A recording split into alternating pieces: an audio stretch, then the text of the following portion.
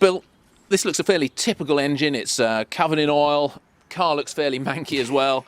How does someone choose a good engine, or indeed can they choose a good engine when we're going to be stripping it down anyway? Does it matter?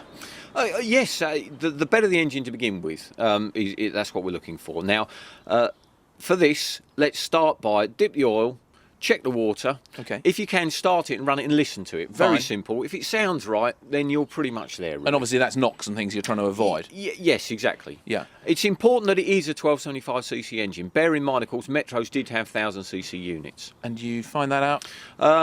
So it'll say on the tailgate. Yes, you of can course. check it for certain. Look at the engine number. If the engine number begins with a 12, 1275. Oh, fine. If it begins 99, that's a 998. Okay. We want a 1275. Anything else? What about a car that doesn't run? Is that worth looking at? I'd never allow the engine to be scrapped just because it doesn't run. It's likely that it will be serviceable. The danger is that it's had a loss of oil pressure. It will have run big end bearings and the crankshaft will be damaged. Possibly the conrods won't be serviceable. Okay, so that would be the potential risk. Yes, yeah, exactly. But if it runs and it sounds right, then you've got a very good starting point. Fantastic. Well, I think we should remove this engine and get started in the workshop. Let's go for it.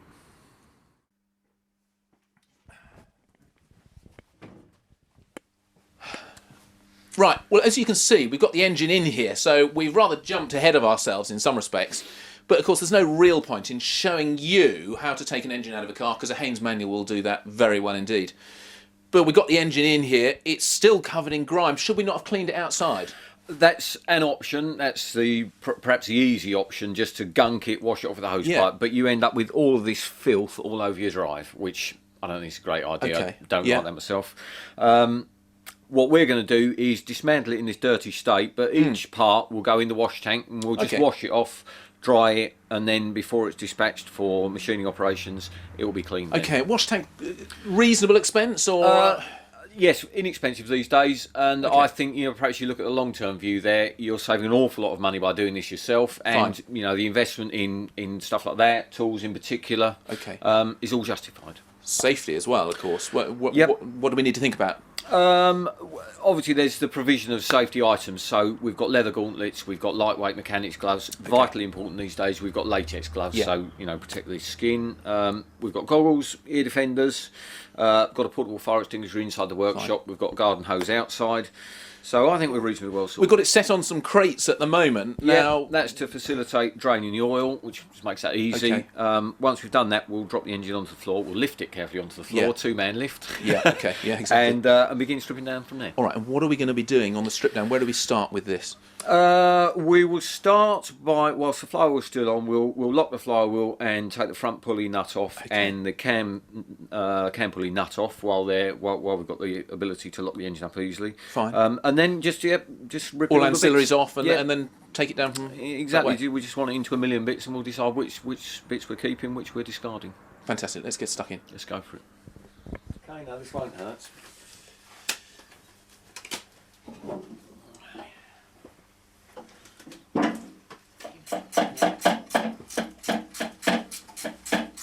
The magnetic tip on the sump plug there, you can see it's carrying the usual kind of muck, but critically, no teeth. I've known, to pull that out and find a gear tooth on there, or a small amount of sort of bits and pieces. That kind that's of stuff. That's a great trauma. Yeah, if you're really keen, you can wipe that on a bit of paper and have a careful look to see, exactly what is in there. But no, that's completely normal. There's nothing to worry about there. Fine. Okay, you can see that the flow of oil has more or less stopped there, so we'll just put the sump plug back in so that we don't lose it. And we've now got a gallon of oil captured safely in this discarded oil drum can, and we can take that down the tip for recycling. So that's that dealt with. Good.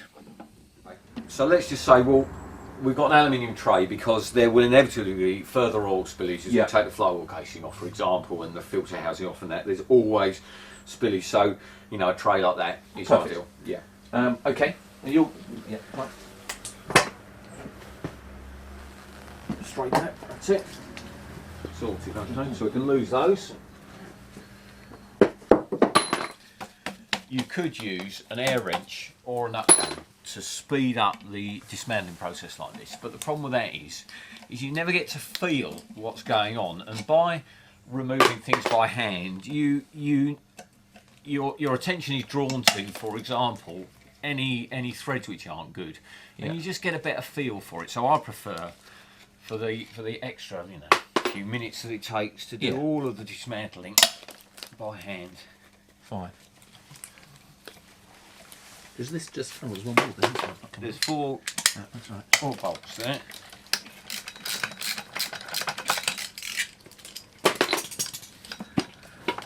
That's lovely and dirty.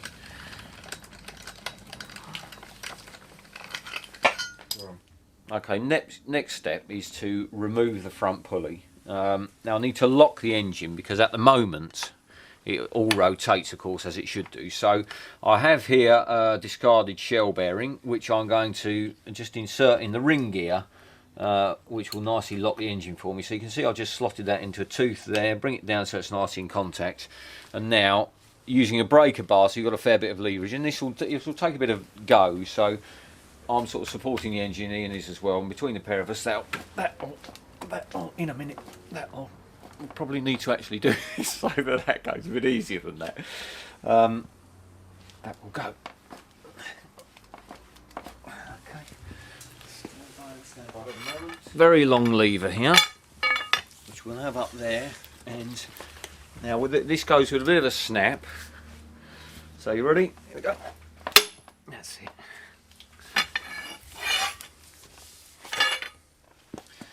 Remove our lever, and now that is loose.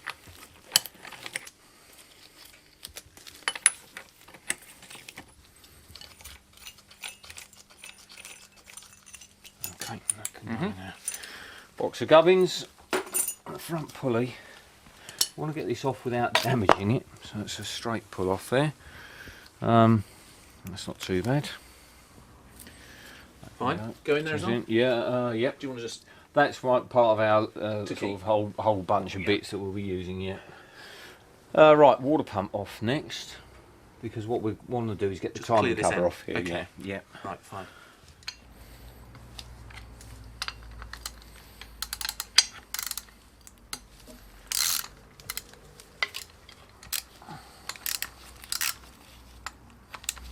Yeah. Even if you drained the block, you very often lose a bit of water at this stage, which is why it's useful to be in this aluminium tray, so you don't end up with it all over the carpet or on your floor. Okay, that should just come off there. There's a little bit of water.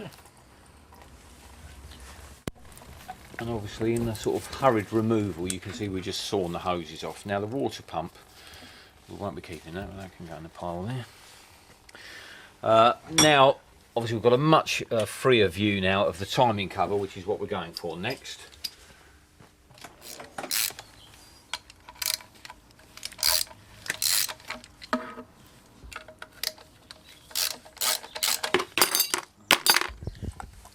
And there'll be a bit of oil to come out of here. There's just a little bit sitting in there. Yeah. Now that's not a bad time to just to knock back the lock tab on there.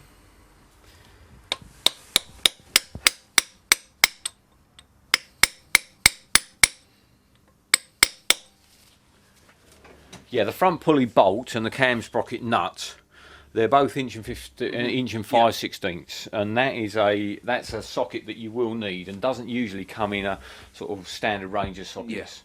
So it's an extra one to buy, but you will use it several times. Also, same size for the steering wheel nuts. Right. So just that's that.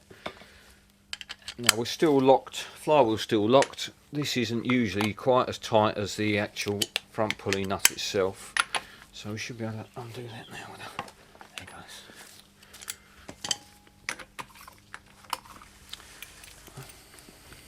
You know, it's things like that. You look at that and go, "It's only an old nut," but the stock, the supply of those is exhausted. There is no more. So if we start throwing these away in years to come, we'll regret it.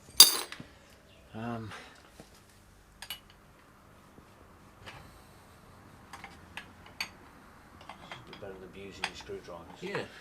But it's all coming off quite easily though, isn't it? Yeah, it does do, yeah. I'm quite sort of surprised how easily it's all coming to bits actually. I mean, this engine, as we noted, has done 56,000 miles, you know. Nicely run in. Just that can just sit in the timing cover there.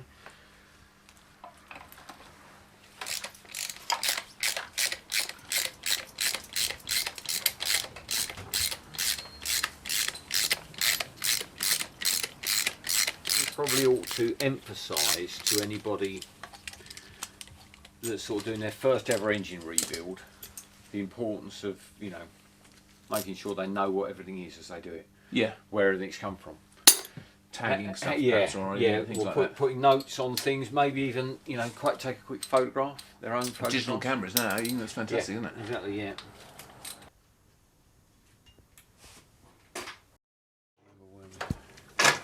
What are you talking about? This bit just in there. It should be knocked out into that little bit to just lock it in place, but it's not. It's not. So it's either had a clutch change at some stage, or that bolt was moved. So we need to look at that carefully as we get this to bits. Okay, now clutch removal. Still got our locking plate in there. Of course, that's got to move up to the top. So on the other end of the engine now. So now we go to undo the main pulley, the main bolt. So if we just sort of support the engine here, and that comes fairly easily. It was tight, so I'm suspecting this engine has had a clutch put in it at some stage, and whoever did that omitted to knock out the lock tabs, which is not really, you know, that's not going to have caused it, and it hasn't clearly caused any problem, but it's just something to look out for.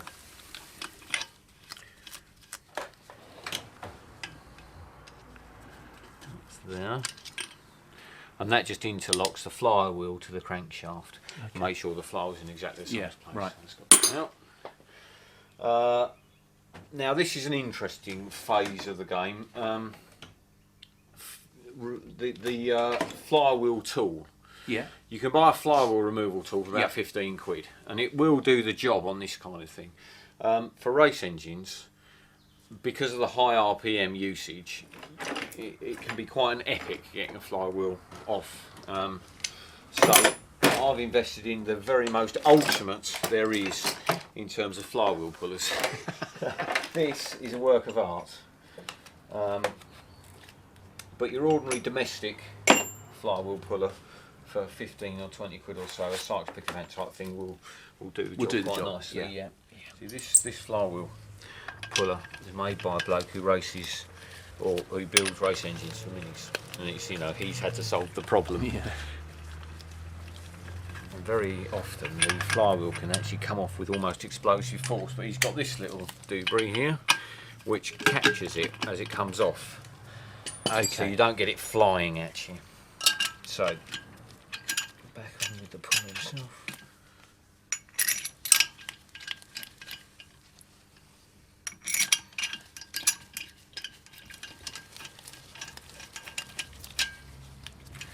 Wind those in as far as they'll go.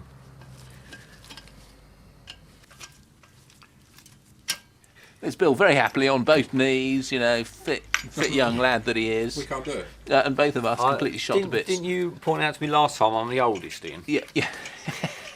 He's got that centre figure. Thanks, Paul. Yeah. It's taken you a couple of hours to mention my centre genetic appearance. Now this is nice because there shouldn't be any bashing and crashing. But what I think we need to mention is, at this stage, let's let me get this up to the point where we're about to go. Okay, now I'm about to put the load on here. It's hydraulic, so I can get a 2-ton load on the nose of the crank there to pull this off very easily. When you're doing this with your domestic flywheel puller, first thing is be aware that if it needs a great deal of force to pull it off, which is quite likely it will do, it can come off sort of fairly explosively at the moment when it lets go. So just be aware of the fact that this is going to sort of pop off, and it's going to make quite a loud bang potentially, so which you might find alarming if you're of a nervous disposition.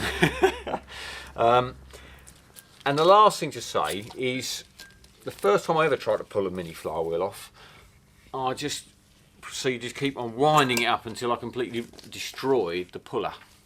And what you quite often need is a judicious and gentle tap at the right moment. So I'm putting my hydraulic force on here.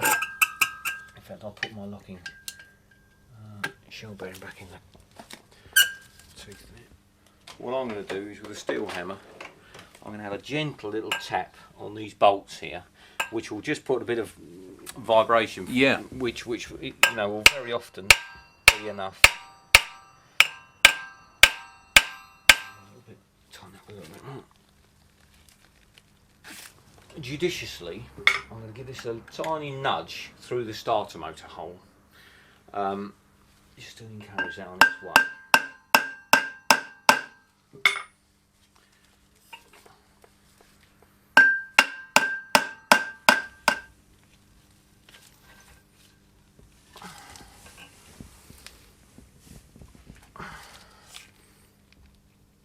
I've got a very considerable force on the nose of that. Now, obviously, remove the puller, and then off comes the flywheel. And you can see there that that's in pretty good nick, the tail of that. That's not bad at all. We'll have a careful look at it when we get the rest of the engine to bits. There goes our flywheel and clutch assembly in. Thank you.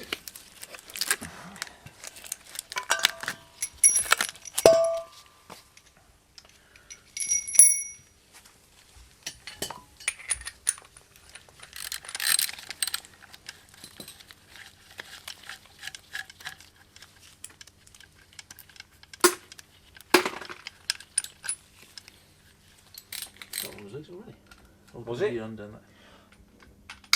That was loose. Yeah, that was undone that. Let's have a look at it a minute. Was it? It's got a slightly domed, different. Let's say it's Look at the black. tech. Look, we'll see it's got dust all over down there. Yeah. Well, that has never been done up. Well, look, and look, the head's all been Yeah, that's smoothed where off. that's where it's been rubbing on the flywheel. Yeah. So that bolt has just been sat in there. It was undone half a turn, I think. Yeah. That's novel, wasn't it? Factory error.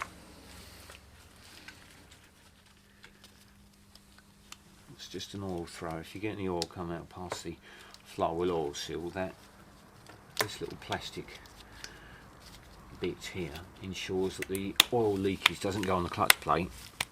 Instead of that, gets distributed all around everywhere. So we'll just put that in our box of bits.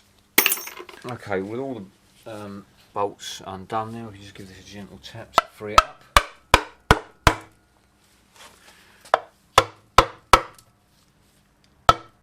This is actually doweled on, so it needs to come off square. There's a dowel at the bottom there and there. Oh yeah. And now that's crucial because obviously you've got the outer supports for these the two transfer gears. Their outer bearing supports are in the housing, so the housing and the casing are doweled, so there can't be any movement between them. Yeah, simple. Okay, I can go on our pile of bits. So we've got a little bit of oil leakage out of there, but that's basically looking good. Now something's gone on here because we're going to struggle just to get that's not too bad. That's going to resist the primary gear here. It doesn't quite want to come off because there's been a slight bit of fretting of the sea washer in the slot there, so we just want to dress that out very slightly.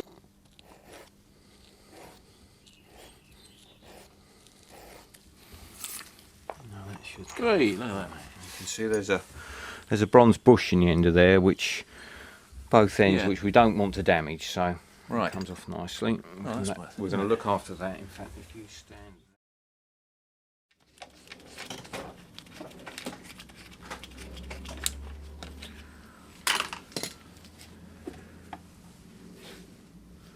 That's it, lovely.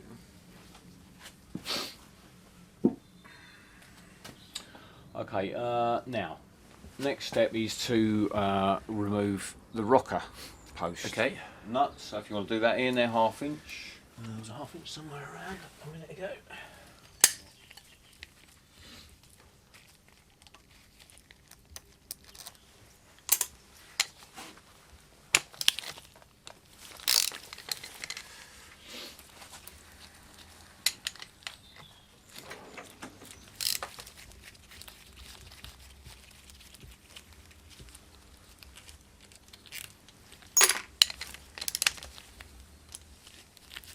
To undo the head bolts, I'm sure it's not important, but I always do this in the tightening sequence. I undo do? them Yeah, I in the wondered whether reverse you of would. the tightening sequence. So starting at the middle here, and we just want to go a bit of a turn on each one so that you sort of release it.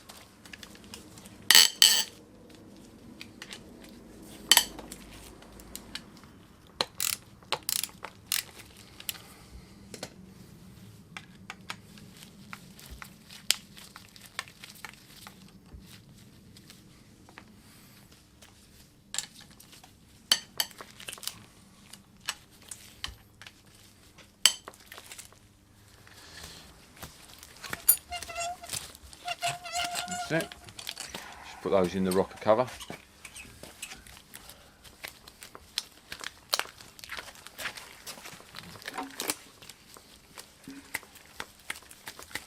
That one's brought the stud out with it.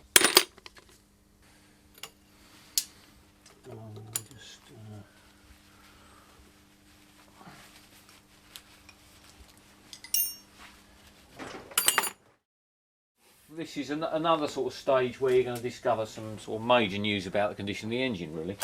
So it's a bit of a sort of snatch to loosen it up, and then just off it comes, keeping it square. That looks pretty good to me. You can see in there you've got the tops of the 4 pistons, no holes, no nasties. That looks fine. Yeah. So that'll do. It's all salvageable. So that's another bit for our scrap pile. Gasket can go.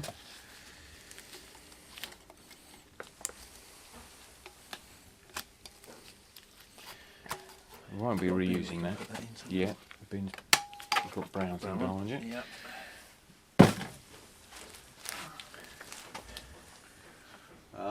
You take the head studs out next, Paul. Ian. You put that socket wrench on there, they'll just all unscrew. Oh, will they might even unscrew. Like that. Okay. If not, you're there.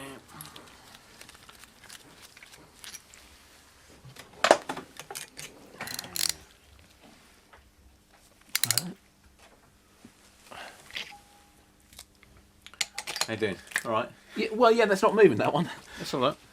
You Well, no, that one there. Take it round to it sort of locks, and then it's a.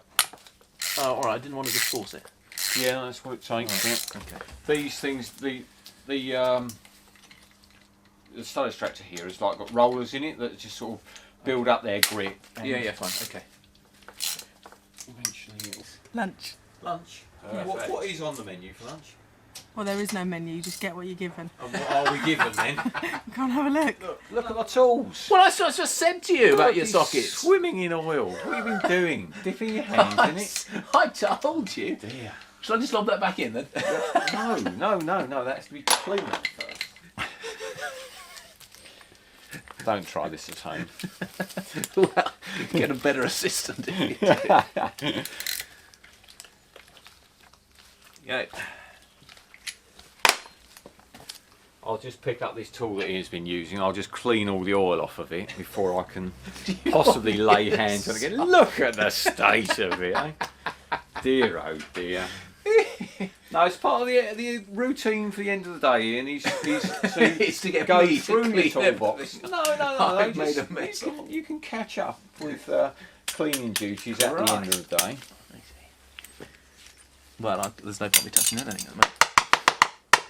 Actually, knowing my wife as I do, we should respond to the call for lunch. Yeah, no, that probably is a good plan, isn't it? Yeah. Actually? Good timing. If you look carefully now, you can actually see in the bore that they're in, first of all, very good condition. You can actually still see the original crosshatch hone finish that was applied to the bore in the factory prior to installation of the piston. And that shows that there really is minimal wear on this, so it's an excellent block for our purpose. In addition, actually, now's a good moment. You can just pick out on the engine number there, the 12H that begins the long sequence of numbers tells us that, or it would tell you at the early stages when you're looking at the engine, yes, this is a 1275 unit. So there we are. I think this is it's going to serve our purpose perfectly. They're usually sort of stuck together after this kind of period of time, so Needs a bit of judicious force to separate one from the other.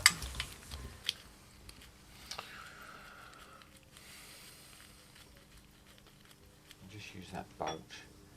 It's just got in there, and then we'll be able to pull the drive out. There it is. Hey, that's clever. Just a gear drive. Oh, that drives off of the camshaft. Okay, and now just to separate, just use a gentle bit of leverage there. And again, this is dowelled, the engine to the gearbox is dowelled on the back end there and there. So we need to, we need a bit of a scrape on it just to separate that.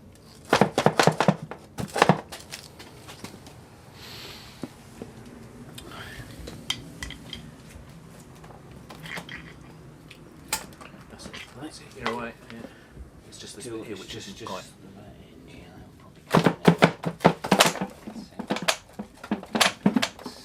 That's it. Right. And then lift the engine up and just slot that straight on, and then we're up where we need to be. So once we're bolted on with that, there's a lift.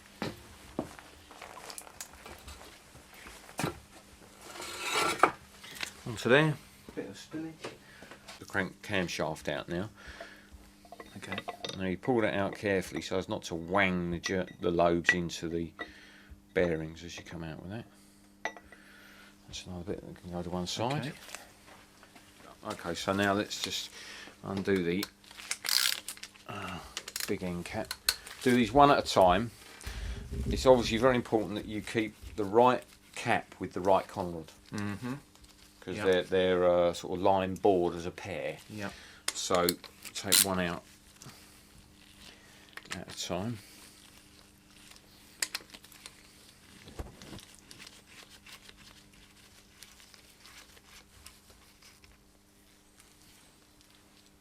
And then give that a little gentle tap, which will just loosen the cap. There you go. And then the cap will come off.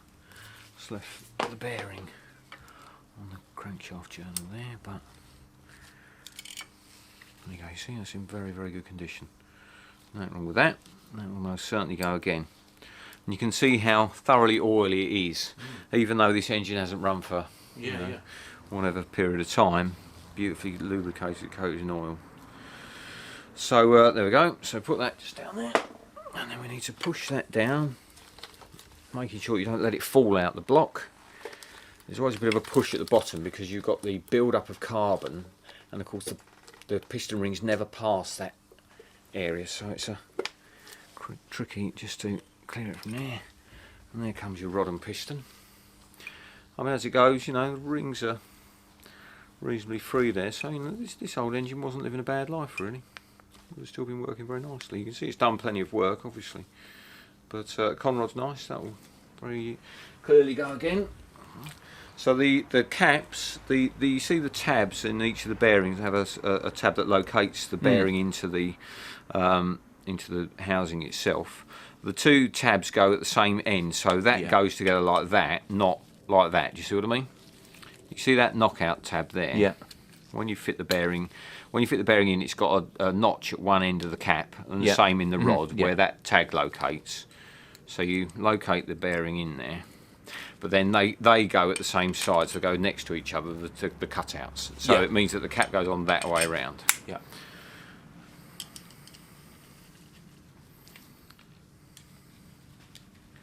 That's one.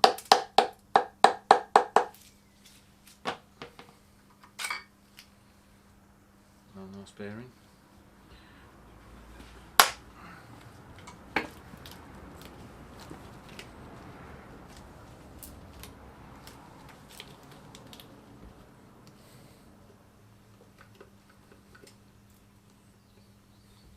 Yeah, and then obviously with this type of engine stand you can just swizzle the engine up to 90 degrees so you're not in danger of then losing the piston straight out the bottom. And you can see it's just a matter of getting the rings over that bit of carbon at the top of the piston ball. There you go. Out it comes.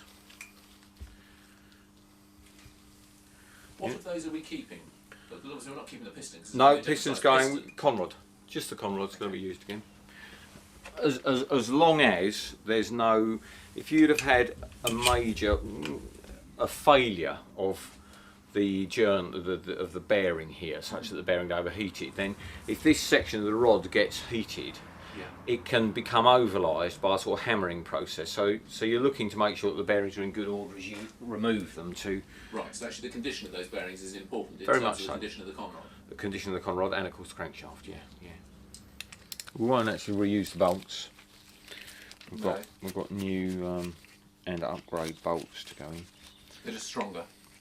Yeah, better quality material. Yeah. Be careful not to whack your fingers. Come on, off you come.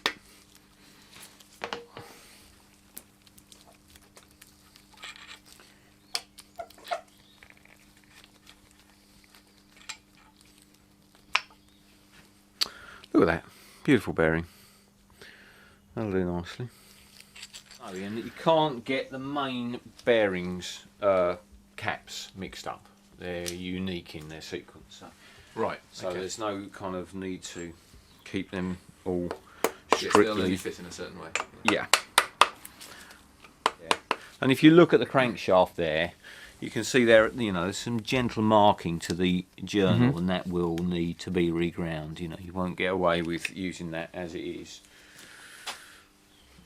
So out comes the crank with a gentle lift. Brought the bearings out with it, and that's not a problem. There goes one of them.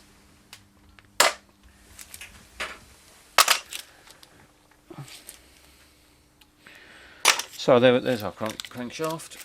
I'll put that over there along with everything else.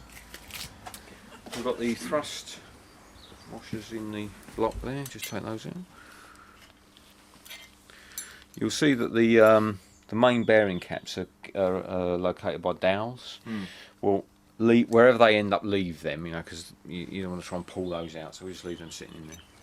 In fact, it'd be a good idea to screw back on the It's got the one left in. Yeah, screw back the main bearing housings, caps.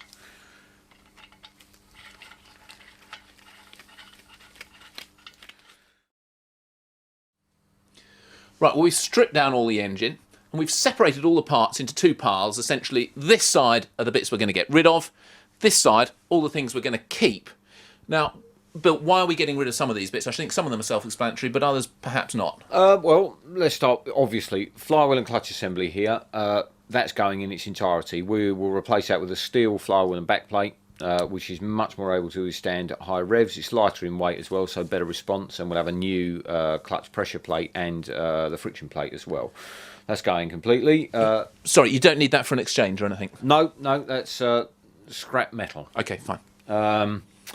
The timing gears here, that's a simplex chain. As you can see, just one row of teeth there. We'll replace that with, we've got a Kent Cams duplex kit for that, which means that there's two rows of teeth and a double row chain, so it's much stronger.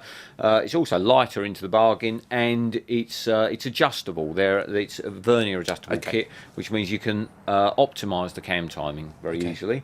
Water pump, never a good idea to keep that. They usually spring a leak in their sort of second life, so it's a cheap part to replace. The distributor, we're going to discard that completely and have one with a bespoke timing curve to suit the engine spec that we've chosen. The fuel pump, mechanical fuel pump that bolts into the back of the block, we're going to lose that. We'll use an electric pump that will deliver the required flow rate and pressure for our purpose. A bit of old scrap aluminium there. Fine. That came off the gearbox, and it's one of the only bits on the gearbox which in fact is unique to the Metro and not used in a Mini, so that's going. Camshaft, that's completely scrapped. We've got a replacement Kent cam to go in, which is with a profile to suit. The rockers, they're going. We've got roller tipped 1.5 ratio rockers, which are designed to go with the cam to give us desired cam lift. The rocker cover, that would go again and could be painted, but we've got a rather nice looking alloy one to use in its place. So that lot's going. Right. It leaves an awful lot of bits that we're going to keep. It does, actually, yeah. That's good. So, shall we just sort of start from the front and we can quickly work our way through these? Yeah, okay.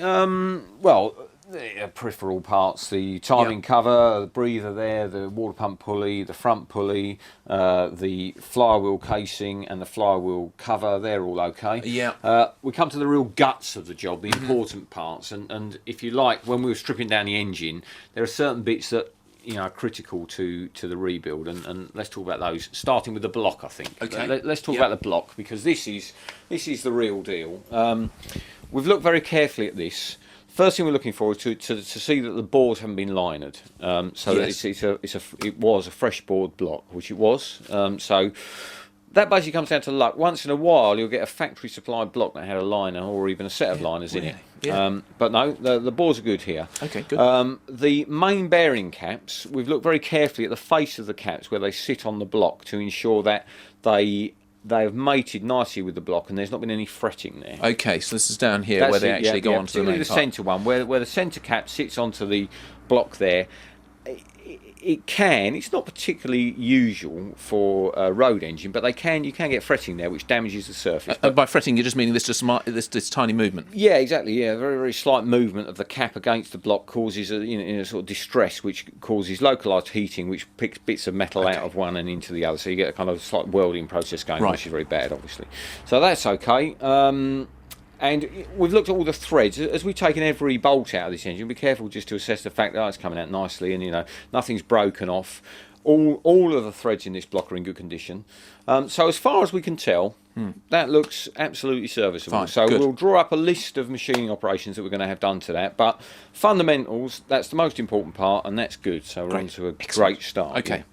Right, next the crankshaft. As we took out the rods and pistons, as we lifted off the main bearing caps, obviously we looked very carefully at the shell bearings, the big end and the main bearings, and in all cases the bearings, whilst worn to some extent, they were in very good condition. Right. So we've had no bearing failures. So the surfaces of the crankshaft journals is good. That means there's been no localised overheating of either the big ends and particularly the journals of the conrods. So Yes. all of that lot's in good condition. So the crankshaft, that will go again. We can have that serviced, and we'll add that to our list of required machining operations. Conrods, they're, as I said, they're in good condition. Yeah, we'll we've put looked at new those. bolts in those. But yeah, they're fine. The cylinder head. Now the head itself, that wants a lot of work to achieve our 100 horsepower that we're looking for. That will need a great deal of modification, but the indications are that it's in good condition. And that's going to be a casting which we'll offer up for exchange for a ready modified. So head. we're not doing that ourselves. No, I'd actually advise against that. People Yeah. do try and home modify heads, and if you're hugely persistent and very, very patient, and you've got a few castings to work with, you might eventually get there. But Yeah. I've tried it myself only for a short period of time. It didn't take me very long to realise that no, this is one area in which it's very much worthwhile going to professionals, and particularly now that the head castings are becoming rare. Yeah. You can't really afford to mess around with a few head castings, wasting them as you go. No, okay. It's much better just to farm it out and have that done. We'll cover that in detail when we sit down with the spec. All right. Okay. Gearbox, Yeah. gearbox looks good. Yeah. All of the gears in that look fine. Internally, I don't think we'll have any problem with that. So it wants a good old clean up, strip down inspection, and we'll service some of the components to give it another life. Okay. But So we'll look at that a There bit we are. later. Yeah. And that's probably it, isn't it? Now, we've not labelled anything as we've gone through. Obviously, as you said at one stage, you know where all different nuts and bolts, where they tend to go. Yep. I mean, for others who may well not be in that situation, better to sort of get some tags or bag it and just sort of be fairly careful as they're taking stuff off and marking it and perhaps taking photographs, etc. Yeah, I think during the dismantling stage, it's an opportunity to learn, and there's no rush at all. So take your time. Take photographs when if you think it's appropriate as you go, just to remember what went where and what bolts were for what. Yeah, as you say, black plastic bags or tie on labels to bits and pieces. It will help you when you come to do it if it's the first time you've ever done it. But great. Yeah, I think we can manage without that. Okay, fantastic. Well, I think we probably ought to look at the specification of this engine. Great. Okay. Cheers, Bill.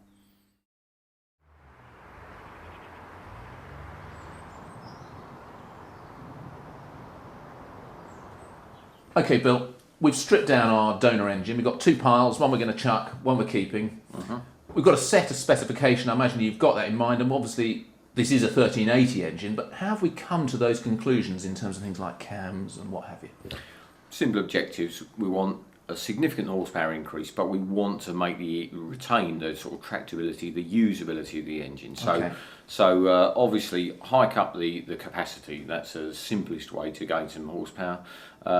And you know, I've spoken to a lot of people in the business. You know, the mini tuning. There are very many good suppliers out there. We've used a lot of them in terms of provision of our parts, and I've spoken to lots of those to decide basically what is going to be the spec that will work best for us. What I'd like to achieve is 100 horsepower because it sounds good. Okay. But I'd also like 100 foot-pounds of torque. Right. We may fall just slightly short on both counts. We might hit 95 horsepower, 95 foot-pounds of torque. But it's about that kind of level. You know, we could have gone in search of 120 horsepower, but we'd lose all the torque and it would be a very peaky engine. So it's got to be the kind of all-round package. Okay. So that's the target figure. And the route to get that is the largest practical reboard that we can do, 73.5mm. That gives 1380cc on the standard stroke. It's most practical to retain the standard stroke. Yeah, so we'll do that. Camshaft, we've looked at that very carefully. We're going to go with the SwiftTune SW5 cam. Very well proven, supplied singly by Kent Cams. So we've got that camshaft. We've chosen top spec pistons. We've got Omega beautiful pistons, offset bolt, 7cc dish in the piston. Have you taken advice in terms of things like that, where you're saying, you know, there's a 7cc dish in the piston? That's you're presumably taking expert advice in terms of what? All the way along, at every stage, you know, I've been considering all things, and you know, everyone's got their own idea of how it's best to do things. And in the end, you have to take a view on what you're going to decide to do. I'm looking for a compression ratio of about 10.5 to 1. And that, you know, that's another factor that's going to contribute to the increase in horsepower. And to get that 10.5 to 1, we need about 37 cc's unswept volume, which means that dictates the head capacity, that dictates the piston volume. So you know, that's where that's coming from. All right. So what we've done is, with all of our bits, I've sent the machining work off to Rob Walker, who's you know, a very good chap. He's done a lot of work for me over the years, and I know that I can give him the components, and he'll do a top job on those things. So he is specifically going to rebore the block for us. 73.5mm. We're going to have the centre main strap fitted to the cab. He's going to put new cam bearings in. You know, here's my list of instructions to Rob, and I think it's probably worth mentioning at this stage that whenever you ask someone to do things for you, yes, you're going to have a conversation, but I find it best as a reminder to make sure I've covered everything. I think about it carefully. I write a list of instructions down. This is what I want, you know. Yes. And then when you hand that over, you know, you're very likely to get exactly what you want. Nothing gets missed.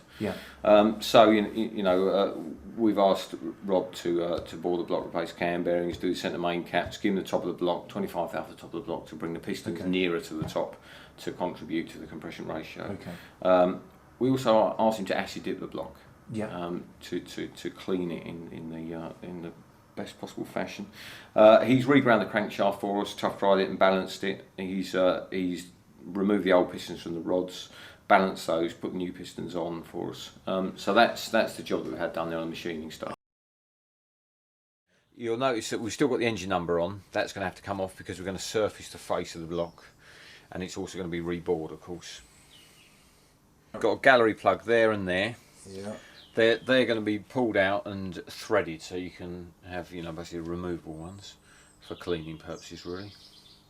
Removable ones can never ever blow out as well, which that's good. The other two gallery plugs are there and there, it's just exactly the opposite end. Same thing. So same deal, what else? The core plugs at the front. There's 1, 2, 3 core plugs there. Got those, Paul? Yeah. And then there's another 2 core plugs here. Those are pulled out. Tilt those round towards me. Sorry. Those 2 there, they're pulled out as well. So you've got all 5 core plugs out, and then the whole engine block goes into an acid tank, which cleans it, you know, really thoroughly. And that means that the water jacket's sort of cleaned internally. It doesn't get absolutely everything out, but it's pretty damn good. So you know, and then out the acid tank, pressure washed off.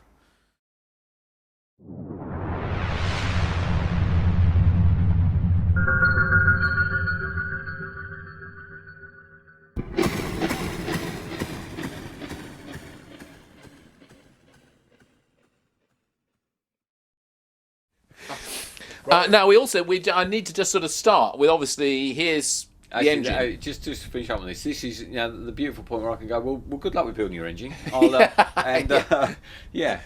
later.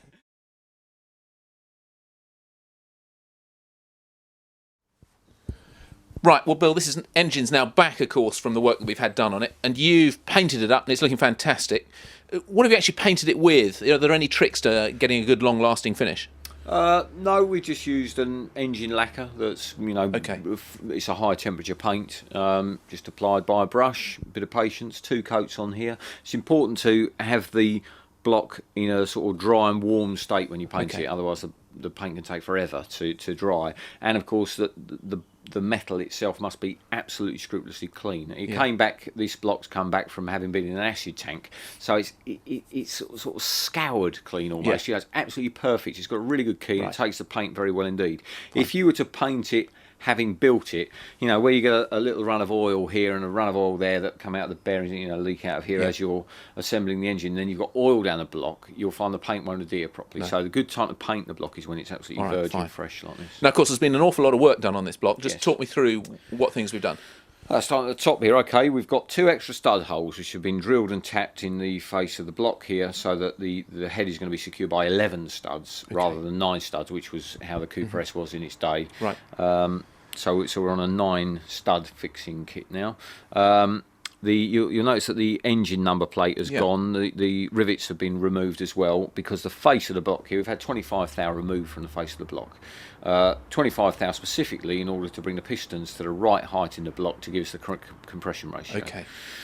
So that's the top of the block there. Fine. The core plugs, 3 core plugs on the front and 2 at the ends here, they've been out. So to remove the originals, so that when the block was acid dipped, the whole thing's been cleaned. So we've now got fresh core plugs back in. Also, the company doing that work will typically pop those back in. I mean, that won't come back to you. I mean, you can do it yourself. It's very straightforward to tap them in. But in our case, they were done for us. Fine. If you do change your core plug yourself, you just want a socket that fits inside there, and you tap it in gently. It is an interference fit in that hole. So let's just turn the engine round now. On the end here, you can see we've got our threaded plugs in the oil gallery. So they can you can remove them for the purpose of cleaning, but with threaded ones, there's no danger of them ever being blown out. Under the sort of oil pressure that's within the block there. Okay. We've got fresh cam bearings. Yes. Turn the block over for you there. We've got a set of 3 new cam bearings. I can see those. Yeah. Obviously, the block itself's been bored. Perhaps you should have looked at that when we were the other way up. But let's just go back. You can look very carefully and see the crosshatch hone finish on the board there. Very nice indeed. The block has been what we call offset bored. So that means that it's been rebored, but not on the original centres, because we want to maximise the capacity of this engine.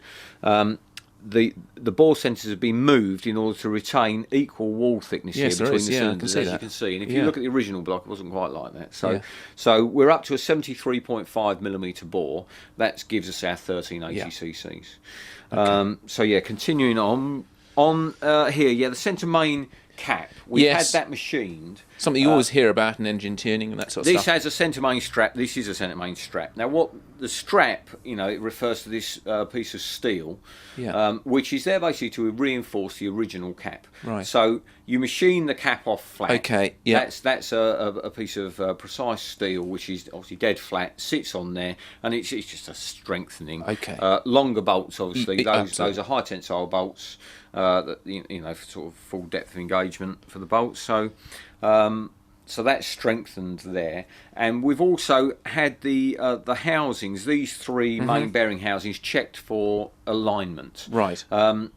it's not something that usually goes awry in a road engine, but you can end up with those three housings not being perfectly in line. So in fact, when you go to turn the crankshaft over, it's not, it has a sort of tight spot.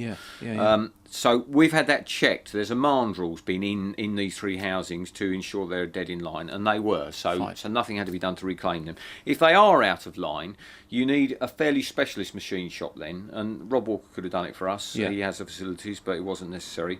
And what they would do is take a tiny kiss off the face of each of the caps to basically make the hole smaller, and then they rebore those three housings in line to give you the original sizing again. Okay.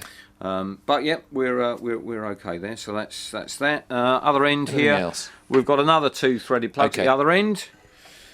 And that's our block. So there it sits. It came back to me. I've painted it. What we now need to do is just clean the little bit of overspill of paint off the top here. We need to give this a final inspection, a thorough, just a careful second eye over everything to make sure it's scrupulously clean.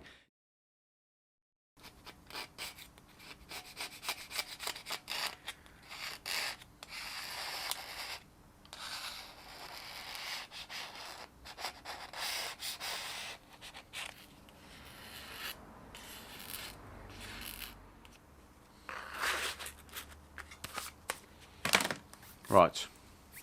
So I think we just need to sort of say what you're doing and why. Okay. Where we've got just at the top of the bore here, it's just a slight edge there. And when you think about it, obviously it's a very square finish. You've got the bore with its finish and the top there. So we're just gonna run that just round there, just take the edge off there. And the reason for that, Phil? Just so that there's not an edge, basically. We don't want a sharp edge as such.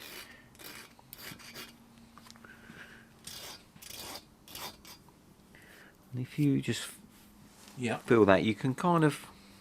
Okay. There's a difference. He's putting a tiny little finish on there.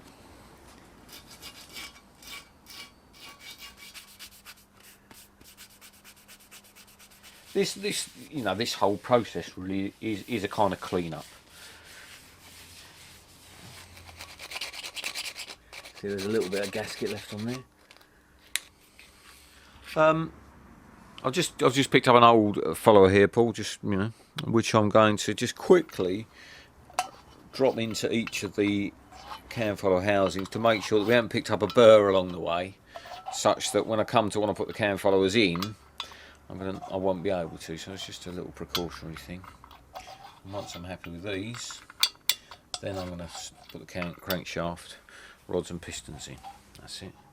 So yeah, those are all perfect. Spot on. I know the block's clean here. Okay. I've got obviously those tiny little paint fragments that I've created to take care of, but I'm going to go past every single hole now and blow a bit of compressed air in to make sure that I've got everything out. And blow all the galleries through, all the drillings through.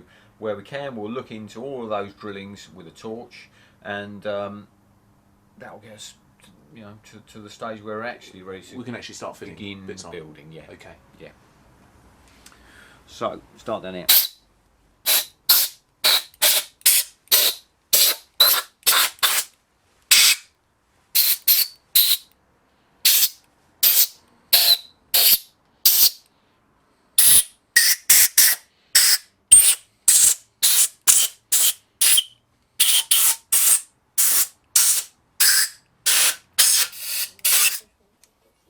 That's a very good idea.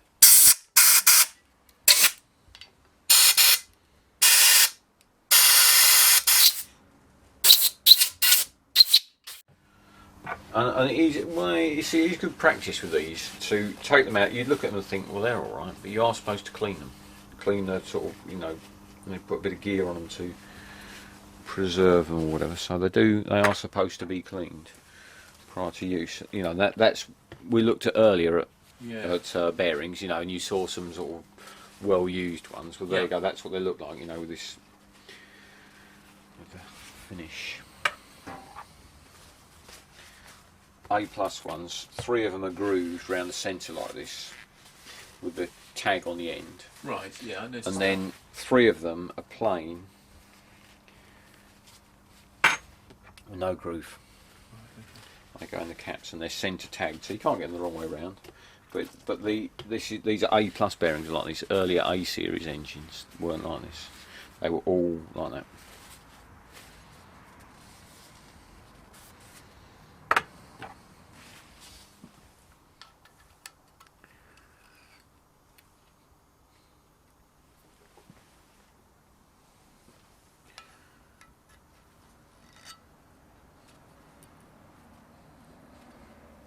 Perfect. 2 crankshafts, both the same. Standard stroke, first of all. So we're not altering the stroke on this engine. Right, yeah. Now, that is a perfectly good donor, if you like, and it finished up, you know, exactly like this. So what have we done with this? Well, first of all, this has been sent away. It's been ground 10-10 is the terminology. 10 thou on the mains, 10 thou on the big ends, and that specifically means we've reduced the diameter by 10 thou. So you need obviously bearing sizes to match, and in fact, if you look here on the machinist's label, we've got 10 thou on the ends, 10 thou on the mains. Thrust are standard. Yeah, so, fine. Okay. So that's that. So it's been reground.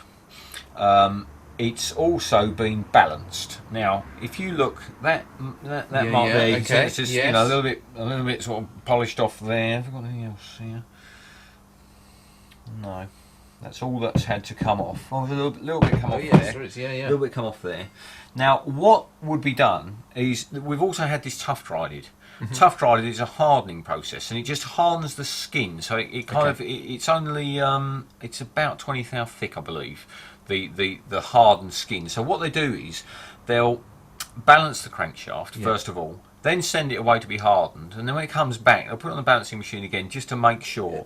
Which is why the little bits that you see, there's just been a little bit buffed off there. That's just like the final tickle up to get it absolutely spot on. Yeah, and again, when you think about this, bear in mind we've got our weight of our flywheel hanging on this end here, and it's only supported there. You can see why it's so important that the crankshaft is balanced, that the flywheel is balanced. You know, it's a really major issue about a performance engine is having it in balance. It means it'll be smooth. You know? Smoothness. Yeah. So, it's reground, it's balanced, it's tough dried, it's been cleaned. Now it's ready to fit. What I'm going to do now is a final clean of the journals, another blow through, good look at everything, and then we'll lay it in there. Okay, brilliant. And wish it good luck. Well done, Bill. Okay. Right, that'll do nicely. Now the last thing I was just going to mention here is the A+ crankshaft has rolled fillets. So the corner, if you like, where the bearing face here ends in the corner, instead of that being ground, it used to be ground by the grinding wheel that's actually putting the finish on the crankshaft, and it used to be critical that you got a nice smooth radius in that corner, and if the stone needed refacing when your crankshaft was ground and you ended up with a rather nasty fillet there, that was always where the crankshaft would break.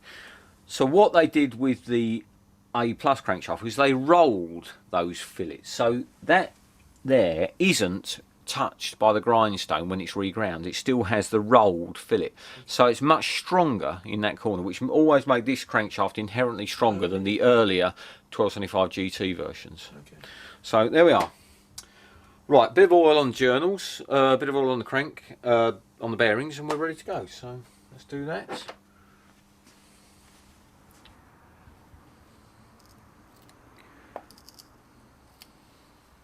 that just normal oil? Yep, we're using the same oil that we're going to run the engine in on here, which is ordinary, uncomplicated mineral oil. We'll run the engine in on that kind of stuff. Interestingly, it seems rather ironic really, but if you use modern synthetic oil, they're actually such good lubricants that you don't get enough friction in the bore to bed the rings in. Right. So you have to use an old-fashioned basic mineral oil just to run it in before moving on to more sophisticated stuff for running them for you know, use. And then off right the crankshaft, making sure you put it in the right way around. So, I always have to ask myself that the timing chain is at the same end of the water pump, so it goes in this way around. And lay that in there. Now it's turning very nicely, look at that. Now it's slopping from side to side because we need to put thrust bearings in. But we just got a nice run on that, that feels lovely. You see it, you know, Yeah, it's yeah. literally between your fingers. That's great. Okay, right, the thrust washers, thrust bearings, the only time they're ever doing anything is when you've got your foot on the clutch. Because when you think about it, when you put your foot on the clutch, you press on this end of the crankshaft, which pushes on the thrust bearings, which is why it's not a great idea to sit with the clutch down revving the engine, because you just, you know, your friction is working away on those little old thrust washers. So, you know, a bit of mechanical sympathy, I miss there. So that's the only time they're doing anything. So then you need to make sure you put them in the right way round. There's the side with the cutouts on. That is the bearing side. That's got the bearing surface on it, and there's just, you know, it's steel on the back, or there's a little bit of finish on there. But so they go in so that the bearing face is against the crankshaft. Yes. Make sense? Yep. You've got a nice finished surface on the crankshaft there. So they just slots in down there. One side, push crank up, and then the other one slots in down there. Bearing surface against crankshaft, and there's just a little bit of end float there, which is exactly what you need, and we'll measure that just in a moment or two when we've got the cap on. Okay, so now we've got our thrust washers and our bearing cap there.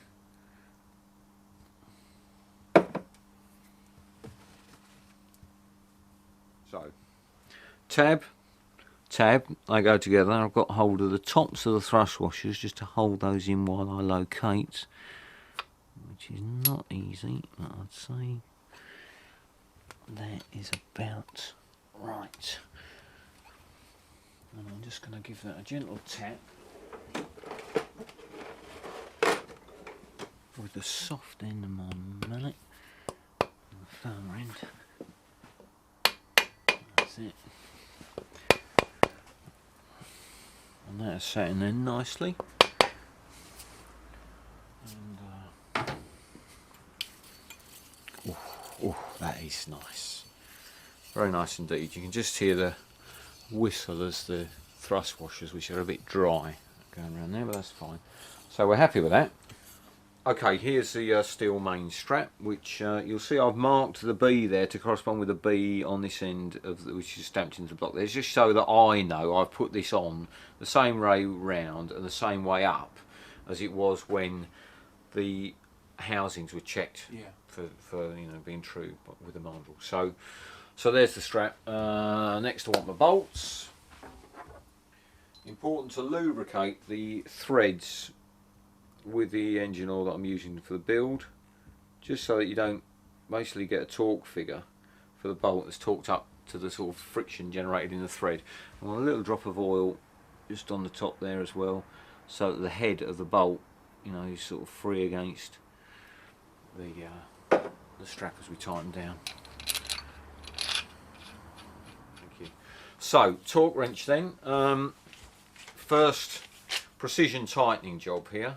68 foot-pounds set at the main bearing bolts. Now, Bill, you can get loads of different torque wrenches. Yes. I mean, how important? I mean, some of them are probably less good than others.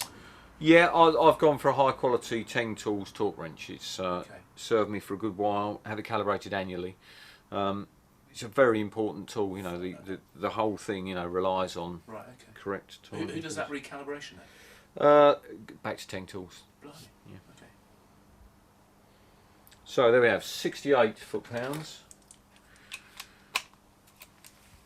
And we're going to just pull these down so they're just kind of feeling but not tightened. So we just kind of got a bit of weight on there, not very much at all.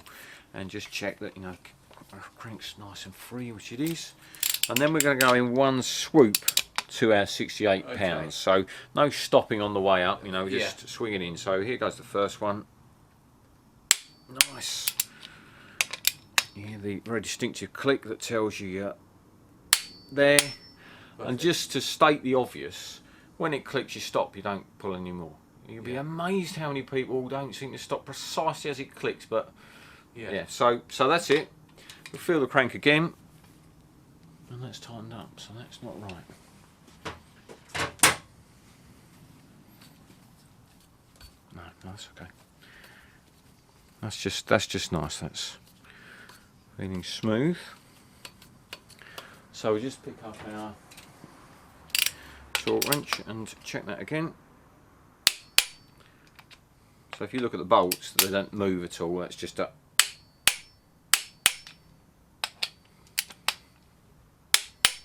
so that's it then.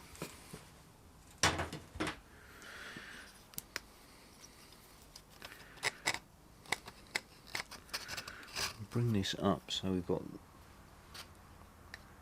that on the end there with the reading. Now, if we just give the crank a bit of a move, and then with a bit of judicious lifting of the crankshaft under the web, you can just lift it up and see how much end float there is. Which we'll do. Just zero that.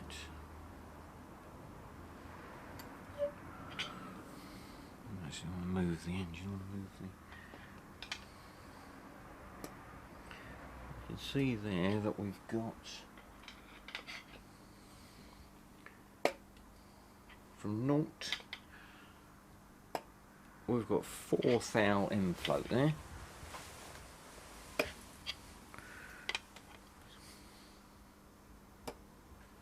Now, Bill, most people won't have one of these little tools, I imagine. So are they going to rely on essentially the Haynes manual? The feeler gauge method would suffice, yeah. I think it's a good point. The rule of thumb is you need to have some movement there, and 6 thou is just enough. It just sort of nicks backwards and forwards. And what it's basically telling you is it's not going to bind up. Right, okay.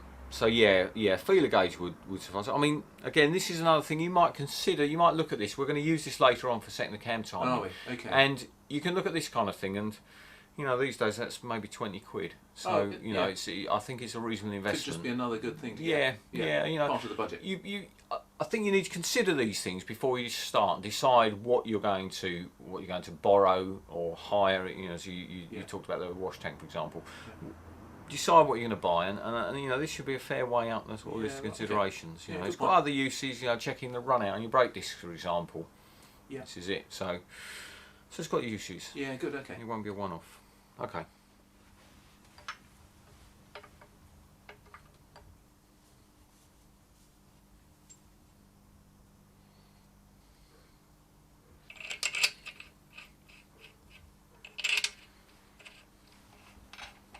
There we go.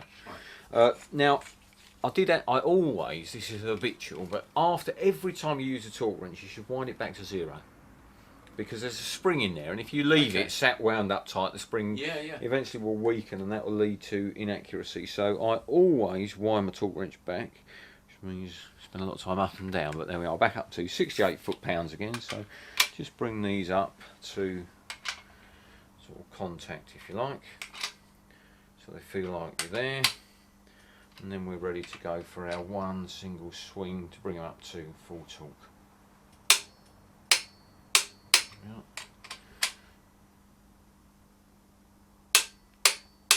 Now, Bill, you're doing those twice, and I thought you were saying before that you shouldn't, you know, just bring them up to the one, do it once, and that's it. No, my point was you bring it up to the point where it clicks, but make absolutely certain you don't pull any further than that. So as you wind on extra. Exactly, yeah. Okay. But no, to you know, to go back and check is perfectly legitimate, because you're not putting any further torque. You're not moving the bolt at all. You're just checking that it is sitting there at 68 foot-pounds. Okay, fine. So that's that. We just need to check that we're still free. Obviously, for each bearing that you add on, you build a little bit of friction in. So by the time we've got all 3 main bearings on, it won't be quite as free as it was with one, but you know, you're looking all the time just that, you know, it feels smooth all the way around. Nothing occurs as it sweeps, and it just feels sweet. That's nice.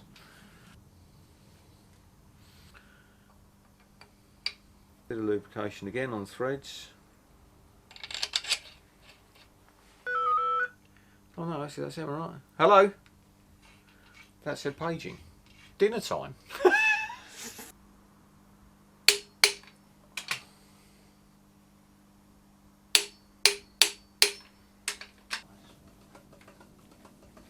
Very good. Perfect. Brilliant. Yeah, that looks good. Yes. Yeah, I think you're going to find that little stiction thing is gone. Now we've got all 6 bearings in there.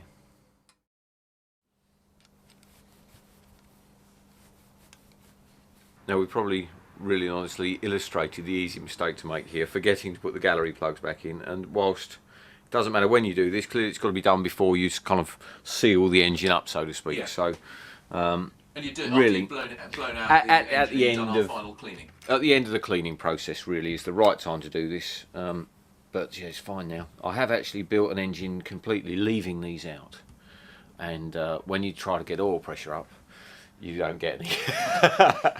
And it's very, very upsetting to have to take it to bits again in order to reinstall them, but there you go, it has to be done.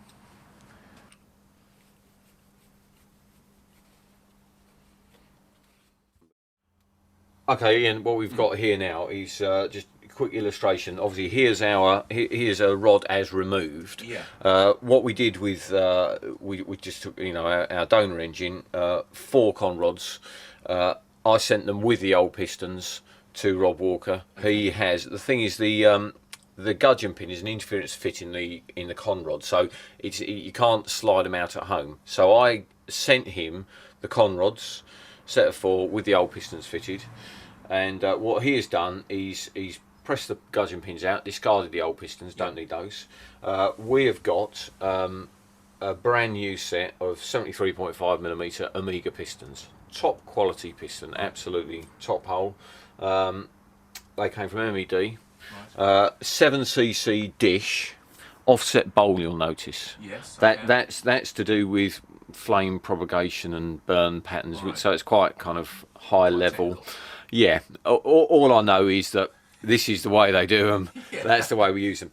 But interestingly, obviously that offset bowl is designed to position underneath the spark plug. So that piston goes in one way round, and you'll notice on the piston crown there's an F. Right. F being for front, front of the engine, being the water pump end. Yeah. So what Rob has done, he's fitted the pistons to the rods for me. He uses a press to press them in, and you have to match the con rods. Although all 4 con rods are the same, the big end is offset to the shaft, and so 2 of them are one way round, 2 of them the other way round. Okay, so if you look, there's this is number 2, and number 3 here. If we hold them both the same way around, so that's how they're going to be in the engine, with front there. One con rod is offset one way and one is offset the other way. Okay. That's just to accommodate the way that the crankshaft is machined and prepared. And where's the identification for the actual numbers then?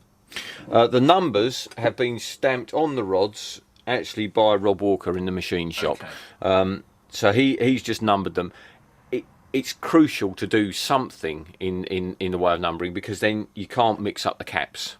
Yep. You'll recall that I said to you, you must not mix up the caps. No. With a standard rod, there's no marking, so you have to have discipline there. Once they come back from somewhere like Rob Walker's, they are marked up, so you can't get mixed up there. Okay, so there we have then con rods, pistons. I've actually taken the rings off here just to sort of show you quickly how to fit the rings.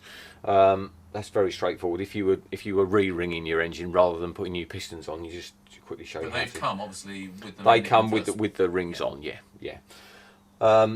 One of the reasons for removing them is that when you do a dry build prior to commencing the complete build, you can just drop the piston in and make sure it comes up to the right height, which we'll mention in due course. The only other thing to do before our assembly is we do need to install new con rod bolts. Now, you can use standard spec bolts, and this type of engine would live quite happily on a standard bolt, but as one of our sort of performance upgrades, we've got some ARP these are high quality race spec bolts, supplied by Kent Cams. These really are the business. I've used these in race engines that will stand 8,500, 9,000 RPM. So this is a kind of bomb-proof option, really. So we'll install these in our rods, and then we can get these in, really, which will sort of move us significantly forwards. Good. Okay. That threads in through there, and it threads all the way around, holding it together. And in fact, I think there's a simpler way to do that is just to open that up like that and loop it over, and that will drop in there. And now you can see that we've got that fully closed up. You can see just there that closed up completely, so that's touching there. And then there's a scraper top and bottom. Those go any way up, as does that. It's not important which way up that goes. Are they different from standard rings or anything, or are they just? Yeah, these are unique to the Omega piston. Yeah.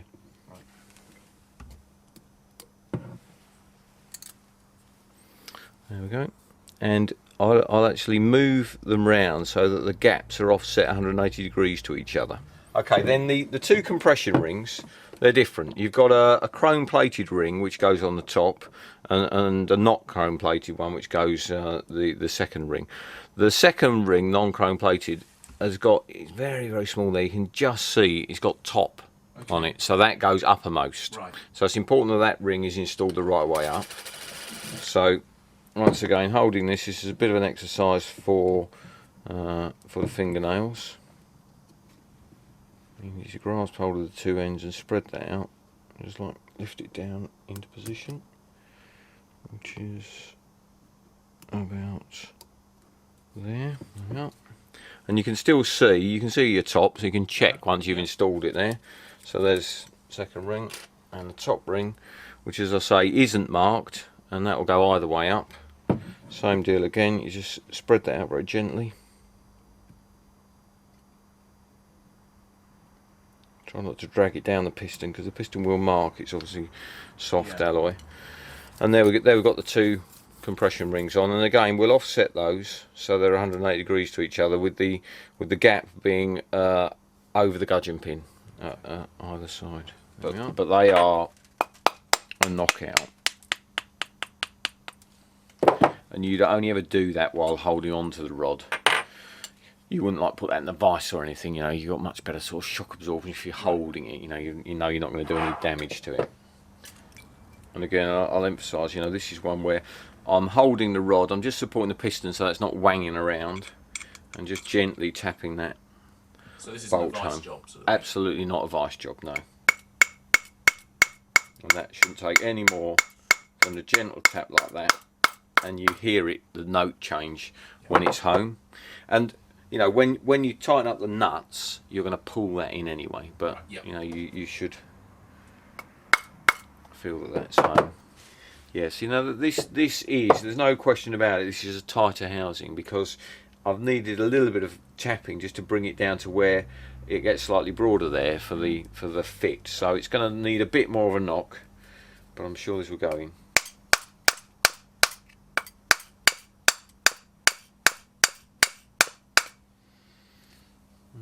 I'll take that out again. Not entirely happy with that. The next thing I'll do is take this inside and put this in the warm, and actually warm the corner outside, just naturally. I wouldn't actually heat it with a blowtorch or anything, but I'll just go and put this on the radiator and get that warm, and I think that'll do the job. Right. That'll just be enough. Yeah. I think I could drive that in there now, but I don't think it's the right thing to do. I want it to go in nicely like the other 7 have done. Yeah. Yeah.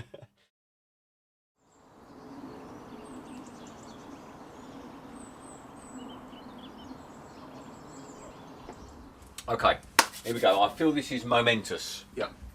So, I'm going to put piston number 1 in first of all. So the first thing to make sure is there's number 1 cylinder.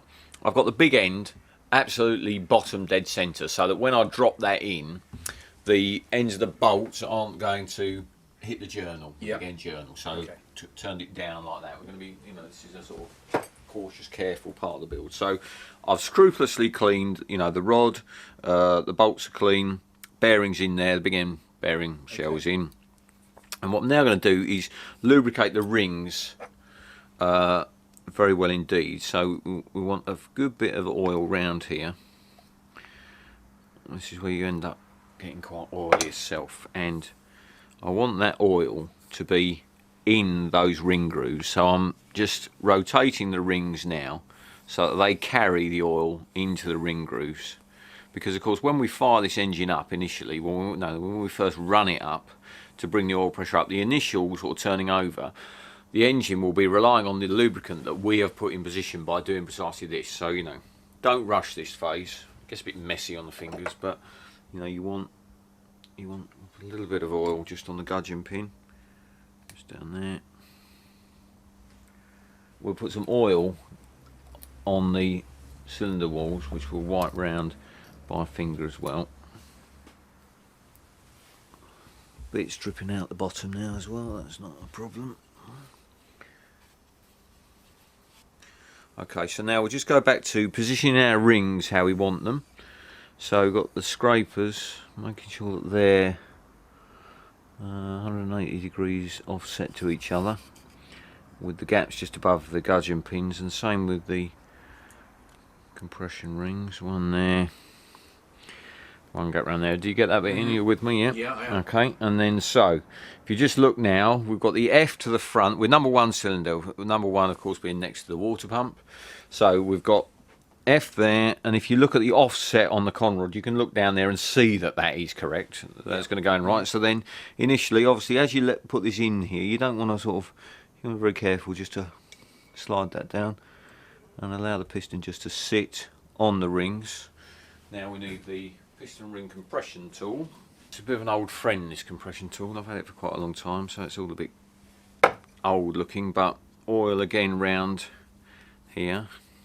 Just put the tool around the rings there, lift the piston up very slightly, and then get a hold of that and squeeze it up, and that squeezes all of the rings tightly into their grooves. Now the piston is just lifted out slightly. Now I'm going to give it a gentle tap down. I'm certainly not going to hit this into here. No. I'm just going to use this to tap it in, and it's just a kind of feel thing.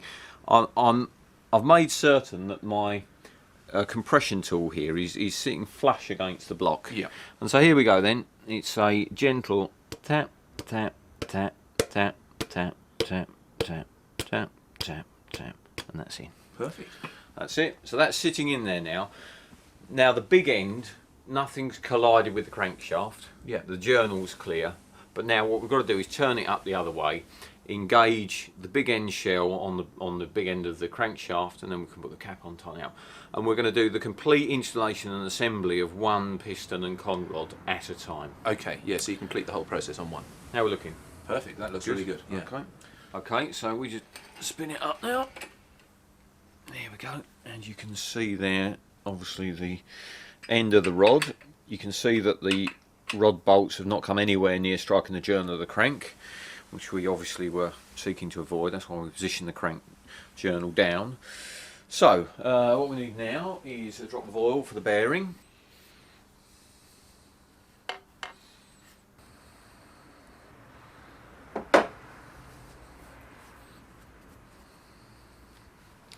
And then we'll lift that up. And just will come nicely onto the crankshaft there. Not exactly spraying oil everywhere, but you know, there's no need to kind of economise on use of oil in the build stage. So the cap goes on, pushes down tight, there it is. So that's there. What we now need is the nuts. Now ARP supply their own lubricants for the nuts, and a sort of lengthy explanation which tells you why this is so important. So we need this on the threads, we'll put it on the nuts. You most importantly need it on the face of the rod where the nut's going to bear against. And again, this is all about eliminating the friction that will sort of skew the torque reading as you tighten it up. Now the torque setting for these nuts, ARP specify that with their lubricant grease, which we've used there, the torque figure is 35 foot-pounds, which is lower than the standard torque figure, which is normally 46 for a standard bolt. So it's 35 pounds. They specify two methods of bolt tightening. You can either do a stretch method, and if you've got a stretch gauge, you actually measure the bolts and you achieve a degree of stretch that tells you that you've tightened them correctly. Or you can do it with a torque wrench, and you tighten them, as I said, to 35 foot-pounds, but you do that tightening sequence 3 times. So you tighten the pair of bolts up to 35 pounds once, then you release them, then you tighten the pair to 35 pounds for a second time, then you release them, and then you tighten the pair to 35 pounds for a third and final time, and that's where they stay. Right. So we'll be doing it by that method. Okay. So all I need now is my torque wrench. Which we'll put on 35.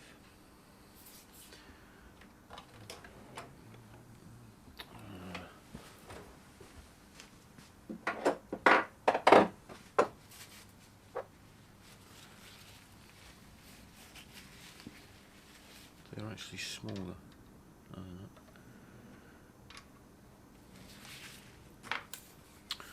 Right, 35 foot-pounds.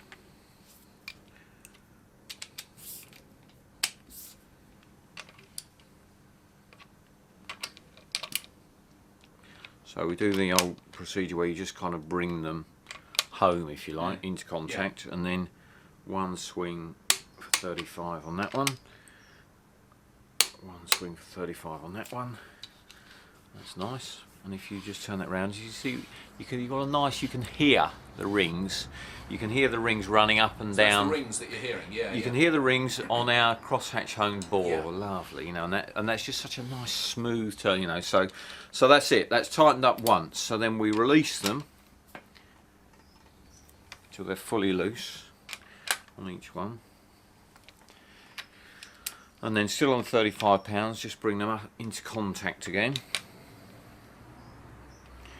And then another single sweep to 35 for the second time.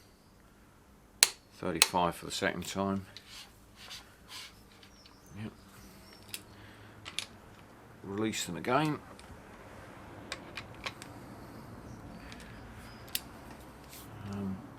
And then for the final time, third and final time, bring them into contact. There we are. And then sweep to 35, 35, 35, job done. So that's number one piston, rod and piston installed. Looking good. Yeah, nice. That's just beautiful. That's really Fantastic. pleased with that.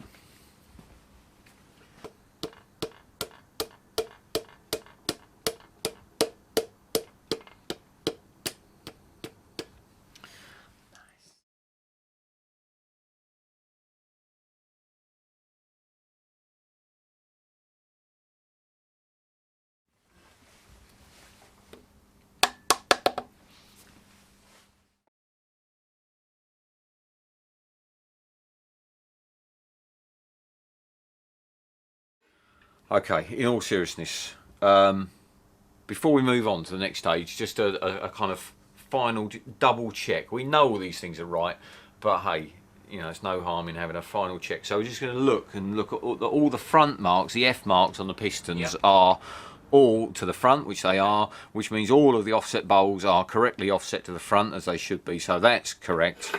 We'll turn it up. Look on the other side now. And we know they are right because we've been super careful throughout, but we'll just have a check on the caps and the rods to see that number 3 is with number 3, number 2 is with number 2, as we can see there.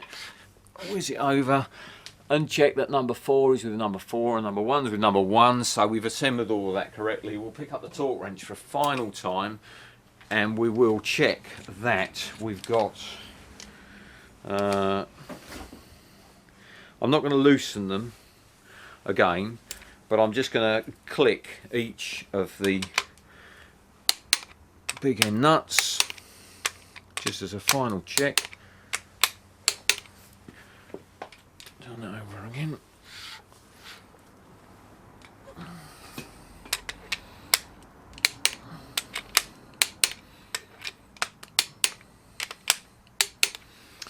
across that, and then we'll do the mains caps. Final check on those as well. Back up to 68 pounds on the torque wrench for those.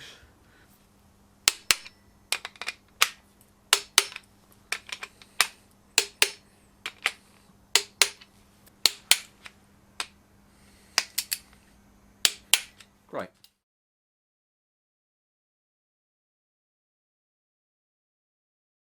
Principal components now: camshaft in here, cam followers, and timing gears. And these components are going to give us the valve operation relative to the movement of the crankshaft.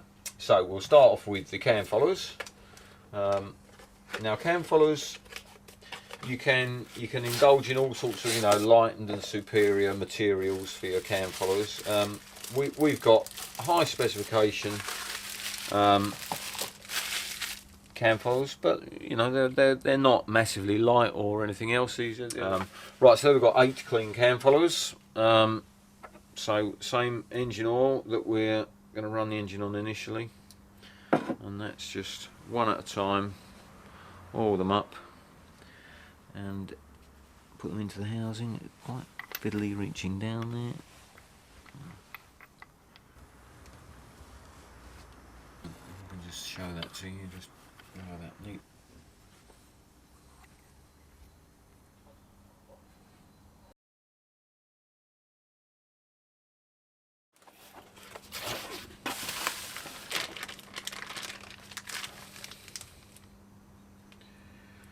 Now the camshaft is marked SW5 on the end, which is the profile number. Okay. That's a Swift Tune design, unique to them, supplied only by Kent Cams.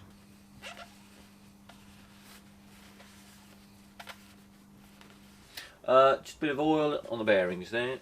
We're going to slide the cam in a moment, so just make sure they're nicely lubricated. And obviously as it goes in, we want to make sure that the peaks of the journals don't knock against and just scurf the bearings as you go down. Bearing in mind that the bearings are very soft. Obviously, though, the peaks of the cam lobes there, it's like a nasty dig out of a bearing. So this is something just to feed it in very carefully. So I'll get my finger in there to support that, and then it's just down it goes.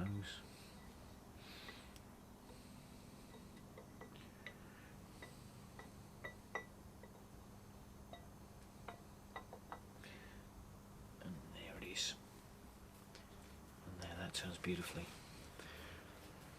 Very nice. And then we can just let that sit in, and in fact when that sits down, what happens is the end exhaust lobe is actually sitting on the edge of the bearing. Okay. There. That's just sat there nicely. And then okay, next thing in, Kent Cam's vernier timing gears. Race proven. This is one of those things which is absolutely bomb proof, bulletproof bit of kit. Use it on all my race engines. And it gives us reliability and adjustability, so we can get perfect cam timing. Now, a bit of preparatory work here, so you just take the sprockets from the chain first of all, and if we look across at the block here, we'll drop the cam sprocket onto the cam, and that just goes on there very nicely.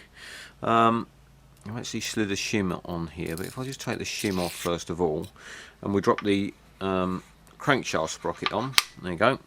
Now it's really important that these two sprockets are dead in line, so that the chain is running straight, not with a sort of skew on it. So you offer them up like that.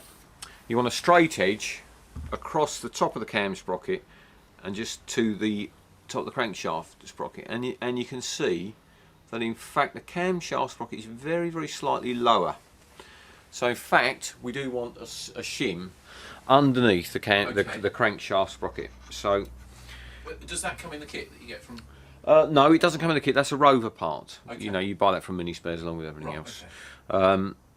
So we'll just put one shim on, put that back on, and have another look with our straight edge once again, and you can see that that's absolutely perfect now. So that's dead in line. Right. So sprocket's off again. Back over here. We now need to take the keyway for the crankshaft, which of course we had to tap out in order to be able to slide the shim Yes. on and off. So we now need to put the crankshaft keyway back in. Now the crankshaft keyway, of course, well, and the camshaft keyway, they both have they're doing a very, very important job because they are aligning, this correctly and preventing it from slipping around. Now, I'm just going to check that the keyway itself is actually a sort of a tight fit in the slot in the sprocket, which it is, which means that will go in nicely and it'll be quite tight. We'll have to tap this on. Okay. Because the key's quite tight, but that's exactly what we want. So that can go back in, which is just a matter of putting that in there, and that will need to be tapped in.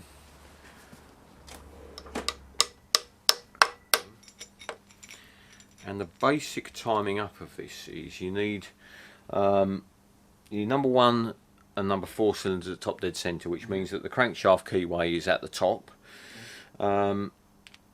And you need the camshaft keyway to be at approximately sort of 1:30, 2 o'clock.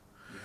And then if you need to put the sprockets together so that it looks like a Chinese puzzle, doesn't it? Let's take that out of there. There are 2 dots on the 2 pulleys that you need to line up. So you can see the dot there, yeah, on that pulley there, and then that needs to line up with the dot on the crankshaft pulley. So this will all make sense in a moment. So that when you offer that up to the engine, in fact I've got that slightly out at the moment, but that's at the top, that needs to be at 2 o'clock, and then these 2 pulley dots should line up. So I'm nearly there. I need one more tooth round for that. Yeah, can you see, looking at that, that's going to be about right, isn't it? Yeah, okay. Yeah, makes sense? Yeah. So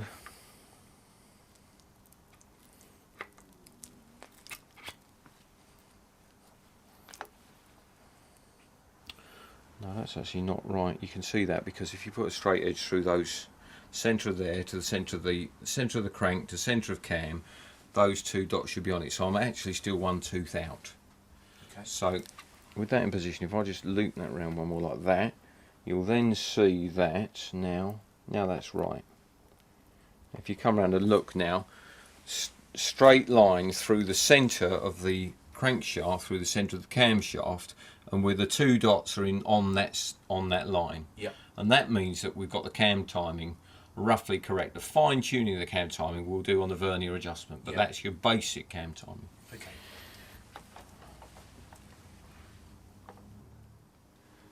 Now, in fact, if you look here, we can illustrate that although I've countersunk those screws, I think really I haven't quite countersunk them enough, because you can see the bottom of the links on the pins on the chain here. It's very, very close to those countersunk screws. So I think it will be prudent, in fact, to remove this and countersink those just a shade more, because I mean there's a few thou clearance there, and allow for a bit of chain whip and all the rest of it. I wouldn't like those to catch the screws, so in fact they're going to have to be countersunk further. All right. So I'll just back pedal slightly just to deal with that. At this junction, we could go one of many ways in what to do next. We need to confirm that we've got the cam timing dead right, and to do that I need to tighten up the camshaft nut here, and then move on to the you get the sprocket on and start measuring valve lift or cam lift. So I think what we're going to do is we'll tighten this nut up as much as we can. The problem is we can't torque this nut up completely, because at the moment it's not easy to lock the engine, and we can't do that really until we're sitting on the gearbox, we've got the flywheel on. So that's some way off yet. But what we really want to do is, while we're on the engine stand here, for our purpose it's better, you'll be able to see it more easily if we assemble the cylinder head on the engine at this stage. So I think we'll actually put the engine on the gearbox about last off, which means we'll have to come back to tightening this nut. Now what of course we don't want to do is forget to tighten that nut. It'd be a very easy thing, it's always dangerous. I have a general rule of thumb to myself, which is if you're going to put something on, tighten it up and finish that job. Yeah. And if not, leave it off. But in this case, I do want that on there when we do the cam timing. So we will revert to a memory jogger. We'll take a post-it note, which will stick inside the lid of our timing cover, so that when we come to put the oil seal in here and fit that, if we write a little note here, nut, that'll remind me that I'm a nut. Here we go, checking the cam timing. Now, need a few bits of kit for this. The protractor, the disc here, came with the kit. Yep. Came with the timing gears. I've just bolted that onto the front pulley with the front pulley bolt, so that's on tight and doesn't move. I've got a pointer here. Yeah. That points to the disc so I can read off. You can make one of those by any bit of bent wire and just sort of bolt it through so it points at the disc. So you know that's very simple. You can just bend it down so it's pointing at the disc, and then you fine tune the disc. So the position of that isn't critical. You just move the point. Put it anywhere you like. Yeah, exactly. Yeah, to do it. Yeah. Okay. Yeah. So it's just a quick improvise. Now the first thing that we're going to do is establish the top dead centre position. So moving the engine, you can feel it. There is top dead centre, and that, you know, that confirms my reading. I'm pointing at TDC there. Okay. Right, so that's the engine at top dead centre. And so what I'm now going to do is rotate the engine anti-clockwise from the flywheel end, which is its direction of rotation when it's running, and I'm going to observe the rise of that push rod, which is on number 1 inlet cam lobe.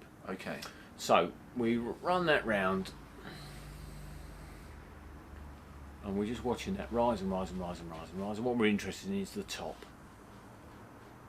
And there roughly is top, so we'll zero that, just twist the gauge to give us 0 at the top. Now we'll go back again to top dead centre, because you always want to approach this on your direction of rotation. Okay.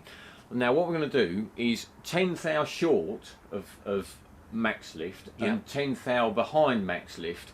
We're going to read the degree of engine rotation. Okay. We're going to read it before and after so that we can average those two figures to give us a precise moment of maximum valve lift, because there is actually slight dwell on the top. It actually stops on the top, so you can't observe the precise period. But if you take it before and afterwards, average the two, then you've got the centre of the period when it's on top lift. Okay. So now, once again, we're going to anti-clockwise from this end, observing the climb of the push rod, and we're going to stop on 90, and I'm going to try and take it to just 10 thou short in one smooth move, stopping there. That's it.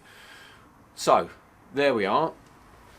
Stop there. Take it. Now I'm very careful not to nudge the engine. You don't want to jog anything at this stage, and read that off, and that's 89 degrees. So it's 89 degrees after top dead centre. That's just before full lift. Yes. And now we're going to go to just after full lift. Okay. So we continue. I'm going to move my head into position, get that, so I'm looking exactly at that needle, and I'm going to take that needle up to top lift and back again to exactly the same spot again. So I'm not going to move my position of observation now. From there up to top and back to there. Again, don't nudge it. And that's 120, 127 and a half, which is slightly splitting hairs, but there we go. Okay. And we add those two figures together.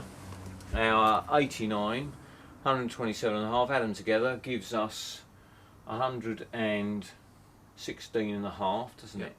Sorry, 216 and a half. Divide that by 2, gives us 108 and a quarter. And we were after? And we want 108.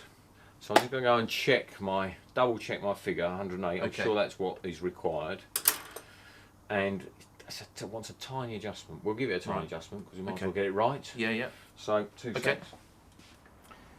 Okay, I'm just loosening the bolts for the vernier adjustment. And now actually, if you want to come in round here, Paul, I'll just show you what's underneath one of these bolt heads. It becomes much simpler when you see it. There's a slot there. So the plated part is what's bolted directly to the camshaft, and then the toothed outer wheel is the black part, and so you can actually adjust the sort of relationship of one to the other. So that means you can very slightly move the cam timing. You know, you can advance and retard the cam timing just by loosening these bolts and tapping it one way or the other. So so we are at the moment, ours is opening just we are maximum lift at 108.5 degrees after top dead centre, and we want 108, so we want it to reach maximum valve lift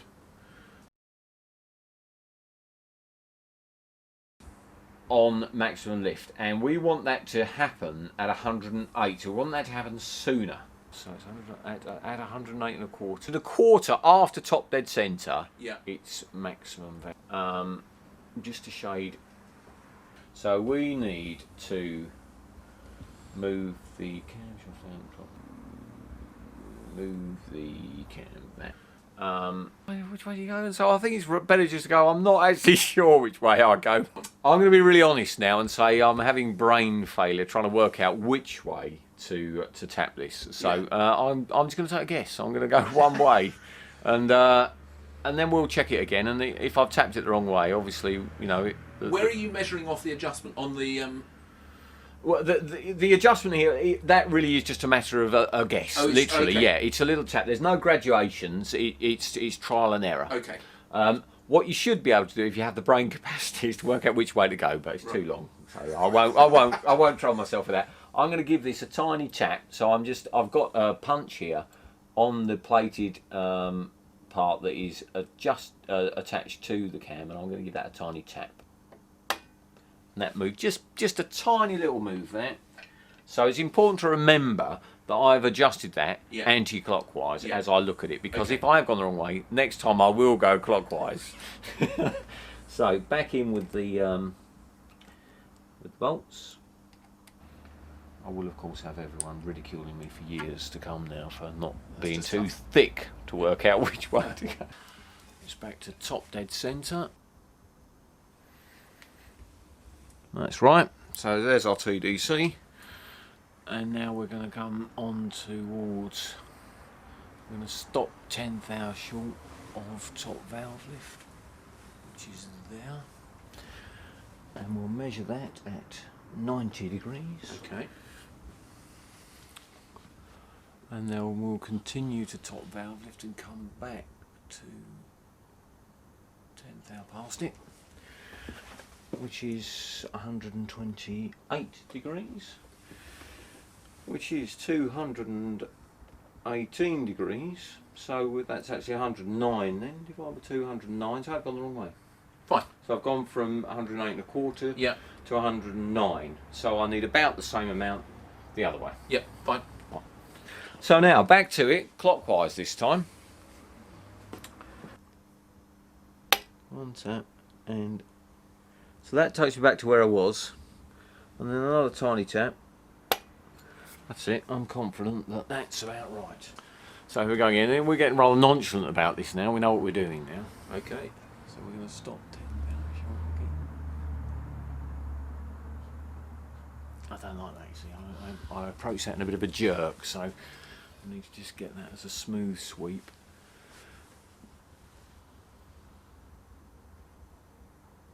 That's it.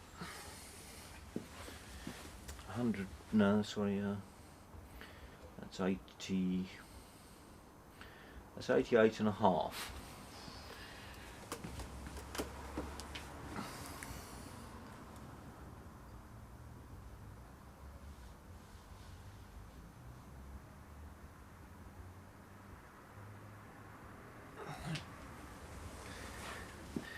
And that is 126, which is 214.25. Half. And a half. So 214.5, which is 107.25. Now that's good, because instructions from Swifty, Mr. Swift himself, Yep. is we should be going for 108 degrees. And if we end up at 107, that's okay, because when the chain stretches in a bit, as it probably will do, that will slip too, that will become 108. So at 107 and a quarter, I think we can say that's better than good enough. I think that's cock on.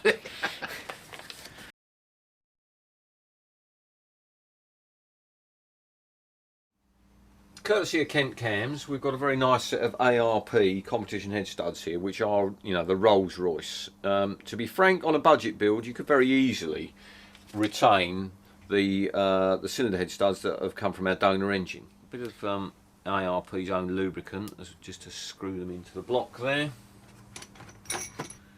And so the studs have to be screwed in before the head goes on, obviously.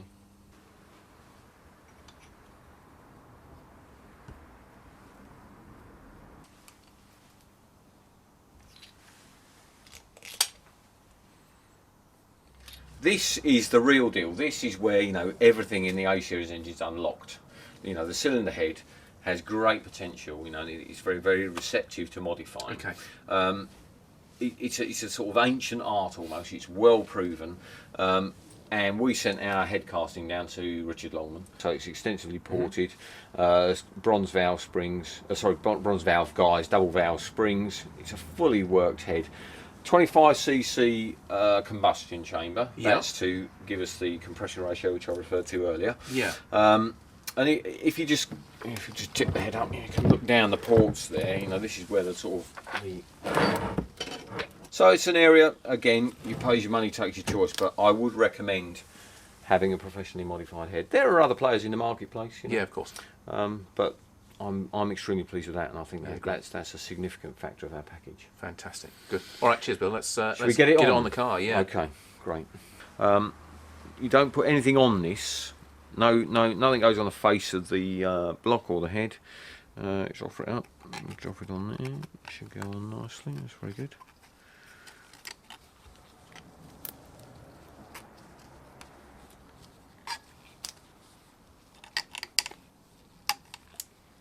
Push it down patiently.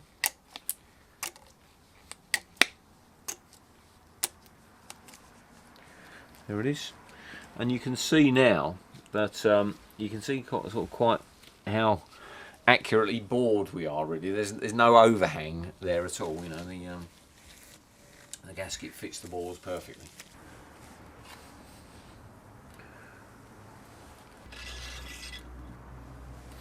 There she goes. Simple as that. So just put those on there for now. That's all we can do for the minute.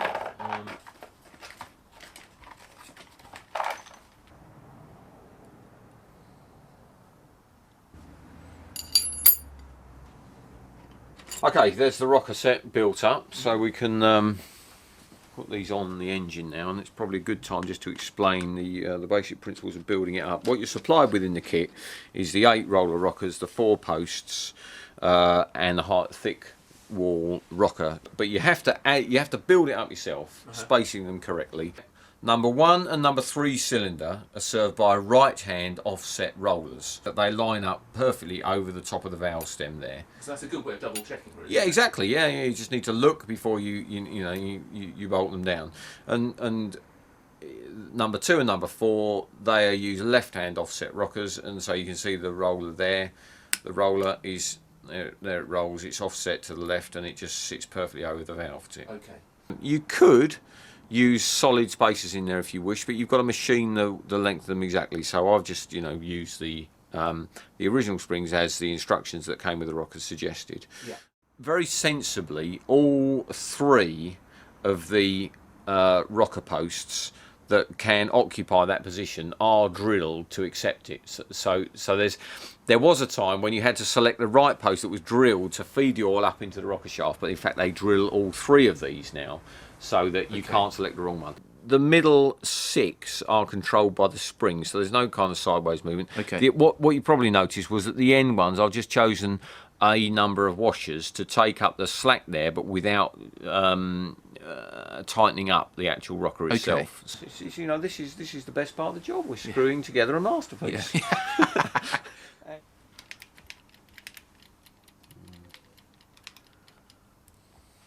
They're screwed so far out, I don't think it's very good.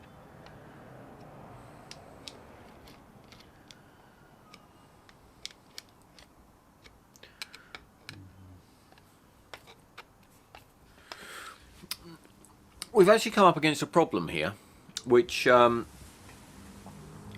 in fact not an unusual one, but something which you may well encounter yourself. It's not highly likely, I think, that you will. And that is to do with the sort of dynamics of the way the rockers are going to work, given the package of components we've got here.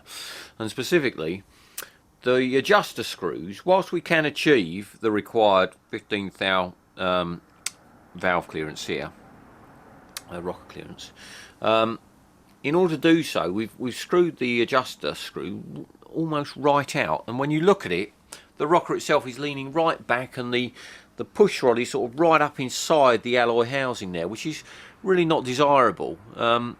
Much preferable to have it like this one, which we screwed out, and you wouldn't have a proper clearance on this. But that's the kind of setup you want, where you know the adjuster screw is screwed a reasonable way into the housing, so the ball, you can see it poking out the bottom there. That's the kind of dynamic.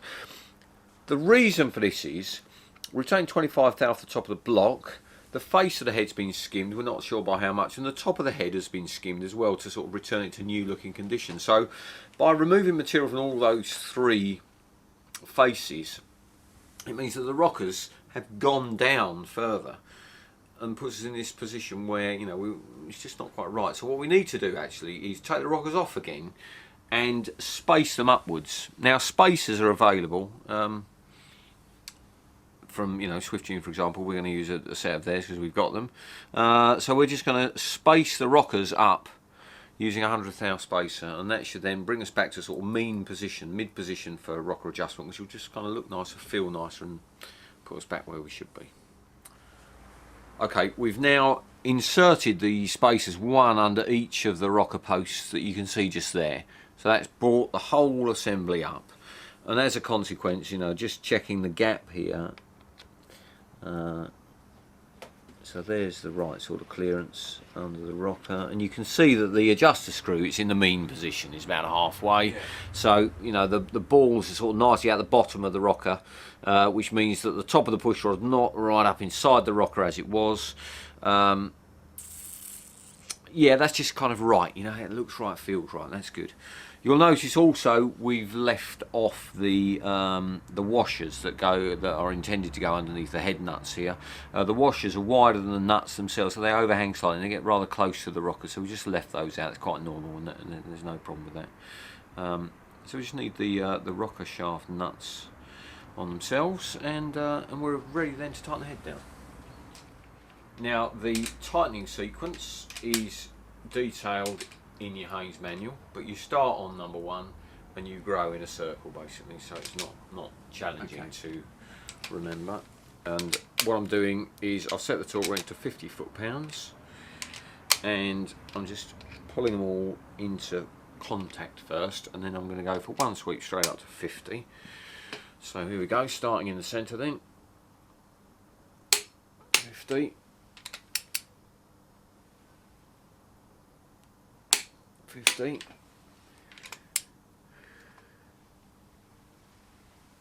50. Shall I stop saying 50 now? I think you got that message. 50.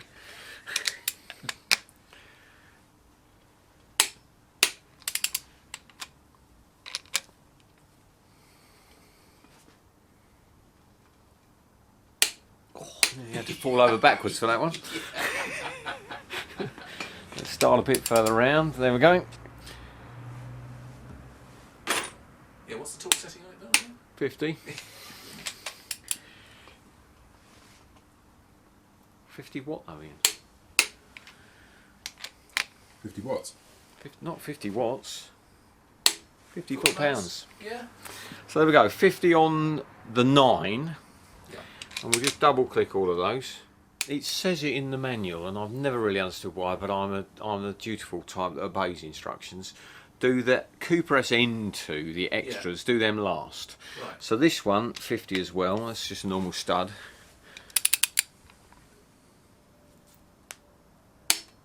50. And a second time, 50. And now the last one at this end is a bolt. Right. And it's important to note that when the block is drilled and tapped, it actually breaks through into the water jacket, which means that when you need to install this bolt, You don't put it in with grease. You need to put it in with a lock sealer, with a thread sealer, so that it stops any water or the water in the water jacket from coming up that bolt, which can and does happen. So that bolt has to be thread sealed. Right, wind the torque wrench up for that final bolt. 25 foot-pounds, not a great deal. And we've got thread lock on the thread itself and grease under the head to eliminate the friction, and there goes your 25 foot-pounds. Job done. The rocker studs, or nuts rather, are tightened down to 25 foot-pounds as well. Right, we've just slid the flywheel back on so that we can rotate the engine around now and gap the tappets, the rocker clearances. So if we just crank that round until we start there, we've got number 4 and number 7 down. So feeler gauges, we'll set these to 15th thou. When number 4 is down, you adjust the gap on number 5. It's the rule of 9s. So 4 down, adjust 5. 7 down, adjust, guess Ian. 8, 9, 2. Well done. Hey! That's it. Don't test That's me on it. the Hey, maths. Christ almighty, that'll be trouble. dived in on you somewhat there, really, but Yeah, not supposed you to do passed the test. So 4 down, adjusting 5. That's our rule of 9. And the way to use the feeler gauge on a roller rocker is you don't push it forwards and backwards, because the roller of course can roll and give you a sort of misleading reading. What you want to do is you want the feel to be when you're sliding side to side. So there it is. So if we park that there. And you're just after a drag there, Bill, just a sort of a feeling Yeah, of just yeah, drag. yes. You want, you're feeling contact. You want contact on both faces. It's a feel issue. Now this, at this stage, isn't massively critical because it needs to be about right. But one of the first things we'll do once we run the engine up is we'll get it warm and then tighten the head down. Okay. And when the head is tightened down, then we need to get Then you do the rockers. final So, adjustment. Okay. you know, don't break your neck over half a thou at this stage. So that was 4 down. We've got 7 down, so we do number 2.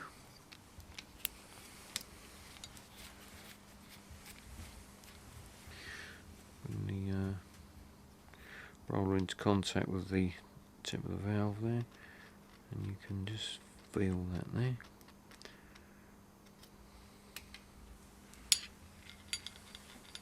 I'll crank the engine over for the next pair. And you can see we've got number 1 and number 3 down, because they're not adjusted yet, they don't move down very far, but 1 and 3 have gone down. So with 1 down, we'll do number 8.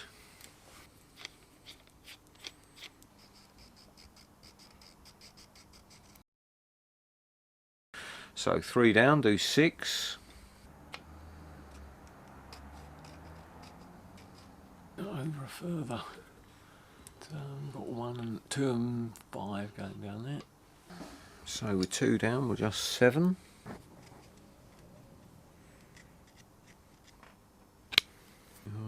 5 down, do 4.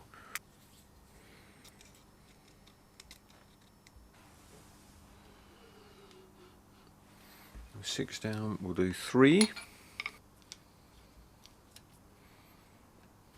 There's a little issue. See, as we've tightened down the cylinder head studs now, remember I talked about the spacing of the N2 rockers? As that's all pulled down, this one's just slightly tight.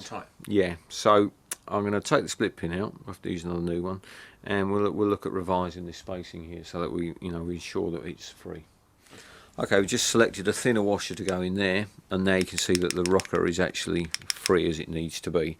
And we will just actually, once we've adjusted this one, bring the other end up to where it's free, you know, and it's rocking, where it's free, and there's the gap there, just to check that that's free as well. So there we go.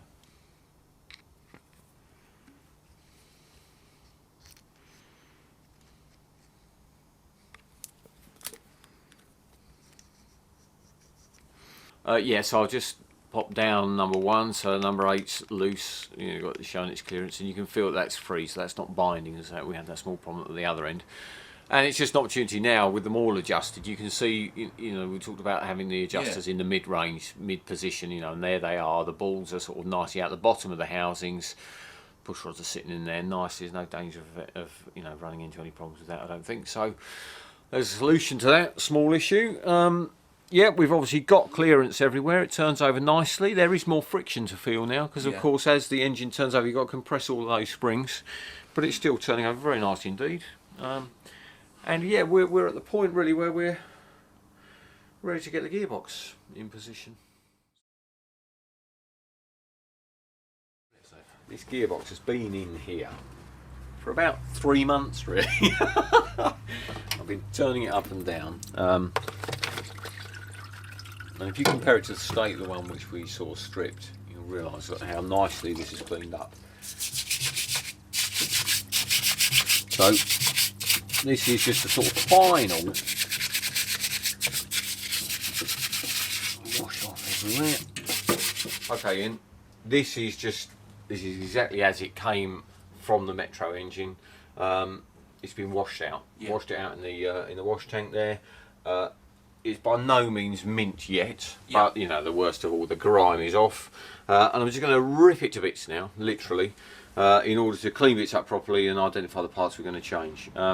First thing to do is remove the diff, because then we can get rid of the interlock mechanism too, because in order to do the principal dismantling of the main gear assembly, we need to lock the gearbox up. At the moment everything rotates, so we won't be able to undo the tight nuts on here, and there's 2 of them in particular. So in order to facilitate undoing those nuts, we engage 2 gears at once, and then of course the gearbox won't rotate. But there's a very clever interlock mechanism in here to stop that from happening accidentally on the road, because of course you'd come very rapidly to a halt. So I've got to disable that first of all to engage my 2 gears. So diff out, which is all just, you know, kind of dismantling away. This is all in accordance with what the Haynes manual tells you to do. So it shouldn't take too long.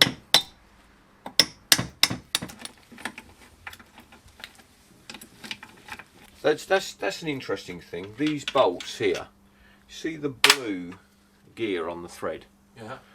That's like a locking compound, and that's indicating to me that this gearbox hasn't been to bits since it was factory assembled. Oh really? Yeah, which is how we like it. That's ideal. This is held on by there are dowels on here. All the bolts are undone. So it's just a case of a gentle bit of a tap, which you can just get in about. I don't want to sort of try and get in between the mating faces and lever it there. So I use a cold chisel, which kind of takes a bit of a dig into the casing, but that's just enough to separate it there. Same the other side. So that's separated that off. There it is, doweled top and bottom, you see. So I've ended up with a little divot in there and there, but that's not going to affect the mating faces, so that comes off easy. So there's the diff. Lift out. Now we're going to service that and put that back in, and straight away that's going to go again, no problem, with some service components. So that's that bit. Here's the deal where you engage the gears, and it's quite interesting to look at this. This is what your gear lever connects to. So you can actually look in the back here, and it's a bit grubby at the moment, but you can see the selector. You can see by moving there, we're attempting to select either 3rd and 4th gears there, and we've got 1st and 2nd there, and we've got reverse down there, and there's a spool here which interlocks through all of the selector forks, so that you can only engage one at a time. We need to disengage that so we can in fact get 2 in at once. So that's a matter of, it's a bit of a fiddle, and that will. Okay, so I'm just going to drag this little sleeve out which interlocks. So we'll put that in. That's the thing, Bill, that actually stops you engaging 2 gears at once. Yes, this will now allow us to disengage that spool as easily as that. Here we go. And any moment now, we will be able to stick 2 gears in. Does it matter which 2 gears you're doing, or are you doing specifically 1st and 2nd, or 3rd and 4th? Or? No, you can't put 1st and 2nd are on one hub, so you can only select one of those. So we'll put either 1st and 2nd with 3rd and 4th in at the same time. Show you that in a moment. Okay. there we can select the gears like that. And what I've actually done is to spin that around like that. So you that spun that's it out now, of the way, in That's fact. completely out of it, which means that these can move, both of them can move at once. Okay. Take the roller bearing off the end of here. Now it's retained by a circlip, which we'll remove first of all. You need circlip pliers for this, but there we go, that's that off.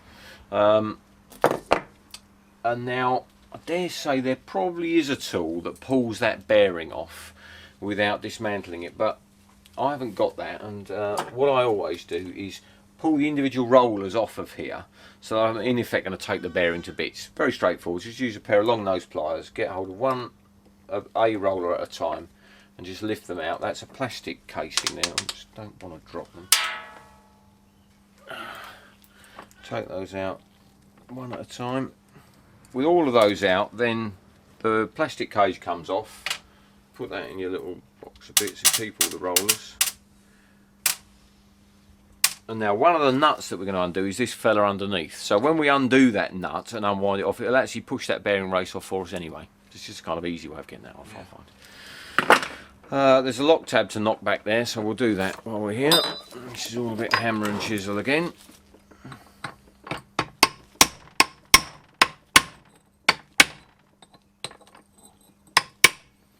And we're reusing those roller bearings, Bill, that you just popped out? Yeah, they'll be fine. Yeah, we can inspect them carefully, and I think we'll do all of the inspecting when we've got the whole lot laid fine. out. But yeah, I think it's almost certain we'll reuse those. Yeah, so they're there to keep. Yeah. Take the speedo housing off the other end to get at the other end of the game. So.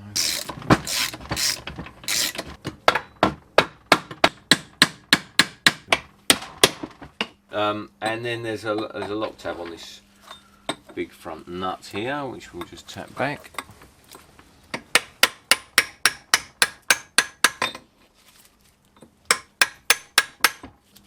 Now with the lock tabs, you sort of drive them halfway back. Once you come with the socket, you can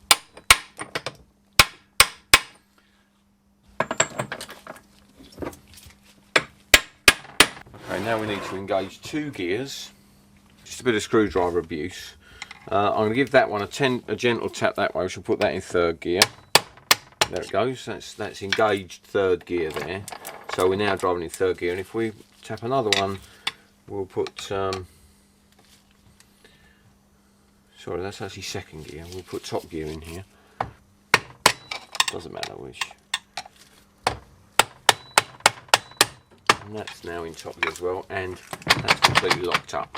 Now what typically happens here is you'll undo that nut there, the gearbox is locked up, and you kind of think, right, I'll get my foot on there and I'll try and hold that there, and we may very well, there we go, we have been able to undo that one, that's no problem. But you'll find that the big nut holding the pinion on will be more of a challenge. Now this nut, as we wind this off, there's a bit of weight behind that because we're pushing that bearing casing back, but of course the nut pushes it back nice and square. Yeah. So, there, and when you reach the point that the nut is off, you wind the nut back on. That leaves you plenty of room to get an ordinary puller in there just to whip that bearing casing off. The bearing casing, you'll notice, has got a second sort of ring around the outer edge of that race there, which tells you which way round it goes. So just make a mental note of that before you pull it off. And you can see here, this puller doesn't have the jaws here wouldn't have fitted in behind the race, which is why I couldn't do it and pull it off by this method right at the beginning. But once the nuts push the race back, then the puller can fit in there. There it goes. You can see what I mean there about that second ring. So now that nut will come off. There it is, and the lock tab and the bottom transfer gear itself. Now most Mini owners will almost certainly have a socket of this type, because this is precisely made to remove mini ball joints, to undo the big dome nut on a mini ball joint, and it's just perfect for doing the pinion nut there because it's long enough to reach in. Okay, so there we are. Now we're locked off, and what you're going to find is here with a foot on top, this is all a bit dodgy really, because you're trying to undo that, and what's happening of course is you're all the time doing this, so it's not held down very well. and I can't actually undo that. Now, if you had a very high capacity compressor and a great big air gun, you'd put your air gun there on and it would fire straight off. Now I haven't got that resource, but I've got an improvised means which will enable us to get this off without any drama. So I'll just show you how we do that, or how I do that. You're not filming all that, Paul. I am. Rocky.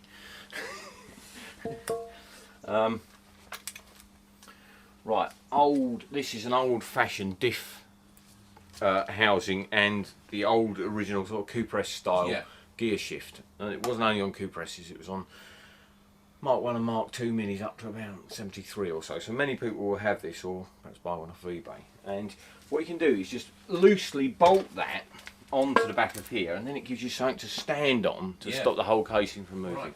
And that's it. So you're not even bolting them in? No, I'm just going to put my foot on that, and that's going to keep hold of this whole thing, and then I'll be able to undo that nut with relative ease. Now, of course, if people can't get, if they haven't got hold of that build, they can, I imagine, just sort of zip round to a garage and use their air gun sort of thing. I would have thought, a quick fit or something like that. If you take the right socket along and say, would you fire that off for me? I'm sure they would do. Yeah. Got a little mathematical job for you now, Ian. No, don't do that. We can count up the number of teeth on the crown wheel, divide that by the number of teeth on the pinion, that tells us our diff ratio. And that will tell us whether this diff is suitable for our engine. Bill, should people be sort of meticulous about, you know, the gears as they're taking them off and that sort of thing?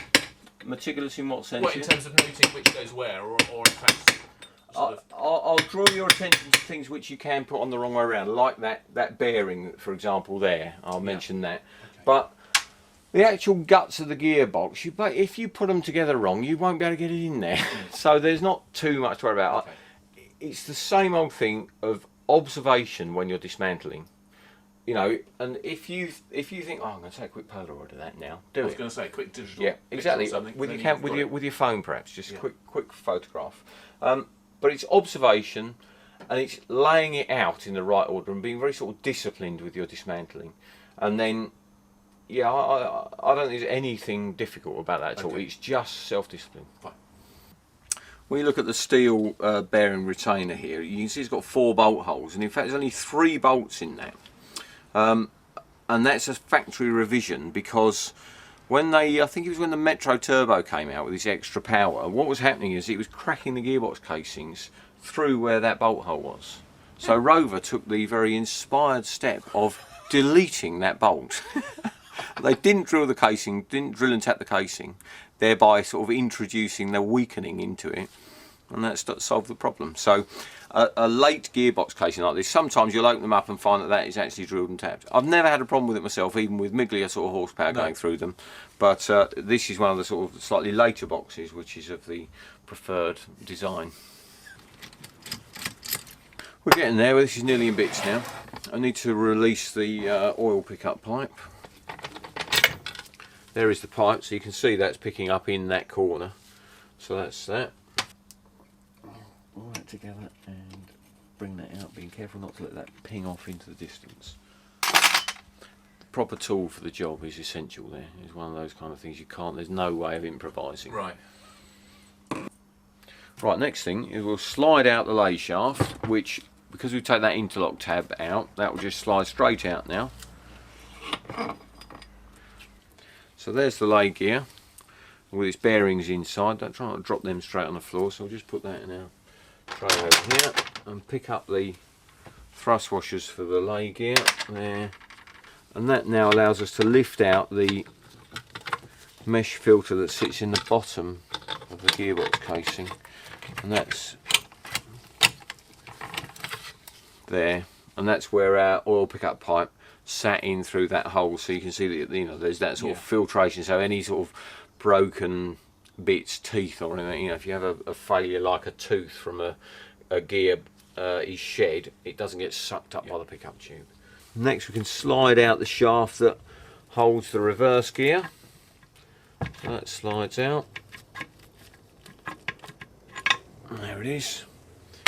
And then with my other hand I had hold of the reverse gear. That comes out. It's worth noting, it's very easy to try and get this in the wrong way around. It won't work if you do, but that's the way around it was in situ. So just make a mental note of that. I'm remembering the just the simple appearance of that and the way it was set in there. Simple. If you don't have one of these, Bill, difficult. So I think I have managed to get these out of here before. Well, if you come up here, you can try and get a drift and sort of drift the bearing out from behind, but it's just ever so easy with a slide hammer, and these are inexpensive. You know, everything's so cheap to buy now. You know, Machine Mart sells most of these things. I'm finding that eBay. You know, I mean, you're not talking about a lot of money. No. It's the same old thing. You're doing the whole job yourself. Invest a few pounds in some tools. So slide hammer will just knock that out. You can see it takes a bit of pulling out, and it's actually just dropped the bearing off there, but the bearing belongs in there. Okay, I've just put each of the hubs back in neutral, so we are in neutral here, and when tapping to loosen up the main front bearing here, well, you must be in neutral. What you don't want to do is overthrow and pop the synchro hubs apart. So we're back in neutral, and with my soft mallet, gently on the end of the main shaft, I'm going to give this a little tap.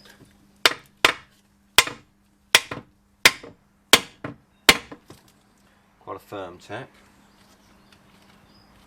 And then I'm going to give it a tap from the other end, because what I need to do is get a gap between first gear and the bearing, which is there.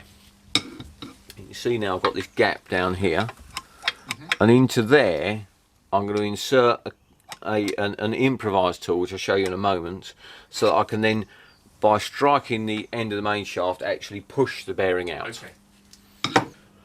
Right, so now we've moved the main shaft back and we've got the gap between first gear here and the main bearing. What I've used is, you'll recognise that perhaps as the sort of sea washer that retains the primary gear. And I've just taped 3 of them together, and so you can just slot that in down there and it will sit on the main shaft. And then when I now tap again from this end, once the main shaft moves up, first gear will then bear against the main bearing and pop it out the other end. So stand by, here we go. So now we're in contact, so we've got to strike it a little harder. And that's the main bearing on its way out.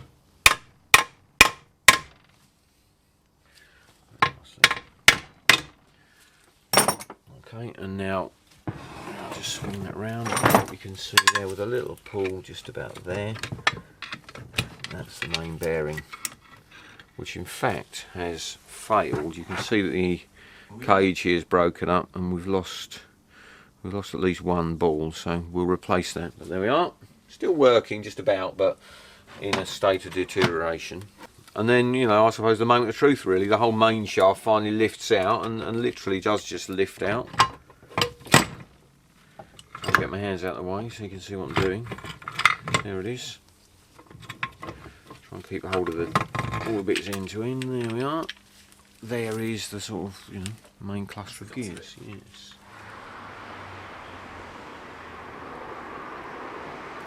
No, listen, I'm holding it quite tightly. One. Put those back in the store. She's on best behaviour. Okay, and I'm going to remove, in fact, I'm going to get everything out of the casing so we can say we've got it absolutely bare. So to remove the selector forks, you need a centre punch, preferably with one, like a drift here with a little, I was going to say tit on the end, probably shouldn't say that. But that engages in the roll pin there, and then you can drift that down.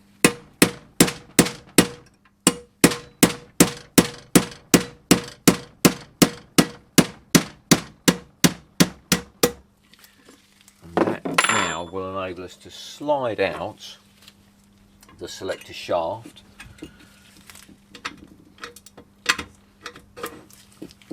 That is the shaft on which the selector forks slide when they move to engage the gears. So there's the shaft.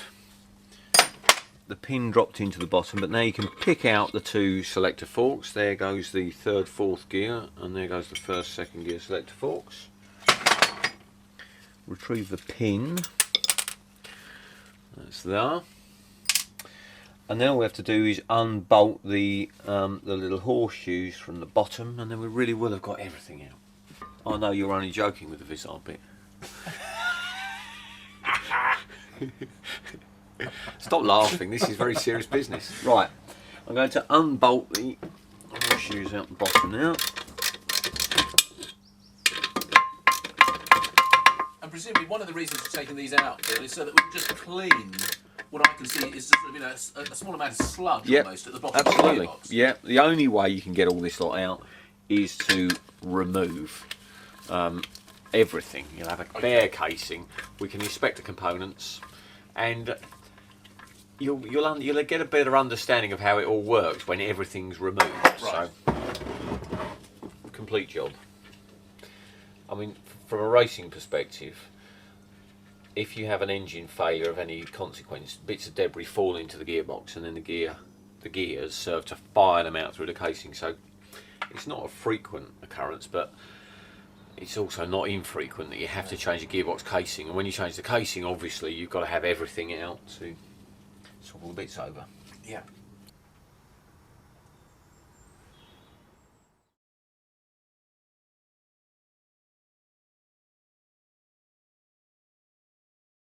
Okay, Ian. Yeah. The casing's cleaned. Mm-hmm. Giving that a good wash out, scrupulously so. And now we're going to begin rebuilding. Now, with the gearbox, I think you could say, well, all these parts have been moving, so there's a degree of wear and everything. So what are we going to do? Replace every single component, and that would be extremely prohibitive on cost. Yeah. Some of the parts aren't available anyway. So at each step, I think we need to talk through why we're continuing to use this part, okay, what we're looking for in certain bits as we go. So interlock spool and selector shaft, that the little bit on the end of there, that's liable to failure in extreme sort of racing scenario. So, you know, I always have a look at that. I had one go myself, and I think this usually, if you crash, that's one of the things that's affected. Right. So, you know, it looks fine in this case. So the shaft slides inside the spool, and the pair are inserted inside into position there. You're not sort of lubricating it at this stage or anything? No, this whole thing's going to swim in oil before anything happens, so Okay. I'm not going to lubricate it. Fine. No. So that goes in, sits there out of the way. Next we have the bell crank levers.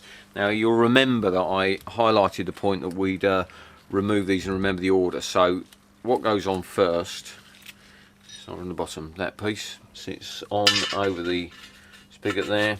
Then we've got the reverse gear bell crank lever, that goes next. Then there's a shim that goes, that's not a particularly size shim, just a shim that goes over. And then the bell crank, next bell crank lever, another shim, another lever, retaining washer, and then we'll push the boat out and use a brand new nylock nut to retain all of that. Okay. That being torqued up to 25 foot-pounds. Okay. Okay, new nylock then.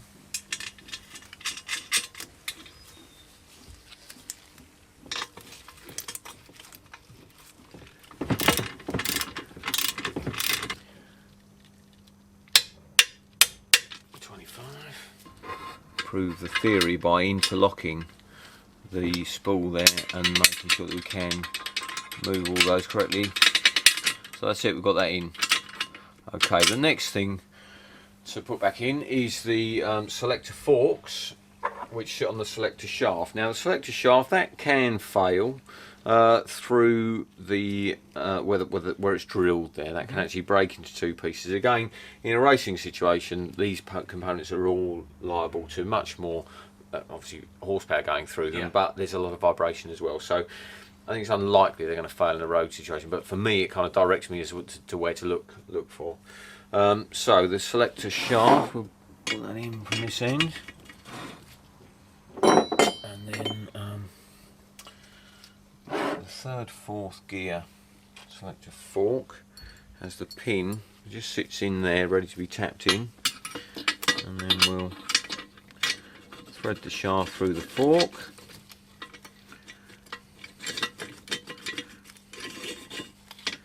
And the next fork, which we're going to thread through as well. Obviously positioning the fork so that they're sitting over the bell crank levers, so they're going to be operated by them. Just looking, have a quick look here, make sure I know what I'm doing. That's that.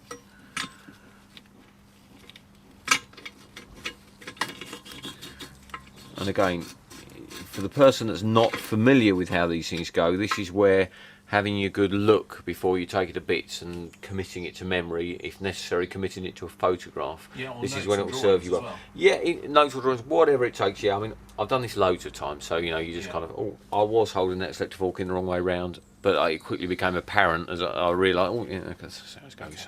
So you know, it's your memory. You're going to need your memory. You're going to need, you know, notes if your memory doesn't serve you particularly well, and the Haynes manual as well as a backup.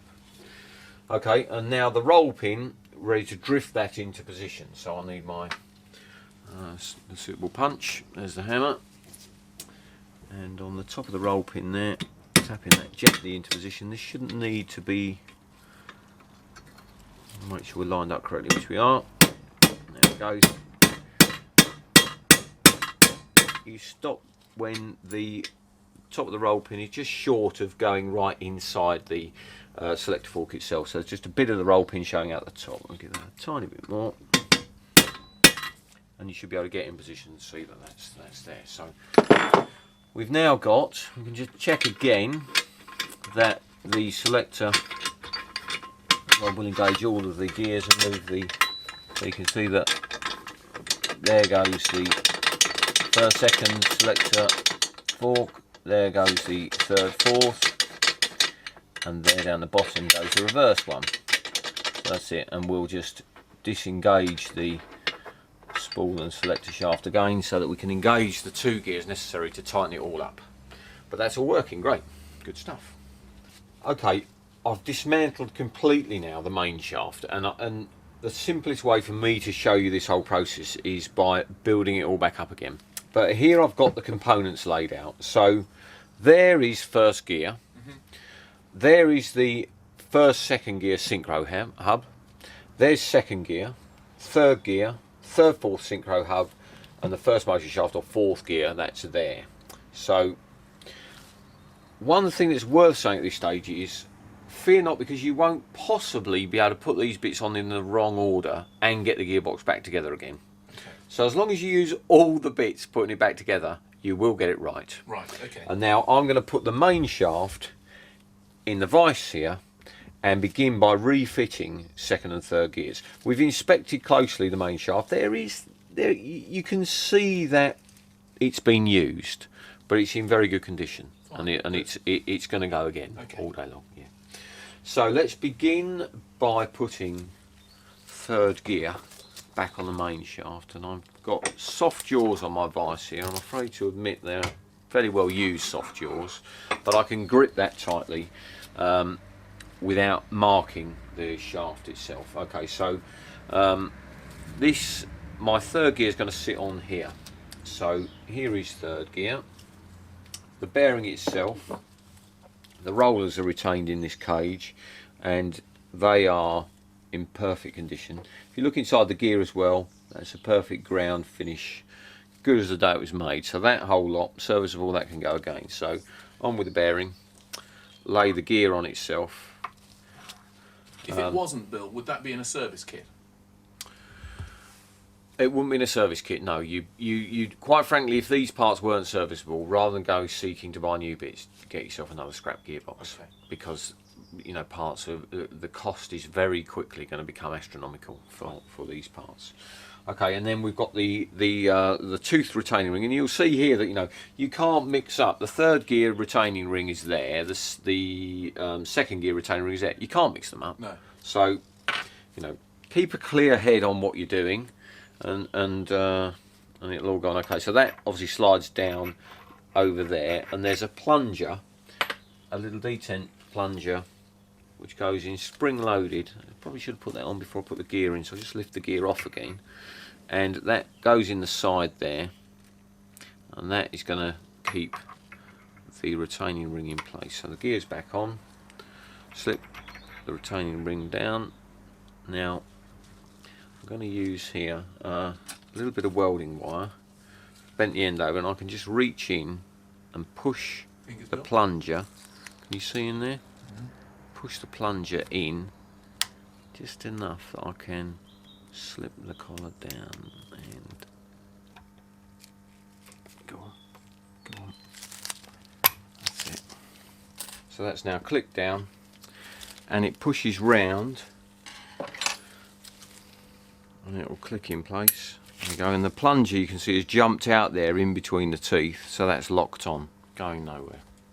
Did I make that look really difficult? No, that's fine. Trust me, that's, you know, you fiddle around a bit, but you get there in the end. But you know, you certainly never get the hammer out. No, brilliant. That's fine. Okay, so that's third gear back on. Turn the main shaft upside down. Now we'll put second gear on. So there's two plungers on this one, a plunger at each end. So I'll feed those in with a spring in the middle. And they're sticking out there. Now, because of these raised teeth, just have a look at the gear actually. You can see that the machine finish on the shaft there is in good order. The internal finish of the gear itself is immaculate, and obviously if those two are good, then the bearing is going to be good, because anywhere on either surface would transfer. But you just have a quick look there, that's absolutely spot on. So just spread that round and ensure that's just sitting there nicely, and then we can slide the gear down. The sort of cone face that receives the bolt ring, that's outwards of course, so that's going to slide on.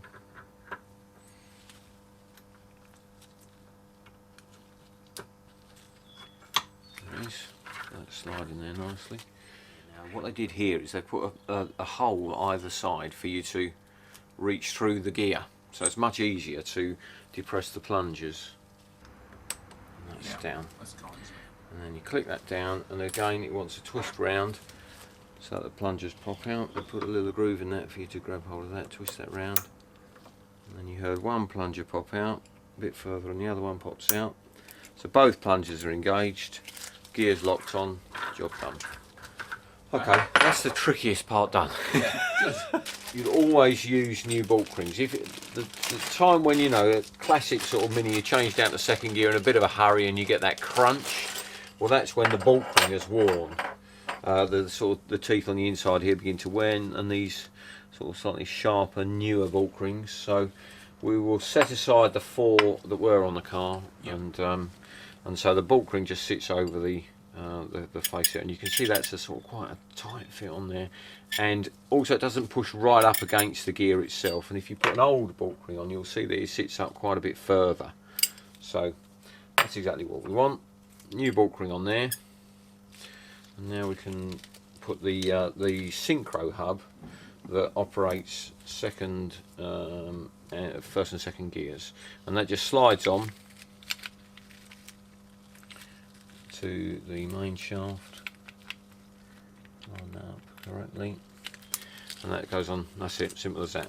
Obviously the bolt ring sits in there, comfortable. Then we'll have a new bolt ring on first gear, sit it over there, and we'll just put there's a retainer, like a sort of a bush now that slides on to the main shaft, pushes up, and that's going to carry the bearing for our first gear. So let's put that down for a moment. Pick up first gear. Okay, look at the inside. You can see that, you know, the sort of ground finish on the inside of that gear is in perfect order. The bush itself's good. The bearing obviously is the same, so that slides on. And then pick up the gear. New bolt ring on the gear. And that slides on. So we've got first gear on the shaft as well. Now at the other end, so we'll have a new bolt ring for our third gear. Just sits over the face there. You're able to see what I'm doing here probably. Yeah. There goes the bolt ring. Synchro hub. Slide that on. Okay, that sits in there. And then you want the final new bolt ring the first motion shaft, fourth gear, and that will sit in there. So that's our sort of complete assembly that we've got to get back in the gearbox. Fantastic. There it is. That's good.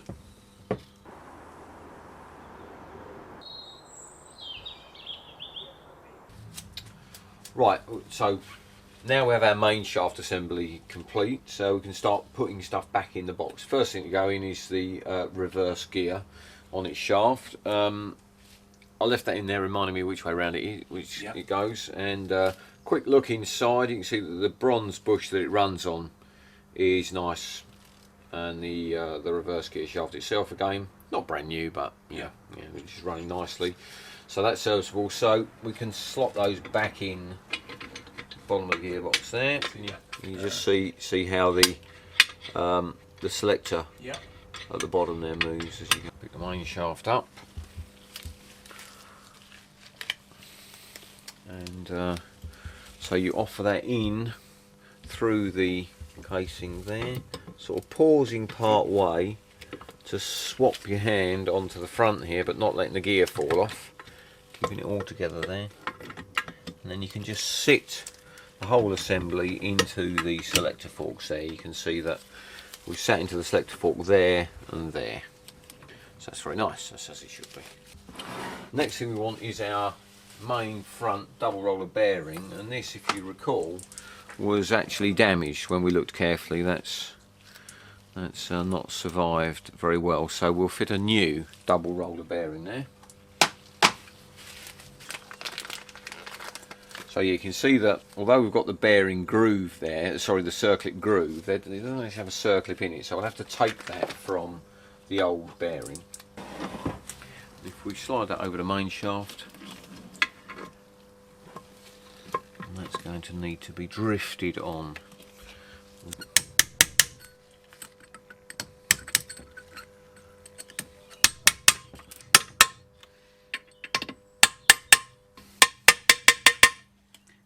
See, get it right. Okay, first motion shaft then, in effect fourth gear. The end of the main shaft, the ground finish there, the bearing that sits on that, the shaft itself's in good condition, so too is the bearing, so I'll slide that over. The ground finish inside the first motion shaft is good, so that's all fine to go again as it is. We've got a new bulk ring here on the gear, and the bearing here, main bearing, that's in good order, so we're not going to change that. So we're ready to put the first motion shaft back in, and that's, you need to sort of feel it to make sure that you've engaged properly on the end of the main shaft with that little bearing that we saw earlier. And then just a little soft tap, start it on its way.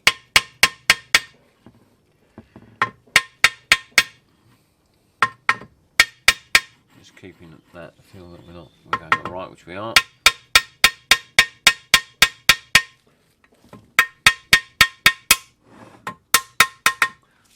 That's all the way in now. Circlip, Ian. Yeah. You need good circlip pliers for these. It's a very strong clip. Yeah. If you sort of slip out of here once with your pliers, you kind of take the inside edges off, and then you're forever slipping off the thing. So you don't want to be messing around too much. This can go wrong. I've got, you know, a very substantial, nice, good pair of 10 tool circlip pliers which do the job perfectly. You know, it's another tool that you're going to buy. You won't use all that often, but on the occasions when you do need it, you need one that does the job properly. So I've got my pliers on there to squeeze it up tight, and I want to squeeze this up right up so I can slide it all the way in one go. I don't want to be firing off with it too much. So here we go.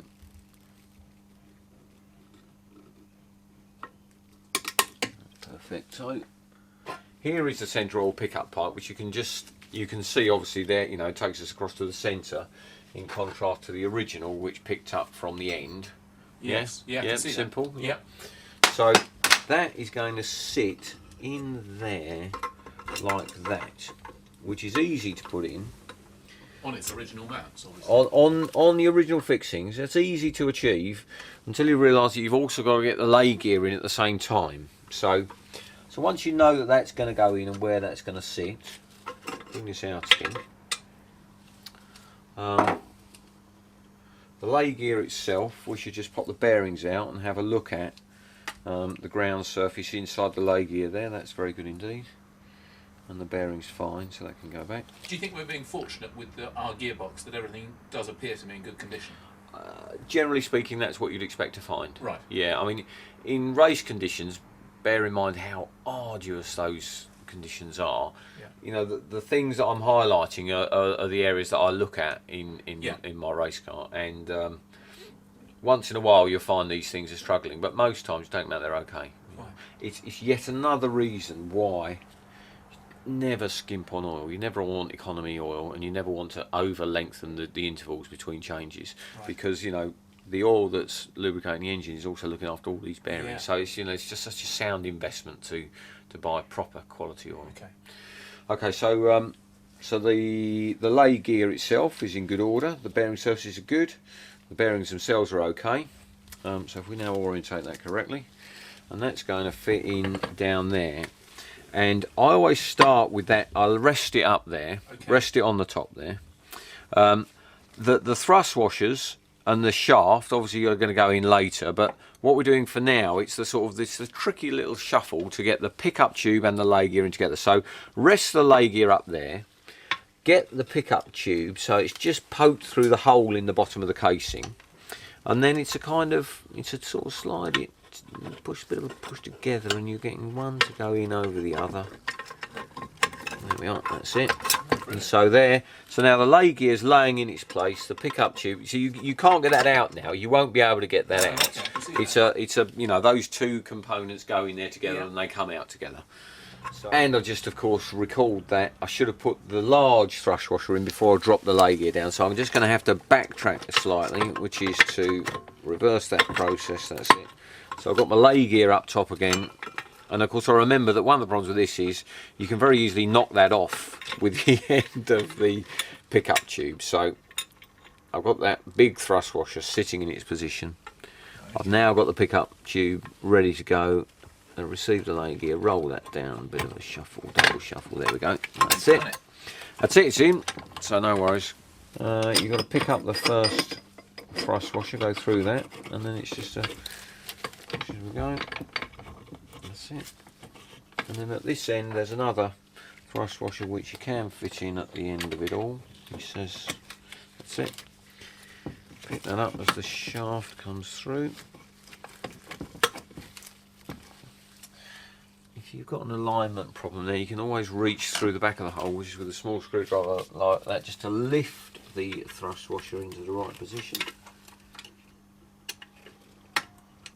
Okay, what I want to do now is just put the pinion on one end, the bottom transfer gear on the other end, tighten those up and pull everything into its right place. Diff ratio wise, we've counted up here, we've got 62 teeth on the crown wheel, 18 teeth on the pinion.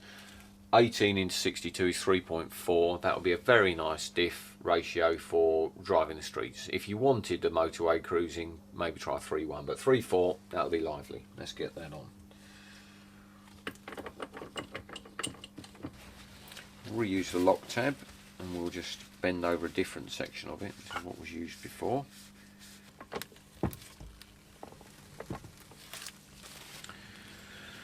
Okay, bottom transfer gear is in immaculate condition, so that can go straight back on there, which is sits on there like that.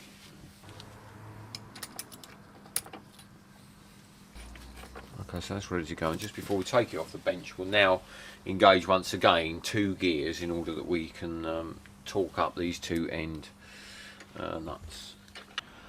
Back on the floor now with the box. I've, as you can see, slid my stabiliser system on so that I can keep a tight hold of this while I torque up the nuts. Both nuts 150 foot-pounds, so that's extremely tight.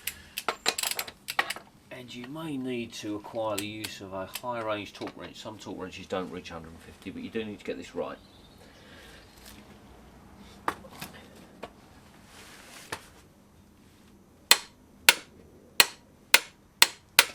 There's 150 foot-pounds on there.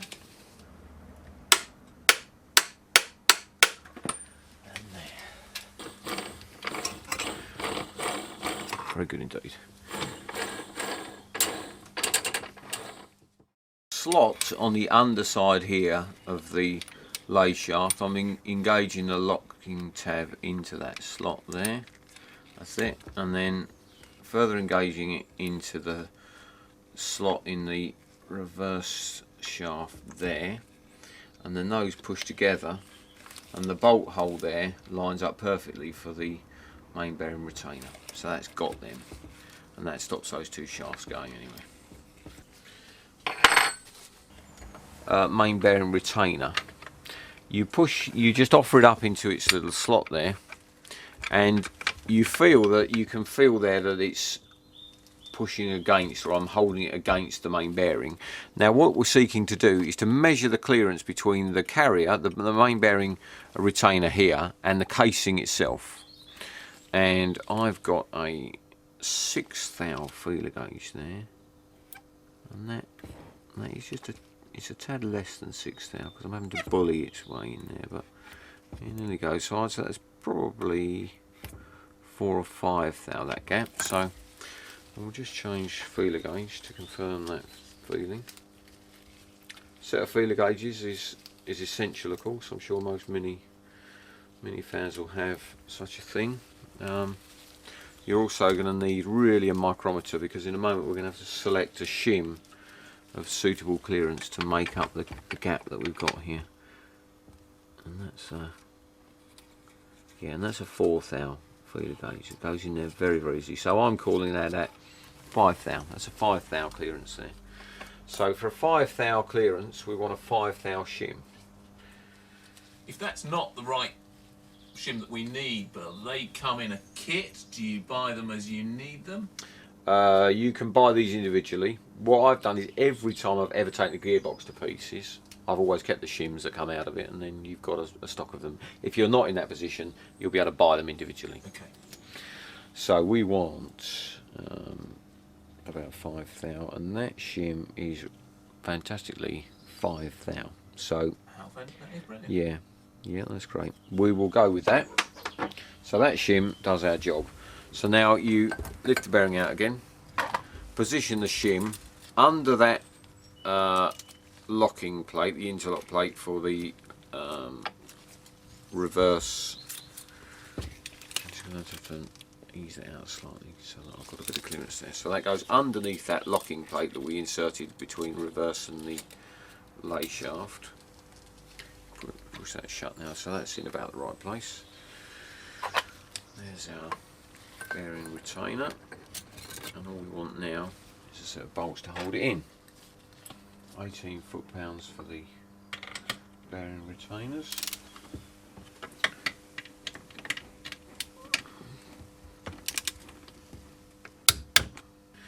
With all these lock tabs, bend them over so that they actually do their job.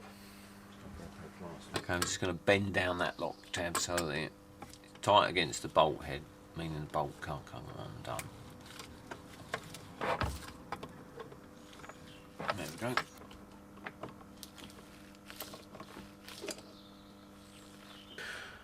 Okay, I've got the diffing device now. We're going to give this a rebuild, which is essential for our 100 horsepower engine.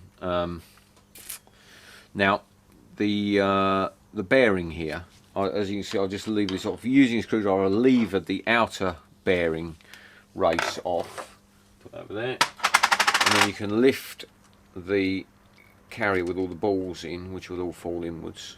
Oh no, they didn't, that's good. So we'll put those to one side. And then the inner race can stay on the crown wheel, which is fine.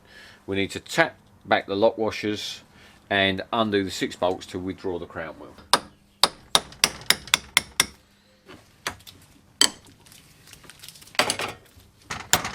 Tell that's right because it's enjoying coming out of there. There's a roll pin, don't want to lose that. And drift out the diff pin.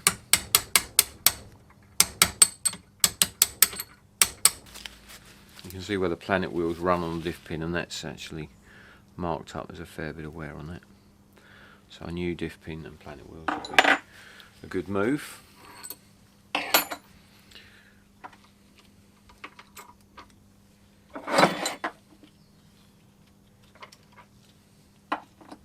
And the other output shaft comes out.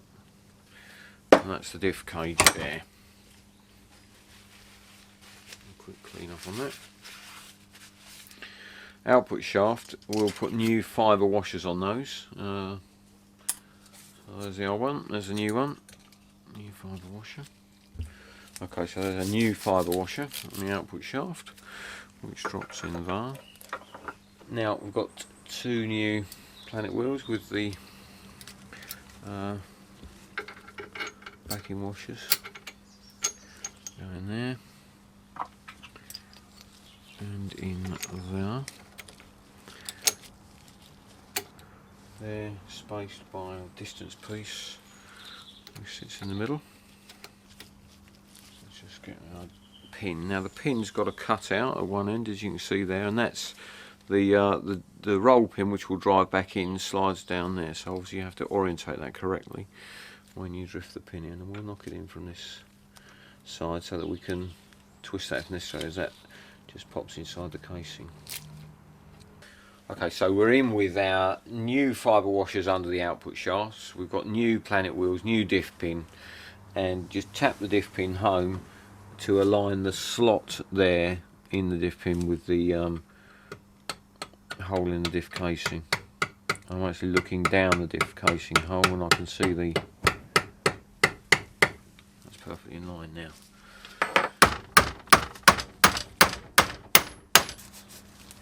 There we go. And that is of course going to sit in there.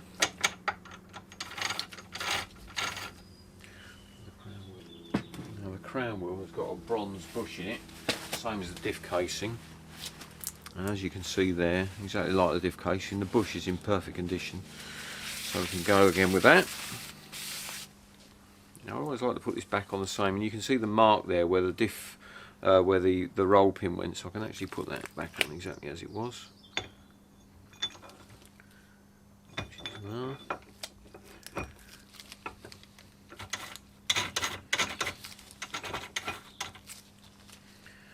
Yep, there we go. We need.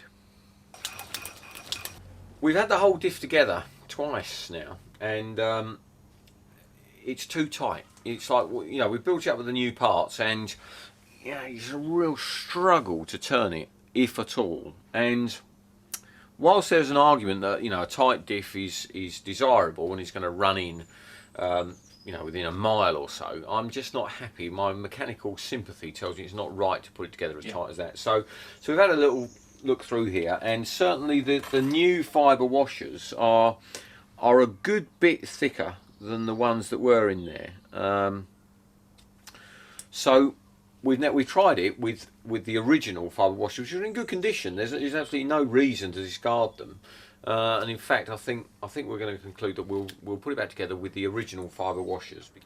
Okay, we've got the diff back together now, and it's about right. It feels good. So we'll just torque up the bolts that retain the crown wheel. Set this to 50 foot-pounds.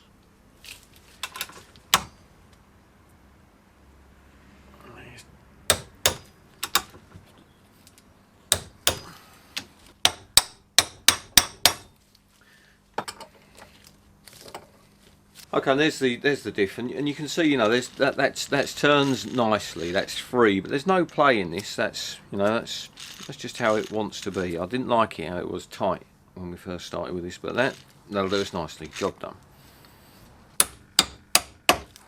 There it goes.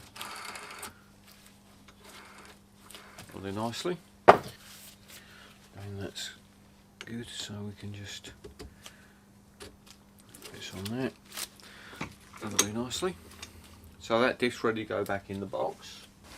Okay, so we just need to re-engage the spool and the selector shaft, which is a bit of a kind of fiddle there, and by moving each of the selector forks we should be able to get that to engage on. There we go, let's just bring the reverse one into line, that's it. There we are, and it's probably prudent now just to stick that through there and select each of the gears to see them go in for peace of mind. So there's second, there's first.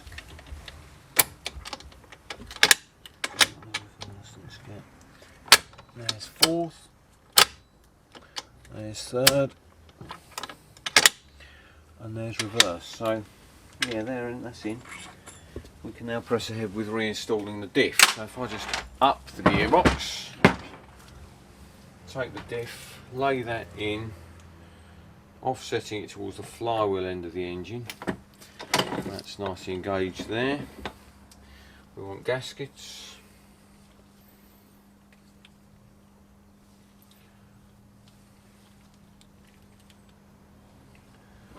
The diff casing itself, which we've cleaned, and that's that doweled top and bottom, so you just place that on, engaging the dowels.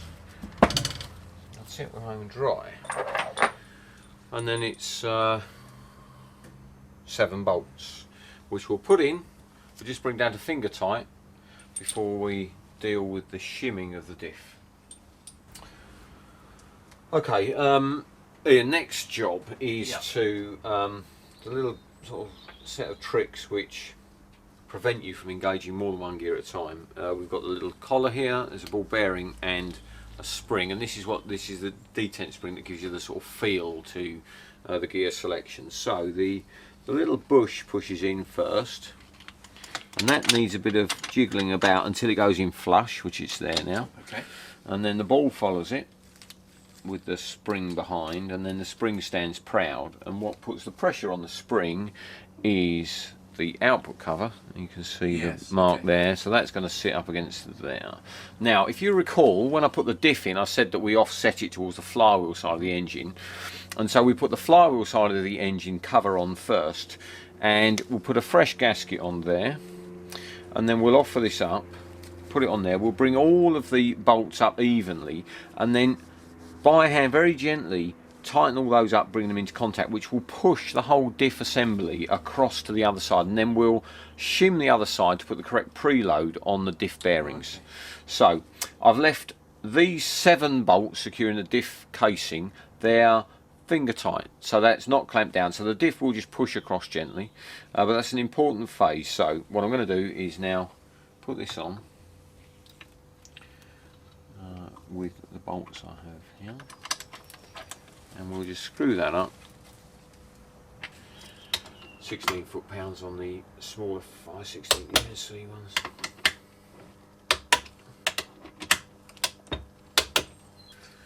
Okay, so now what we do, with no gasket, offer up the plain clean output cover for this side, and we're looking to measure that gap. Now I've got a 1/6 thou feeler gauge there, and it's definitely a smaller gap than 1/6 thou, just a little smaller than 6. Okay, you can see we've found a 5 thou shim there, which just on the upper end of what we wanted, but that'll be fine. So the shim sits in there against the bearing, and then new gasket on the housing, and housing on. And you can tell that's captured the shim, so that's it. Just hold that in there while we slip the bolts in, and that can be torqued up to 16 foot-pounds. Okay, and the speedo housing, I had a quick look inside there. The gears are working and are going to drive the speedo correctly, and then you've just got to engage the end of that into the main shaft as you slot that on.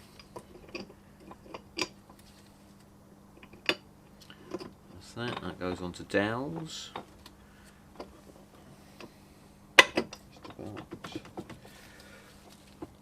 There it is. There it is, and that just wants to set bolts now.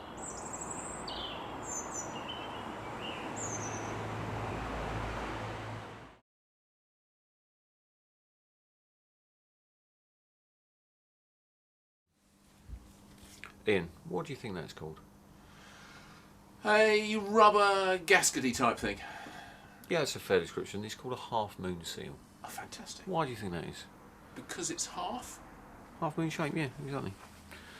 Brilliant. Yeah. So that fits in here. Do you win a prize? Yeah. No prizes, no. Points mean prizes. Yeah, that fits in there. And when the engine sits down, it pressurises, it sits on that, and that's the seal. Now we just want the gaskets on here, and then we can introduce the gearbox to the engine. That wouldn't be blue Hylamar, would it? It will be blue Hylamar. Now Ian, I didn't ask you what that was called because I knew you might know the answer. I'm not going to give you an opportunity to shine, don't be silly. The years that this is preferred method, use this stuff. In addition. Yeah, Pretty obviously. yeah, in addition to the gasket. This is what it comes down to. What are these called? Not jelly babies, they're fruity babes. Fruity babies. Mm.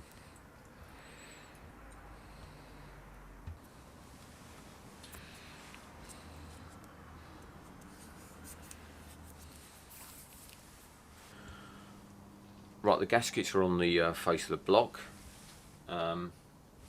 This O-ring, new one, goes in there. Vitally remember that, you won't get any oil pressure without it. So there it is. I feel at this stage just obliged to wish you the best of luck, just before I cover it up. Is that a racing tradition, Bill? It is. In fact, I'll go on. Well, it's late, so I will confess that I have, even before, on vital moments, I've given the crankshaft a kiss. Before the gearbox on. Now, that just shows you what kind of an emotional state you're getting about these things. But there we are, Anyway, that's just between us, of course. Right, okay, yeah.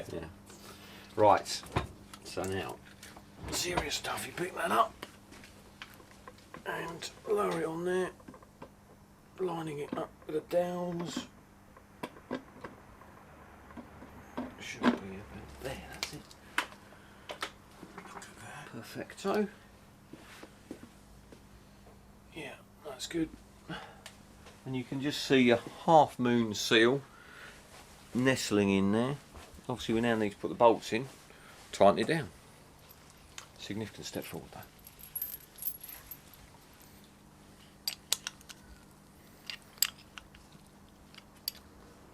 That's it.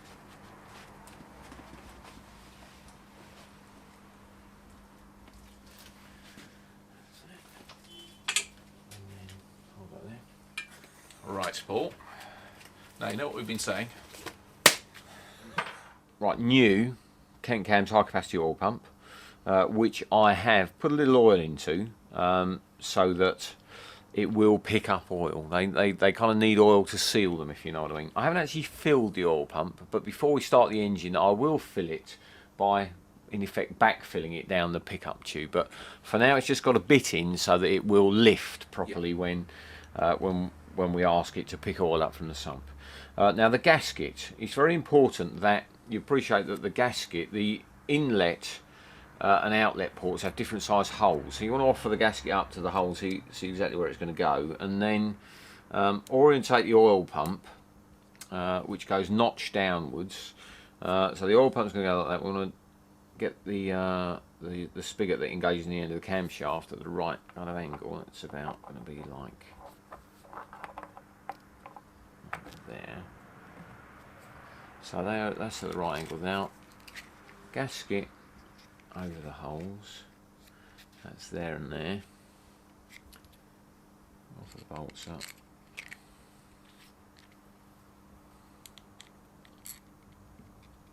We put the bolts through and put the gasket on the pump as opposed to in the block, so that we've got control of the gasket and there's no danger of it now slipping, because if that slips and you end up bolting on and forcing it on and the holes aren't in the right place, you won't get the right flow of oil. So the gasket goes on the pump like that. Now we offer it in, engages in the end of the camshaft, which is about there. Find the holes, which is there. And that's it. Now all we need to do is tighten that up. 8 foot-pounds, which we'll put in our spec sheet at the end of it all. Yeah, that's fine. I'd obviously already turned the oil pump over, but you just want to make sure that that's... I've had issues with oil pumps in the past. It's like all things, if you make a mistake with that, you don't find out until the engine's in the car. Go backwards. Now we've spent a little while messing around here because the dowels, these dowels are very important, but they were in a poor condition, and in fact they would have ended up jamming our casing on. So we've cleaned up the dowels. We've got a fresh gasket there, of course. We've checked out the drop gears as a set of 3. They're running smoothly, they're nice. We've checked that the engine turns over smoothly with the oil pump in position, which it does. So now we're ready to button this up with installation of this finally. So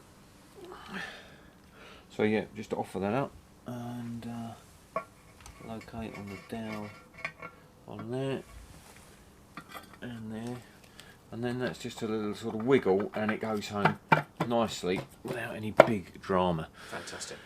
Goes home nicely because we've prepared again. Yeah. It's the usual thing. The primary gear and the oil seal we'll put on subsequently, but for now all we need to do is install the bolts, tighten that up.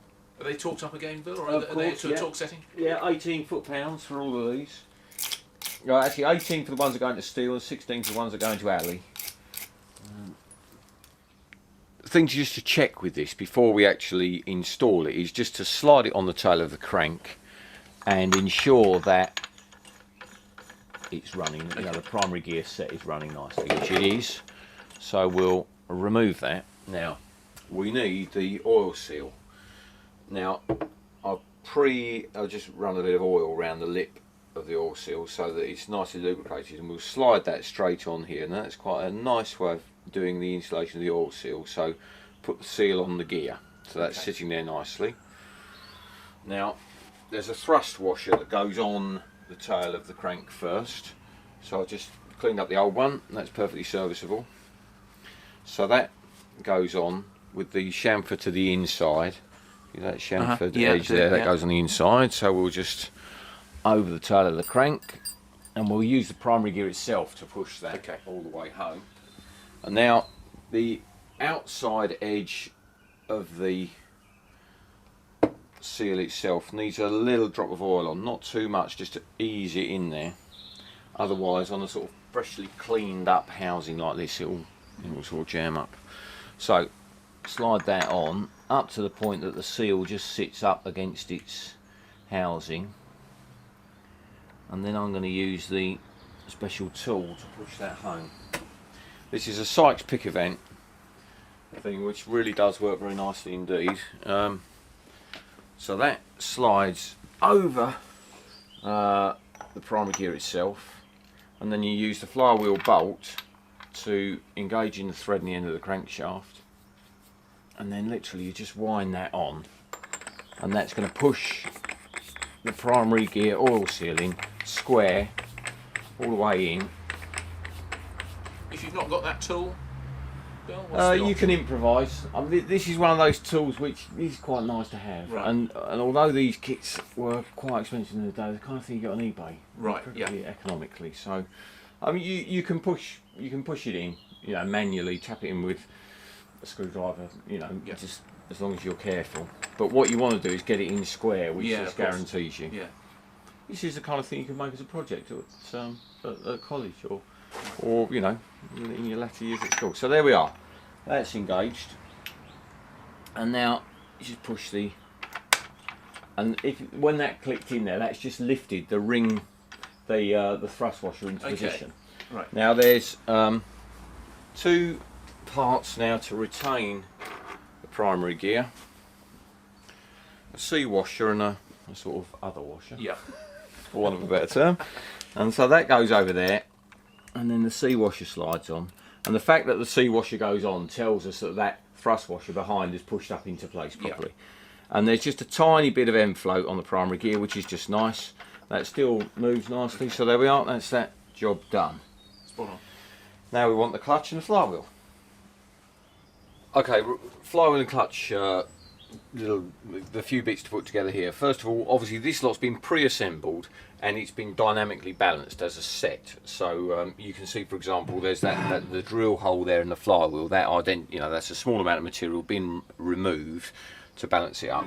So we've got a steel flywheel, which I think, you know, when you're building the engine of this type is essential. New straps, Orange diaphragm identified by the paint stroke inside it there. Steel backplate, again that's essential. And we've got a sort of fibre rally spec clutch plate there.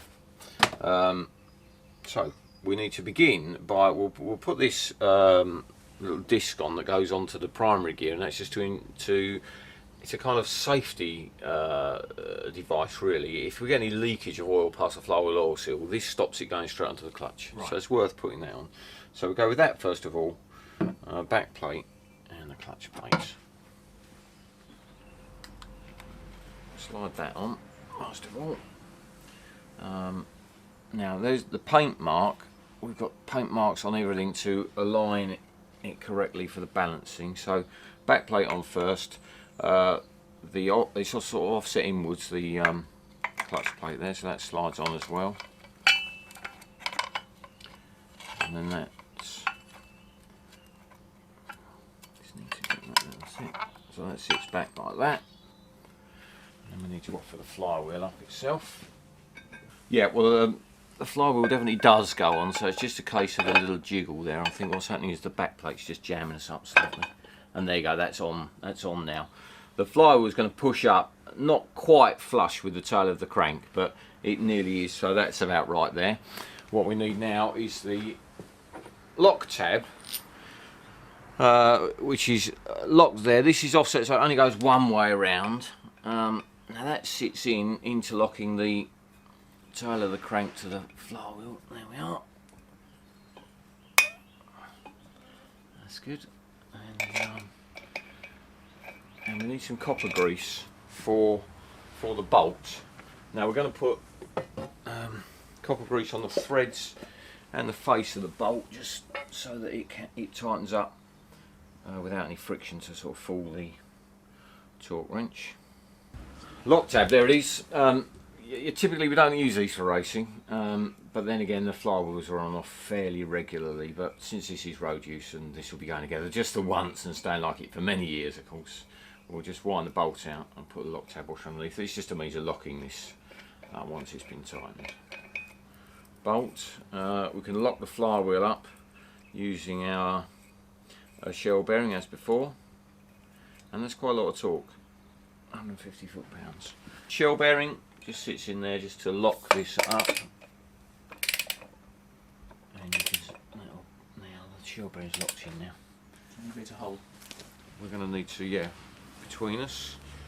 Not a good thing to throw the engine on the floor at this stage. Actually, the lock tab washer is standing out and stopping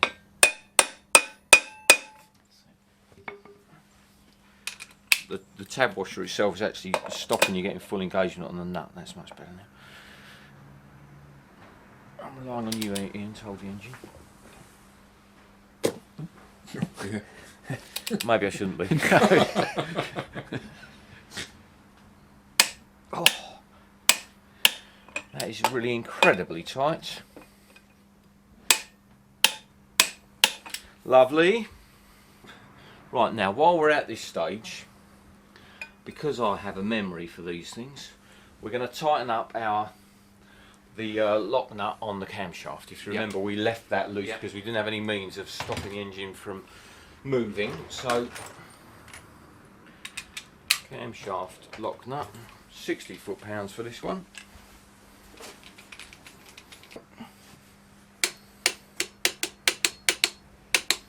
That's it. 60 foot-pounds doesn't seem very tight, does it, after you've just done 150? That's it, lovely.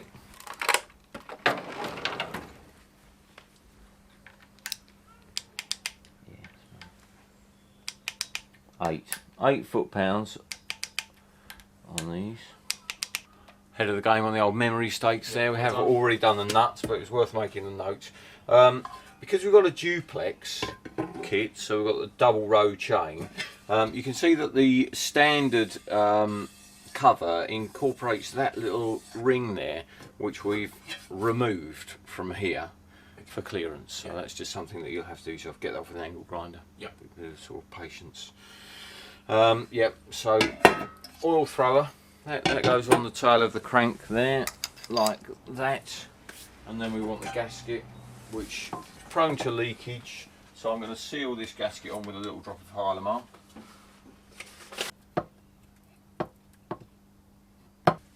Now for this particular gasket there's no oil seal, there isn't a clever fitting tool, so there isn't one I'm about to wear off. So it's brute force and ignorance. Now I don't lubricate the outside of this seal because it makes it too easy for it to pop out again having popped in, so it needs to be struck in using a mallet.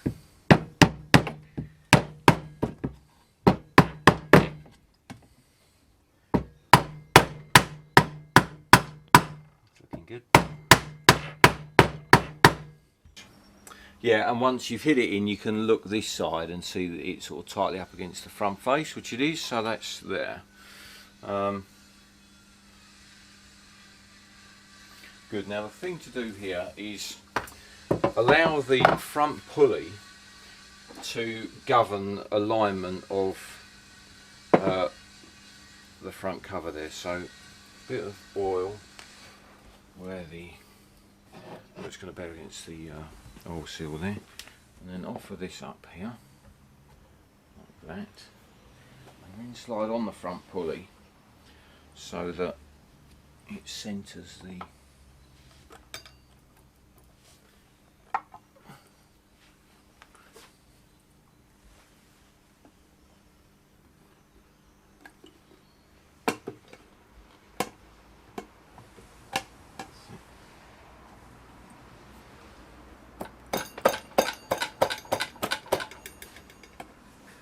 looking good.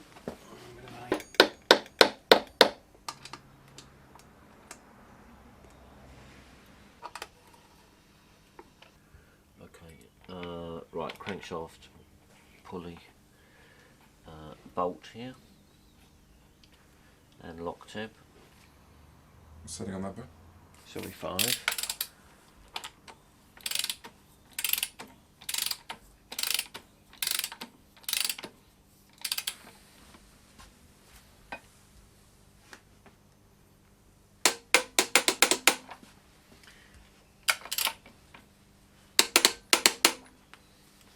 Having taken the time to install your lock tabs, don't forget to bend them over, otherwise they're a complete waste of time. And you just bend it over against one face of the bolt, tap it down. Okay, next thing then is diaphragm. You need to search out the white paint mark which the balancer has put on. Traditionally the A mark is stamped with an A there, that's the same thing, so we need to find that. The white paint marks are up here. Because I'll just turn the engine over, I've locked the back plate, that's it. Push the back plate through. One bolt.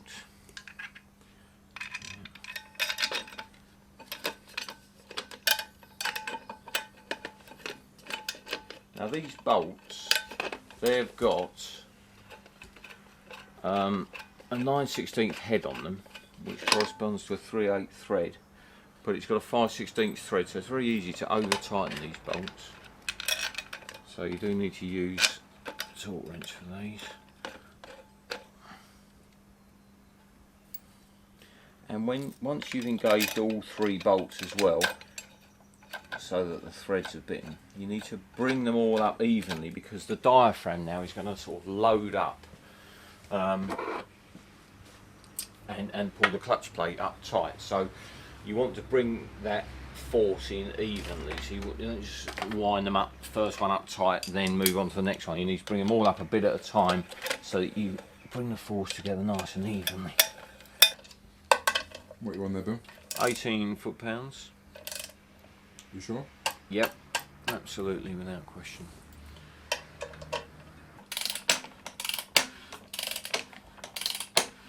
Sounds very pleasing.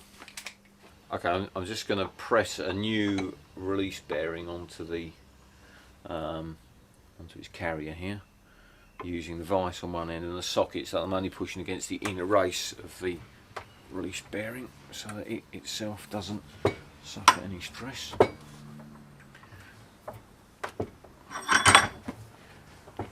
That's it. So there we have our clutch release bearing. Okay, copper slip on there. The plunger has a tough old life, rather exposed, so that's nicely lubricated. Same for the operating lever there. Got some copper slip on that. Push that in. And then the pin goes in there. The lock nut, there's two nuts here. The first one, that's purpose is to prevent overthrow of the clutch. So we'll be able to adjust that once we've got the engine installed in a car. And there's a lock nut as well. Okay, so that's the cover about ready to go. And that just sits over here, buttoning up that part of the job. Lovely.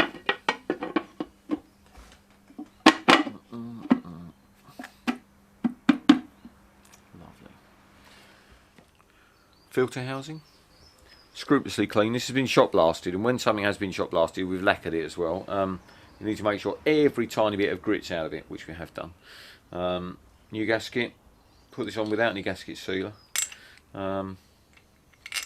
And it screws straight on the front here. Now the oil filter, which I've already topped up with oil, you want to put the oil filter on actually full of oil, so that when you crank the engine over to bring the oil pressure up, you don't have to fill the oil filter up first, it's already full. So that will be screwed on after this. Okay, installation of distributor. Very straightforward really. Here we have a new Alden 100 AYPV distributor, which is about right. In terms of whether it's exactly right, we'll come to that on the dyno, but this is spot on as our sort of starting point. Drive shaft for that, which is just standard, and then there's the locking plate and bits and bobs. So the engine, I've turned the engine over so that number 1 and number 4 cylinders are at the top dead centre. And the rockers are rocking on number 1 cylinder, so that tells me that that cylinder, the valves are shut, so that's about to go bang on that cylinder. So number 1 is on its firing stroke, which means that the rotor arm here, we're going to set this up so that the rotor arm is pointing to about that kind of position, about 11 o'clock position, to fire the number 1 HT lead. Now, so we want that in that kind of orientation, and the drive spindle only goes on one way around, so that's got to be like that. Now, in order to, so we'll put the distributor to one side and pick up a stud that screws into the drive spindle so that you can offer this in. So we want the drive spindle to end up looking at that kind of angle. So you actually turn it round slightly clockwise and then offer it in down there, and you'll feel it engage into the drive gear on the camshaft, and you can unwind your stud, and that's sitting in there now at the angle which we wanted. Same angle of attack, and just slide this distributor in. Obviously it's a close fit in the body, and I have offered this up prior to putting in the drive gear so that I know it goes in, and when you reach about that point you just need to shuffle that round so that now I can feel that the drive is engaged at the end, and so the distributor is in just about at the right angle, and the rotor arm there is pointing to where number 1 plug lead will be attached, so that's in roughly right. Now we're going to install an electronic pointsless system inside that distributor, so we need to strip those bits out, but fundamentally the distributor's in, it's in its right place now, so all we need is the clamp and bolt. And it's easy to do that strip down with it in place, Bill. Yeah, with the distributor slid into the block there, obviously it's firmly mounted for you, so instead of chasing it around the bench to install your kit, there it is, nice. Okay. There goes the locking plate. The locking plate itself, I'll just show you that, is knurled underneath, so it takes a good hard grasp of the distributor body.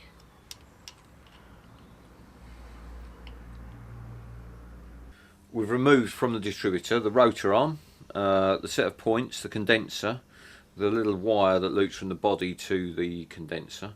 We're going, and of course the screws. Now we're going to reuse the rotor arm. We're going to reuse the screw which holds down the points, but the rest of it we cast to one side. And with our, we've got an electronic igniter kit just over here. Pretty simple to follow really. There's a set of instructions included, and all we need to do here is now install this base plate. So the two wires are fed through the hole in the body, which is standard of course. Put those through that. Then the grommet here, that needs to fit into that hole, and that's going to want a little tiny drop of silicone lube on there just to help us get that into position. With a bit of a stretch, here she goes. That's it. And then the wires, a little bit more silicone on the wires themselves, that will help them to move. I'll do this very judiciously, obviously, being careful not to stress the wires themselves. And the base plate fits in there, so we want those wires, just a bit of slack in them. That's just about right, I think. That's fine to me. Okay, so there's a little locating peg. There's the original screw that retained the points, so that goes back in there.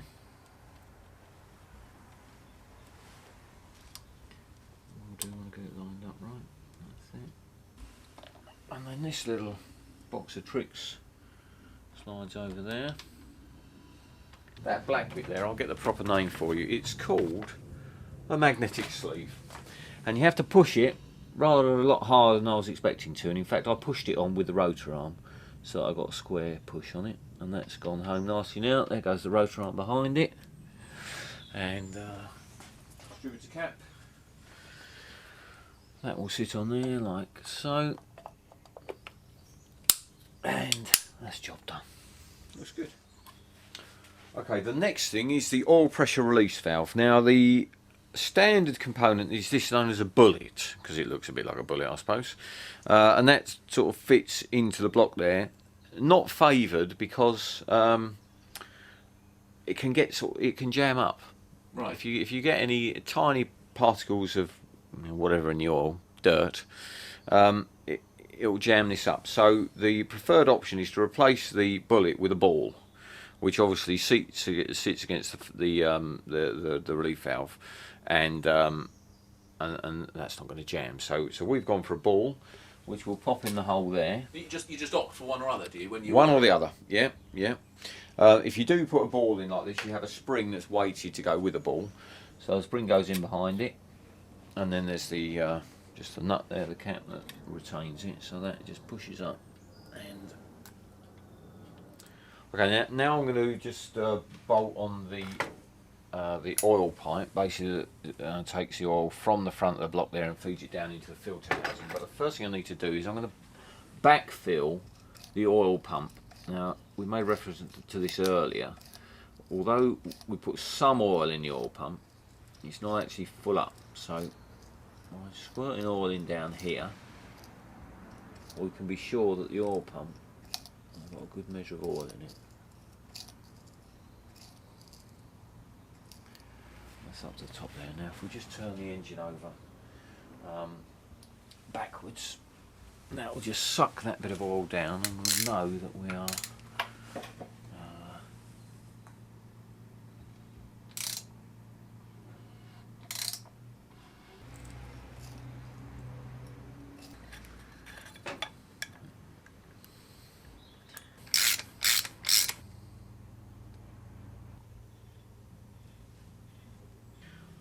water pump.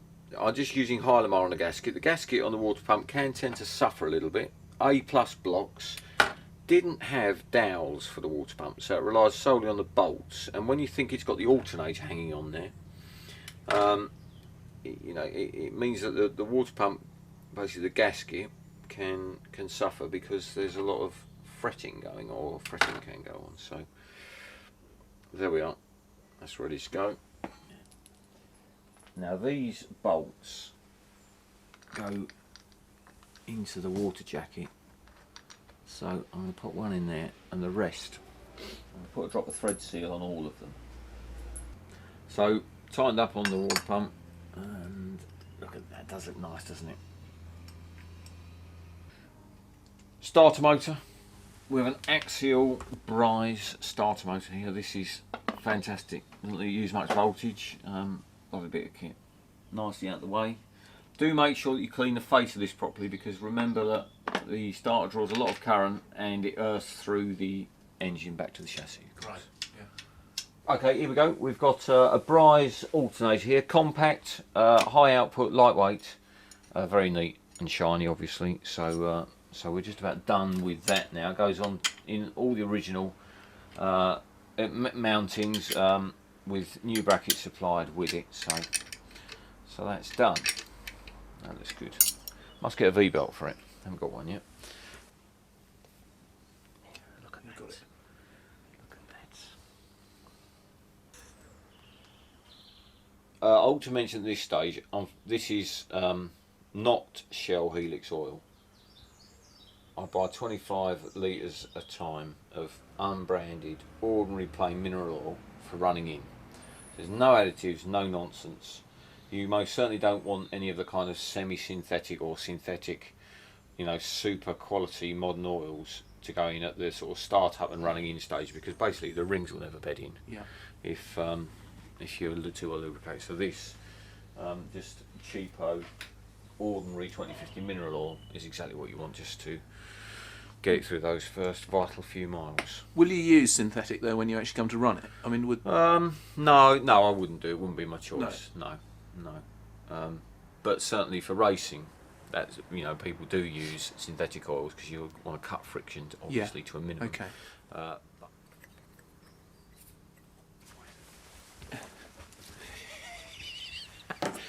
Are you ready with that then, Bill? No. Some plug. Pop this in. Yep. Before. Yep. Go. Best to put the sun plug in before you start filling the engine with oil.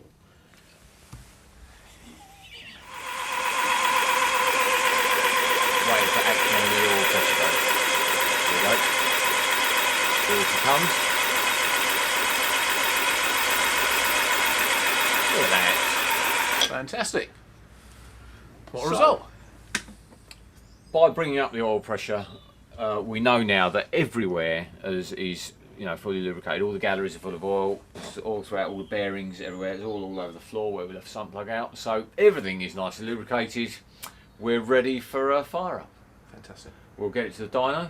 Yeah. And then we'll see how good it is. Great. Excellent, Bill.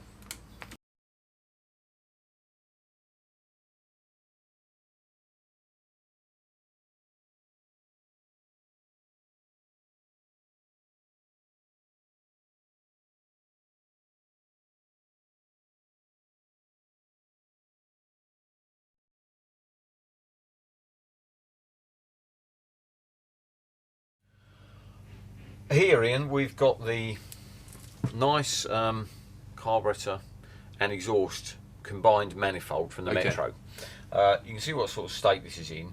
We took the carburetor off, unbolted it from there, and it obviously didn't look as beautiful as this. No. We sent this one to Southern Carburetors and Injection, who do restoration of carburetors and supply of all the components you need to do that yourself. We've taken the sort of the nice option of having it completely restored, which means that the body looks absolutely beautiful. Yeah. It's been completely to bits. Every moving and wearing part has been replaced, and so that's now ready to go. We've also got a replacement alloy in that manifold, which is going to do a proper job for us. So that's going to go on. For somebody wishing to do the rebuild of the carburetor themselves, they can do that. Southern Carburetors and Injection can also supply a carburetor rebuild kit, and you can strip all the bits, and you're cleaning out with a toothbrush. You won't get this sort of appearance, but you will be able to replace all the moving parts if you're just prepared to be patient and follow the instructions. So what you mean is we've taken the easy option? We have taken the easy option, absolutely. We've gone for to give us appearance and give us bit of guarantee as Okay, well. You know, yeah. you get what you pay for, Yep. and you can see that's going to be lovely, isn't it? So, Yeah. so we're ready to go. We'll install these at the dyno. Okay, they, fine. They can bolt on with the exhaust manifold at the dyno. So that's that.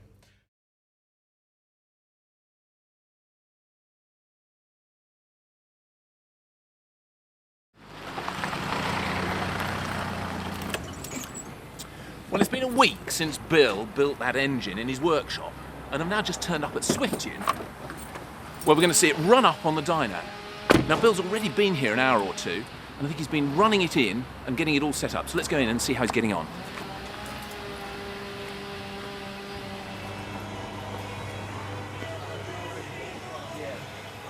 Bill, Hey, morning. Ian, this is Nick Swift. Nick, Swift hello. here. Hi. Thanks for doing this all for us. Oh, No we have been having a great time down here. This looks fantastic. So yeah. you've got it all set up by the looks of it. Yeah, it's on. It runs. Wait, that's the first hurdle Exactly. done. It's the first thing. Yeah. What did we do, Nick? An hour and a half of running? Yeah, we've done about an hour and a half, various loads, different revs, and now Okay. it's ready to. It's not been caned yet, though. Right, okay. So it could all go wrong from here. I'm still nervous. What have you done though, Bill? Because we've obviously got the carb on and bits and pieces. Has there been anything else you've added to it, other than obvious things like fluids and what have you? No, we've got Nick's exhaust manifold. Yeah. We've got the carburetor set up. We've put a K&N filter on it. Nick actually had a distributor out and had a little fiddle around with that. Okay. Got a different starter on there at the moment by the looks of it. That's the dyno one, yeah. Okay. Yeah. Yeah, I mean it's all plumbed in. It's attached to the test bed. It's just it's done its bit. Now really is the sort of moment of truth. We're ready to talk the head down. We'll get the tappets. Yep. And then hey presto. Now, I can hear loads of liquid going around here. What's all that? Nick. Yeah, basically the Superflow 902 dyno is controlled by water. Outside we have a large tank, 1,000 gallons Yeah. of water outside, and then the water is pumped in by the pumps on the wall, Okay. and comes into the system, fills it up. The water controls the dyno, or the computers control the dyno with the water of the load, and then it's pumped back out again, back into the tank. Right. Okay. Fine. Cool. Okay. All we're doing now is obviously the engine's nice and warm. So remove the rocker cover, and we're going to just tighten the head down again. So it's just back down to 50 foot-pounds. It will move a bit because it's hot. Everything's hot now. So we'll retorque the head in the correct sequence as before, to 50 foot-pounds again, and then we'll get the tappets to 15 thou on the tappets, and then then it's its moment of truth.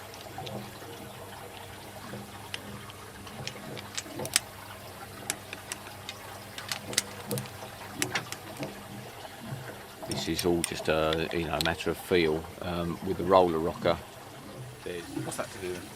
The rockers actually hit the rocker cover. Rockers, yeah, you can hear a tapping, and it's the rockers themselves actually just tapping on the cover. So that was the right cover to choose, was it? Or Yeah, no, it's a It's just a normal thing. thing, yeah. It's just bog standard. Yeah. Just one of those, it gives you something to worry about, you see. do we want to take that off? Yeah, no, that's always exciting to come Right. out. I was just thinking that.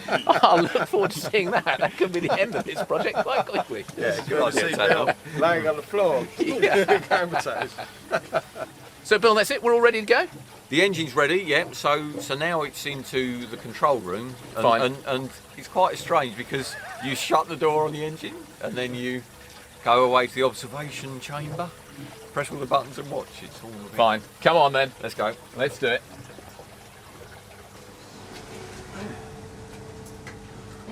Now in here, I generally find it's best to not say very much.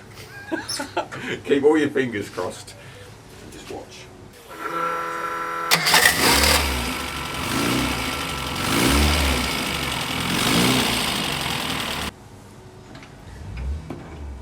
That's it.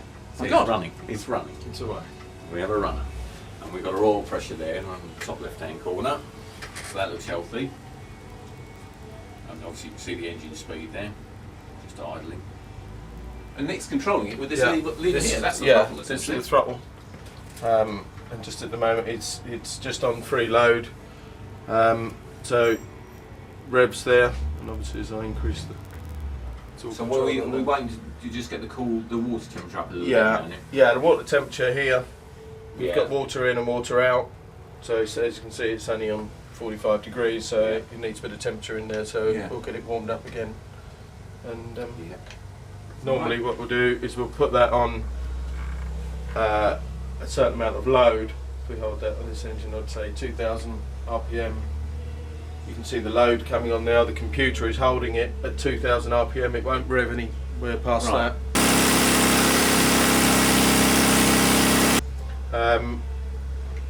And then we can watch the fuel on the carburettor. This is our lambda reading up here, which is actually giving us the fueling. So, and as we increase the throttle angle, we're changing the fueling. So we would hold it there, not too rich, we don't want too much fuel going in. Yeah, yeah. Great. The load, of course, is the like the resistance. Yeah. You know. Yeah. So yeah, so the engine's actually working Yes. rather than just idling. Yeah. It's fine. We'll leave it like that for a few minutes.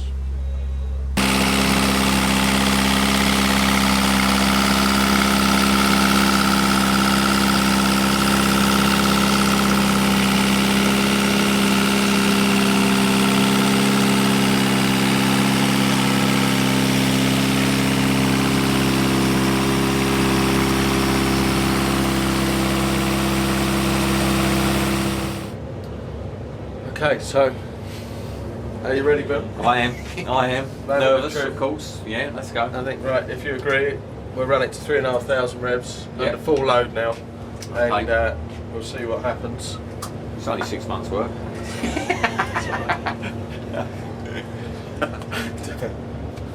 I'm just going to have a listen. Just tell us what those are for. then. Okay, what I'm doing is I'm listening. This pipe is connected to the engine. It's a detonation tube, so I'll be listening if there's any pinking. Is what detonation is. Yeah. If from the engine, which comes from timing. If there's incorrect timing, we've done a safe position, as you know, for running in, and we know there's no problems now. Now we're on full load. We'll listen for the Right. safe. Yeah. Yeah. I Okay. like that. So you're in touch with the engine, even though We're you're always in touch. good. Personal touch. Okay, here goes.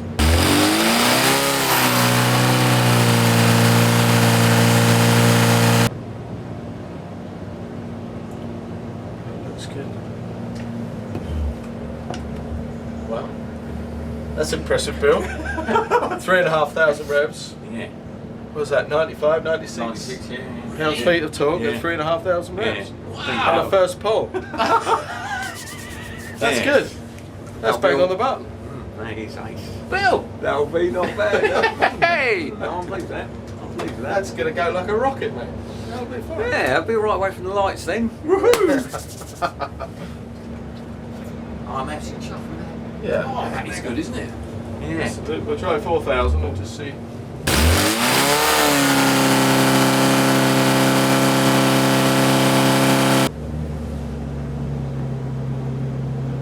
And there's 100. Bang on the button. Whoa. 100 foot-pounds of torque at 4,000.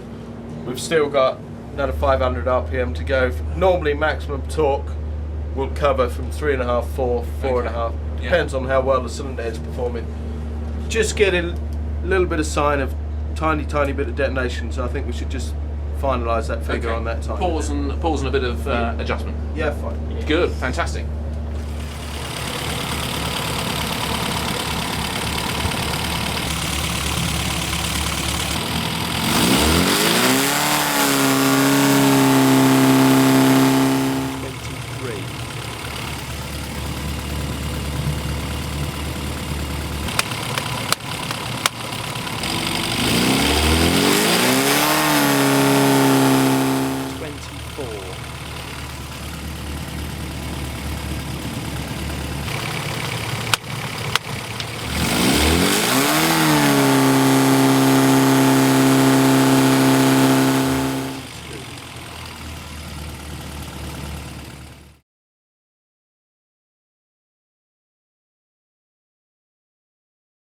I went up a little bit just to confirm that we was on that point of Okay. detonation, and there was a slightly more there then, so I've come back a degree and a half, a couple of degrees, so we're back around We're safe. about 3,500 ribs, 22 and a half, that's fine. That's So safe. is this the moment of truth then? I think this is the moment of truth. What we're Bill? looking for? What are we looking for? Well, Tell me we've, what- we've got our, I think we've seen 100 foot-pounds of torque, so if we could see 100 Yeah. horsepower now, please, that would be great. And then I'll go home. Just like that. Go home quickly. Of course, yes. We'll take that. We'll take that to 5,500, and we'll see what. Okay.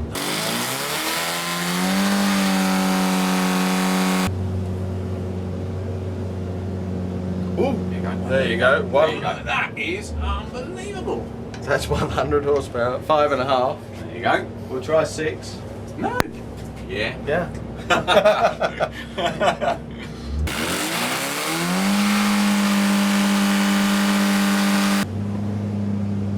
Listen to that. Sounds good.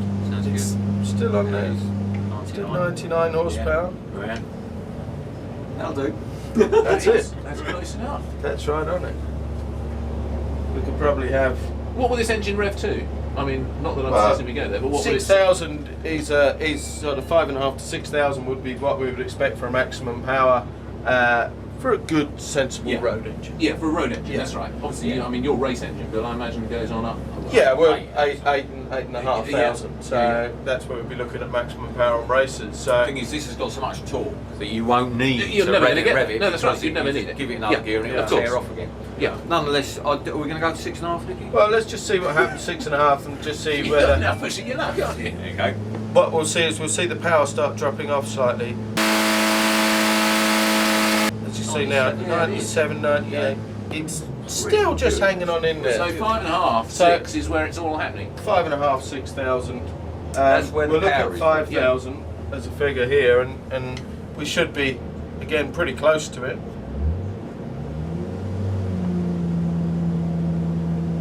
See there, you're still 94 horsepower Or still 100 foot-pound at all. Yeah. at 5,000 revs. Fine. It's a very, very nice road. The thing is, it idles. It idles. It idles very. You'll be able to drive that Yeah. anywhere you like. It's practical. Fuel Yeah. consumption, Nicky, what would you expect? Fuel consumption. We've had reports back from customers with well over 40 to the gallon, Oh, 45 miles per gallon on a good run, with a good high gearing. It's in just it. fantastic. Yeah. Just shows you don't have to go completely bonkers for a road No, engine. no, does it? absolutely. That's the sort of thing that comes across to me. Yeah, the initial, there's the torque that'll give the performance of the car. Absolutely, the, that's the gonna be on the initial road. acceleration, power down on the ground. It's real Yeah. good. Nice smooth delivery of power. Yeah, yeah. No hesitance, camminess, all that. Yeah, exactly. It's gonna be great. It's just the right balance. It's It's very getting that much balance is what it's all about. And exactly that, yeah. I mean, we could have probably achieved 110 horsepower Yeah. if you'd have gone a different route, but you'd have nothing down below. It wouldn't No. idle, you stutter away from the lights. This is a real rounded performer of, that this is going to live with modern generation engines. And when you think, this has its origins in the 50s, Yeah. it's absolutely amazing. It shows you how development has continued, and they're still making progress now. It's something else. I'm delighted with that. Well done, Bill. Well, Hey! well, Good cross, switch it off, quick. I think it needs to be acknowledged that what I've done is I've screwed the bits together, and we've asked a lot of people to do various stages of the work. The machining's all right, the components we've Yeah. chosen the right parts, obviously. Critically, we've put together. I think there are 3 factors here which work together to generate this package. They are the camshaft, Yeah. the cam profile, Mhm. the cylinder head, the modifications to the cylinder head to make it breathe, and the carburation. Yeah. Those are the 3 critical factors. Then you set it all To up get you properly. the character of the engine. Absolutely, yeah. Set it up in this environment, so now we've got the very best that the engine can deliver, and those results, I think that's And if we're fantastic. summing up, in fact, that in terms of building it, of course, it's all very well having the parts. If you don't build them right, you're not going to have anything. You're going to have a pile of bits. Your building, what struck me as we've watched it being built over sort of 4 or 5 days, really, is you've really taken your time with bits. You've not rushed at any stage, and if something doesn't fit 100%, it's off, looked at, and refitted. Yeah. So that's the one thing which has Essentially, really yeah. struck me looking at it and watching you. And the second thing is you keep everything scrupulously clean. You are constantly cleaning the worktop, the parts, everything, all the time. Yeah. And those must be, I imagine, you know, fairly important in terms of doing a decent engine. Well, thank you. Yeah, I mean, those are probably the two things I'd like to emphasise as being important. And I'll come back to it. You know, there's no rocket science in putting that engine together, because all the clever things have been done for me. You know, really. And so what I have is the right collection of parts, the sort of methodical approach. I mean, I'm not ashamed to say I got the Haynes manual out a couple of times because I want to check torque figures and stuff like that. And you know, it's. I've been okay, methodical. Take your time. Took 4 days to build the engine. Okay, well, no problem, is it? You know. Yeah. And there it is. It's 100 brake horsepower engine. yeah. I think Built at home. The proof of the pudding Yeah, is that's there. it. That's Yeah. it. Fantastic. Well done, Bill. I think that's us done. Brilliant. Thank you. Cheers. Mate.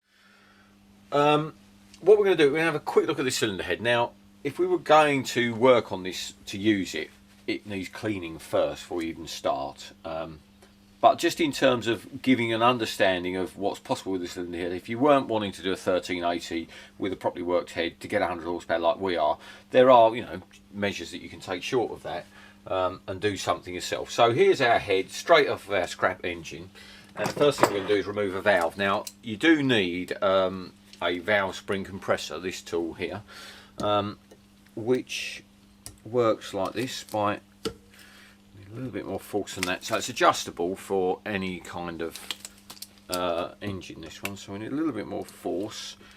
Push that closed, and that just pushes the top cap in enough to release the collets. And then I use a pair of tweezers like that to reach in and fetch out the collets. I'll actually wind a little bit more on there to make the collets a bit easier to get at. Tricky little wrigglers.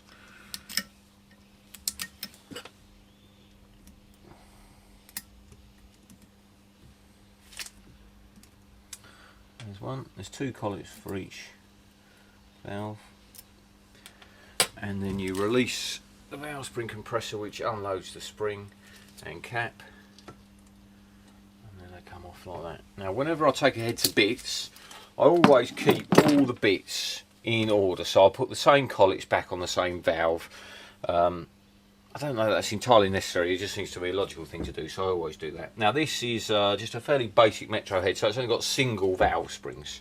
Our competition type of head that we've got here now has got 2 valve springs, which means that you also have an additional locating ring at the bottom of the valve guide there, which again is omitted from this because it's only single spring type. So that's the spring and the top cap off, and then the valve just pushes out, and you know, there goes a typical sort of, you know, road head. I think this one had done 74,000 miles, probably not been out since the day it was built. If you look very carefully, you can see, you know, there is a finished seat area there, which is still, you know, serving this engine well and sealing up. It won't be sealing it 100%, but it won't be too far off it, so that's in reasonably good condition. Now, we'll take out the inlet. That's the exhaust valve. The exhaust valves are the smaller ones. We'll take the inlet valve out as well, and then we've got one chamber to have a look at. So just wind a couple of turns off of that. You don't want to try and compress the spring straight away to the fullest extent. It's far too much effort, so you just want enough to just enough to sort of crack the collets. So this should go now.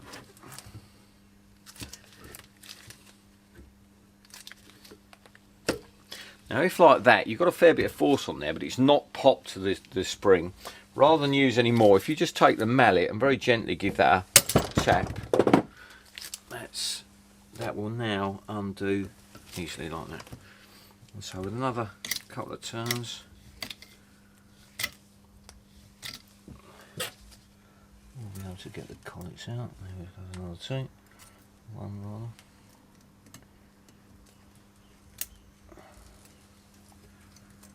There's the other. So, spring and top cap. Valve. And the inlet valves are always cleaner, and that's actually in pretty good order. Yeah, that would have been working fine. There's a valve. I'm just puzzled by the fact there aren't valve stem oil seals on the exhaust valves. Novel, right? I'm not quite sure why that's the case, but you can see the rubber here that sits on top of the valve guide. I'll just get something to prise that off with.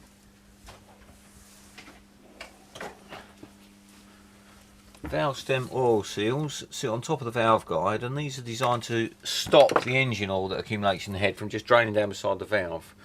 There are, so that, you know, whenever you do a head, you'll always replace those. So there we go. There's, if you look at the top here, not a great deal to see here. That's all in good condition. The top of the valve guide.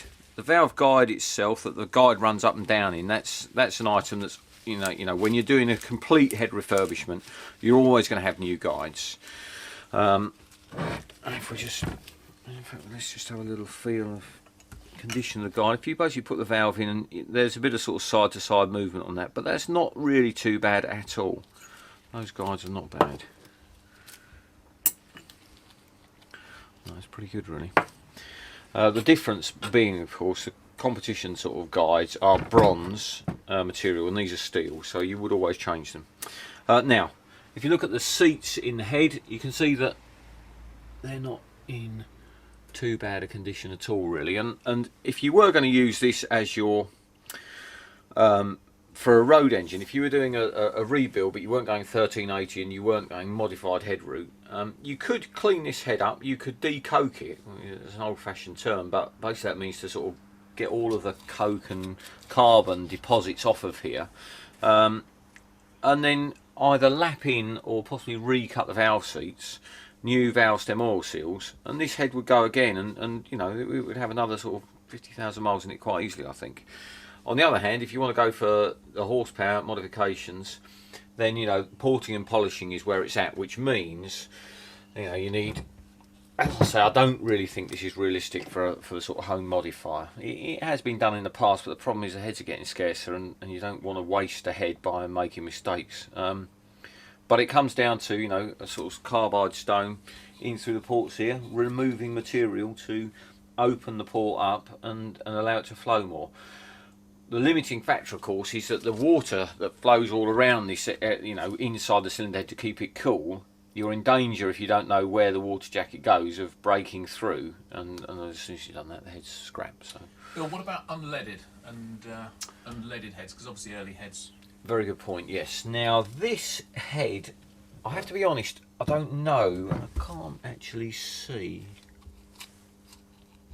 It's quite difficult when it's all coked up to see whether there's an insert in there.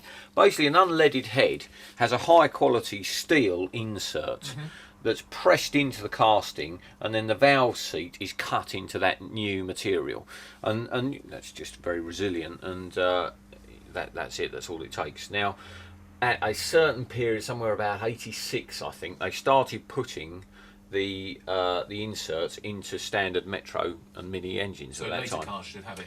Later cars should have it. Now there is a way of telling. Funny enough, on it's very high tech. On the cylinder head itself, there's a green blob of paint, Right.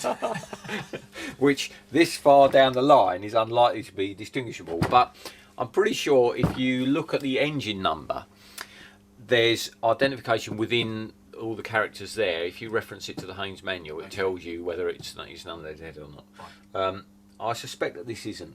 I'm pretty sure this is not. And you could have the inserts put in, so you could have our unleaded seats put in there.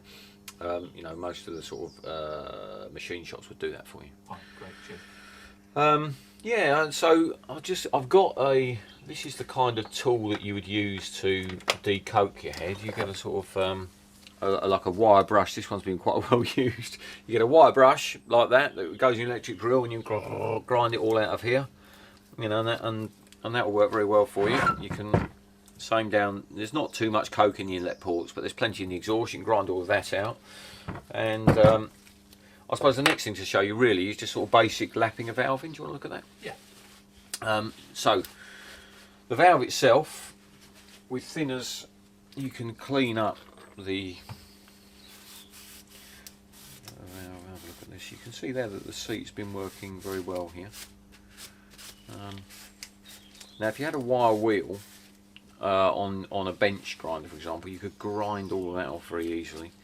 But anyway, that will do us. What we now need is some grinding paste and a swizzle stick.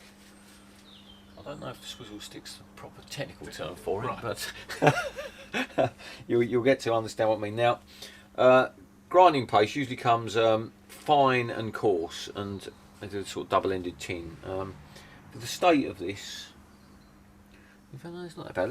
We'll use fine grinding paste on the inlet valve and see how we go with that. So it's Obviously, we need to assume that people will clean up their head before they're doing all yeah, this. they're going to do Just this. need to be doing it for I'm just demonstration. yeah, exactly. I just want to take you through the sort of the you know the art of lapping the valve in, and we don't need it all to be clean. You would do if you're going to rebuild it, of course. Yeah. So there's a fair bit of grinding paste there on the valve. You just put it on the valve, drop the valve back into the guide. And what we now need is a swizzle stick, which is over here, I think. Right. Double-ended for different sizes of valve. Now we're actually going to need to get the coke off the face of that valve. So just obviously you need to be very aware of what you're doing with this. You know, this is quite a sharp tool, and you put digs in anywhere with the end of it, so you need to be careful of that.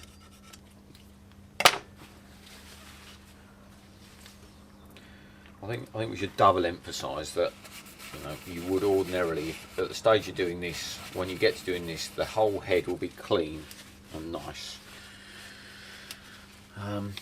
We use a large end here. Clean on that as well. It just sticks on. It's a very simple tool, this.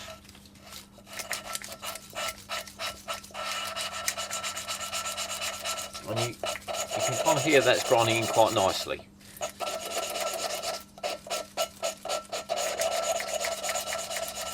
Now it's not one continual, you're going backwards and forwards like that, and then you lift, turn and drop it in again, so you've actually moved your position round a sort of, I don't know, quarter of a turn at a time.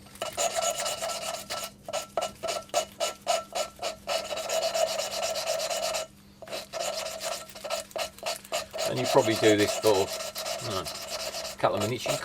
You can hear that that's got quite nice kind of contact between valve and seat, so I think that's actually quite a good seat there, really.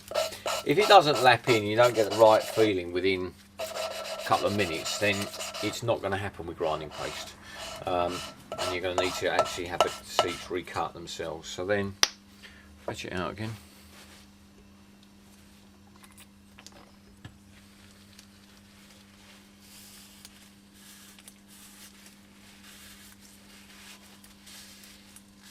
If you look first of all at the seat, the valve, you need to come a bit closer for this in. You can see that's gone, you know, like a beautiful grey, even texture all over there. The sort of shine that was on the seat has gone, and the valve there has lapped in perfectly. So you know that tells us that the valve is perfectly concentric. Great.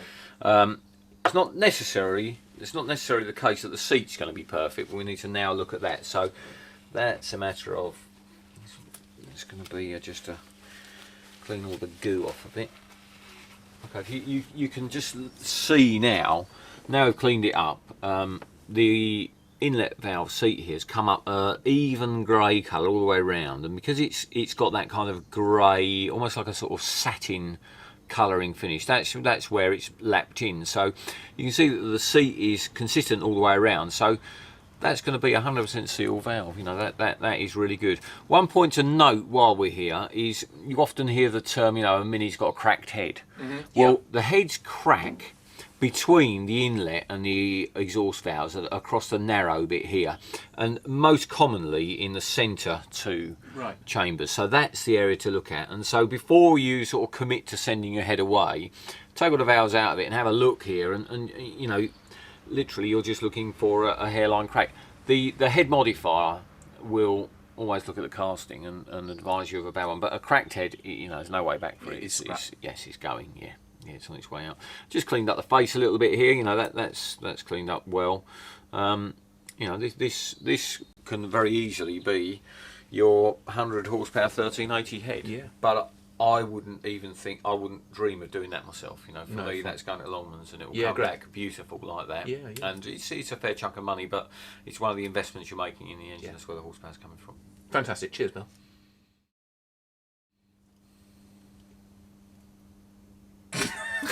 All waiting for you.